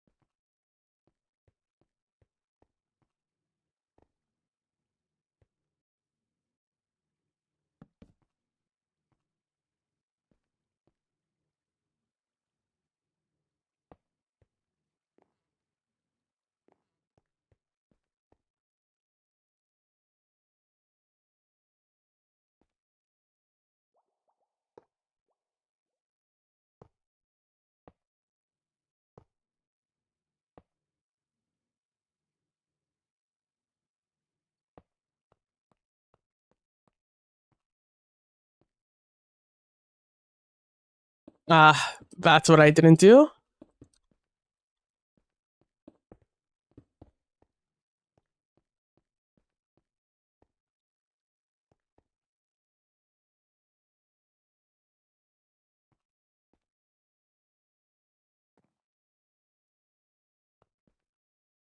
Oh, and I haven't put these down. Oh, I was like, why are these all lit? Because I didn't put them the fuck down. Jesus Christ. I'm falling apart. This is what's happening.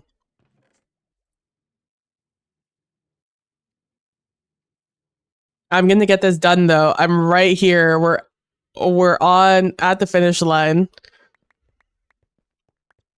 Suzuki lovers, you're gonna stop me. You're not gonna do it.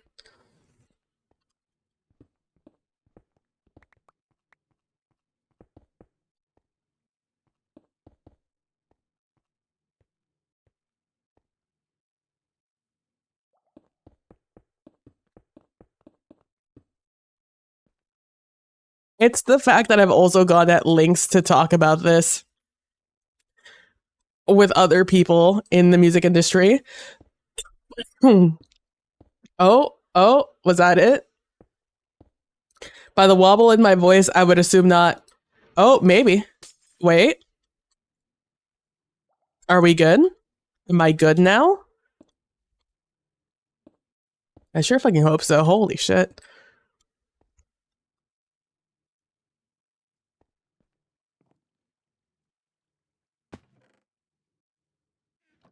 I'm gonna go make sure I don't have any light blue panes up top. Oh my gosh, I think we're good. Oh my god, I don't feel the tickle in my throat anymore. The dream. It's happening.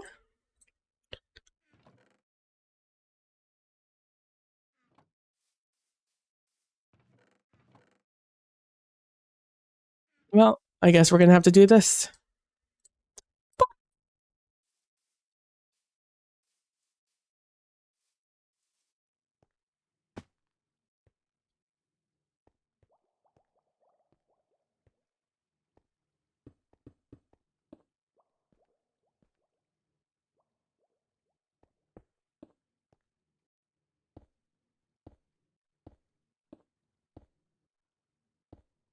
Oh, shit.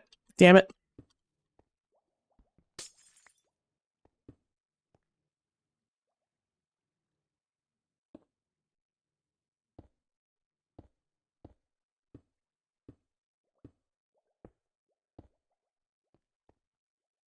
I don't necessarily need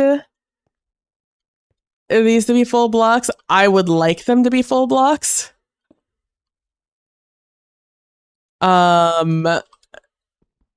For me,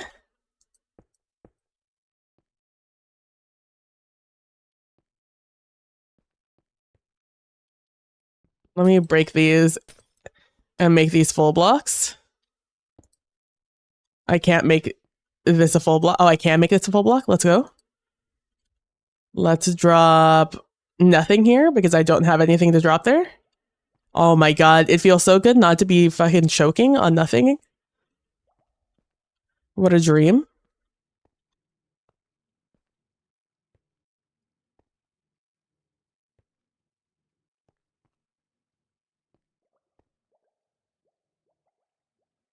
Oh, these could be full blocks. These don't need to be this. Let's go. Dude, I swear I'm missing blocks. There's no way I'm using more glass now than I was when I broke this down. Was it because some of it was white? Maybe? Boop-be-doo-doo. Beep-be-doo-doo. But yeah, I am obsessed with how much it goes without saying so many people dislike the Suzuki method, and how people who love the Suzuki method, aka the ones who grew up on it, are unwilling to unable to look past their love for nostalgia.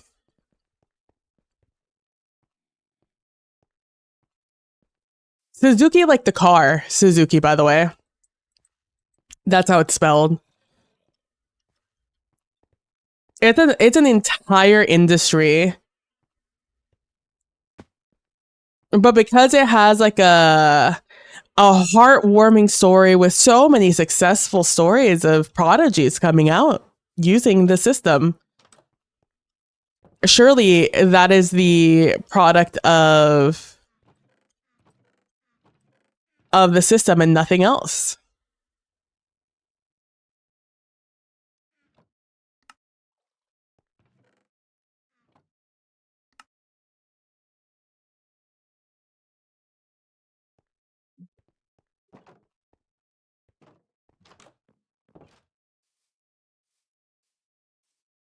We're almost done, and then I'll head off for the night.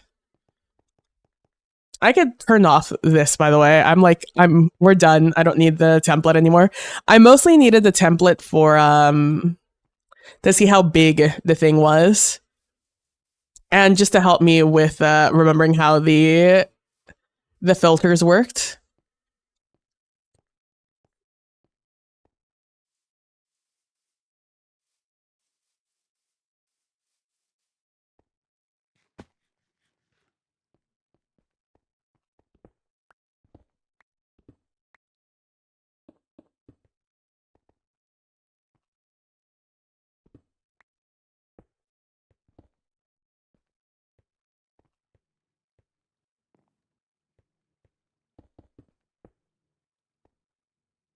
Which means I don't need these because they're coming down from here, which means they're just going to go straight that way.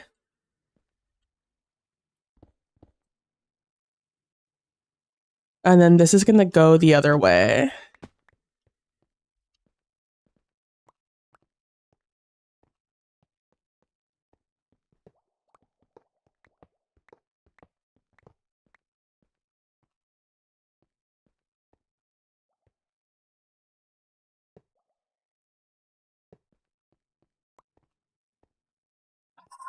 Do I still have furnaces down here? I don't. I'm gonna have to get some furnaces and put them on top of these hoppers.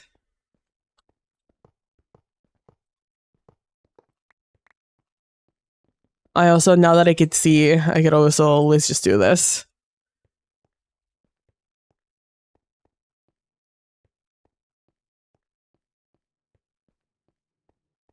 Just making sure that everything got placed correctly now that I don't have a large thing in my eyes preventing me from seeing.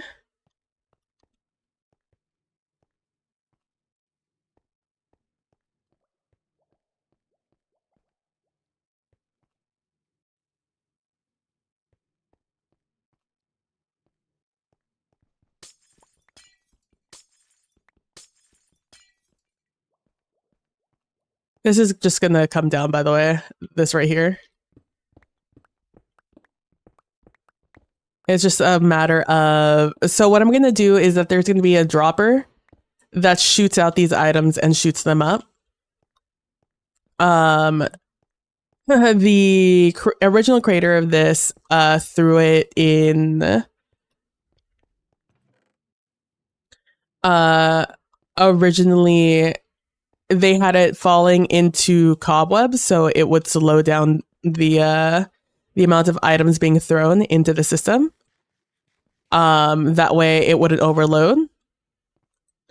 And I will probably continue that trend because I'm sure they did it for a good reason. I think it's like this. And then it goes out like this.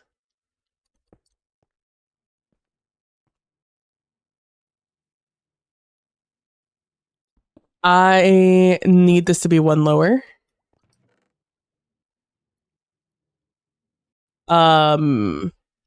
Because the redstone won't go if I do that. I don't think.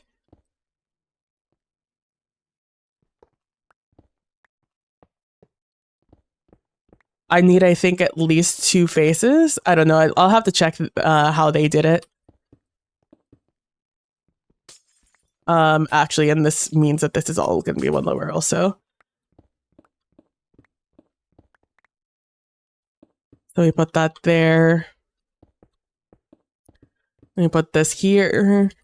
We do this.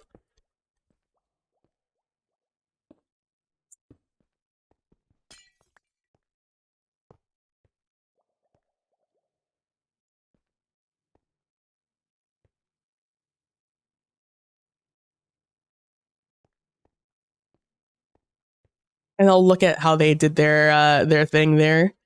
Let's just make sure this is all good. God damn it. We have everything here. We have everything in here. Yep. All of these are good. We're alternating. Good.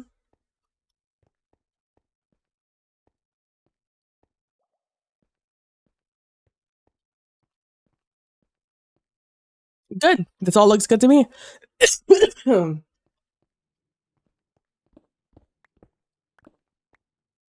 Now all I have to do is create the create a system to get the items to continue going.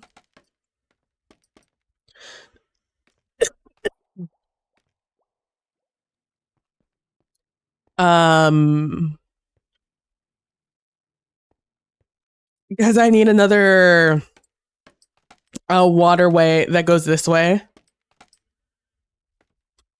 Oh fuck. The other waterway is going to come here.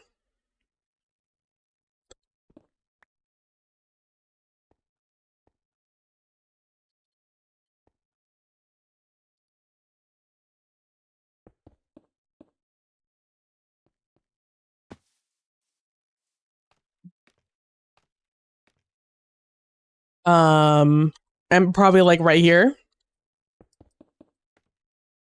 is where it's going to go.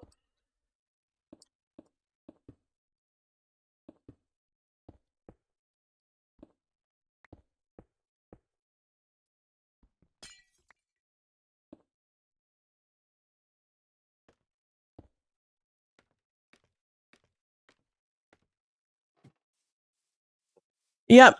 Oh, it's back. We're gonna leave it there for today before I go off on another coughing spree. Hopefully next time you see me and see this project, on Monday, I will be done. And it'll be ready to go. All I'll need is the bones. And then I'm gonna be hopefully oh no. Hopefully moving into some RPG stuff because it's not gonna be a ton of work.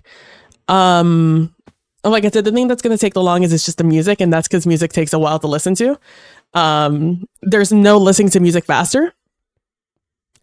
But after I get that stuff done, I'll return here and I will work on the facade. We'll run the farm and we'll be working on the facade. But that is it for me today. Thank you guys so much for hanging out and watching. I really appreciate it. Thank you for sticking around through me coughing. I'll be back hopefully on Monday. And yeah. Cut. Thank you so much, Prax, for the resubscribe with your primer for 11 months. Thank you so much. And thank you so much to Uncivilized Dan for rating me with 4 viewers. You guys are the best. I love you guys. Don't forget to be nice to each other. Don't forget to be compassionate. And see you guys in the next one. Bye. We're just going to cut the cameras, guys. I'm going to go have a coughing fit and I'll talk to you guys later. Bye.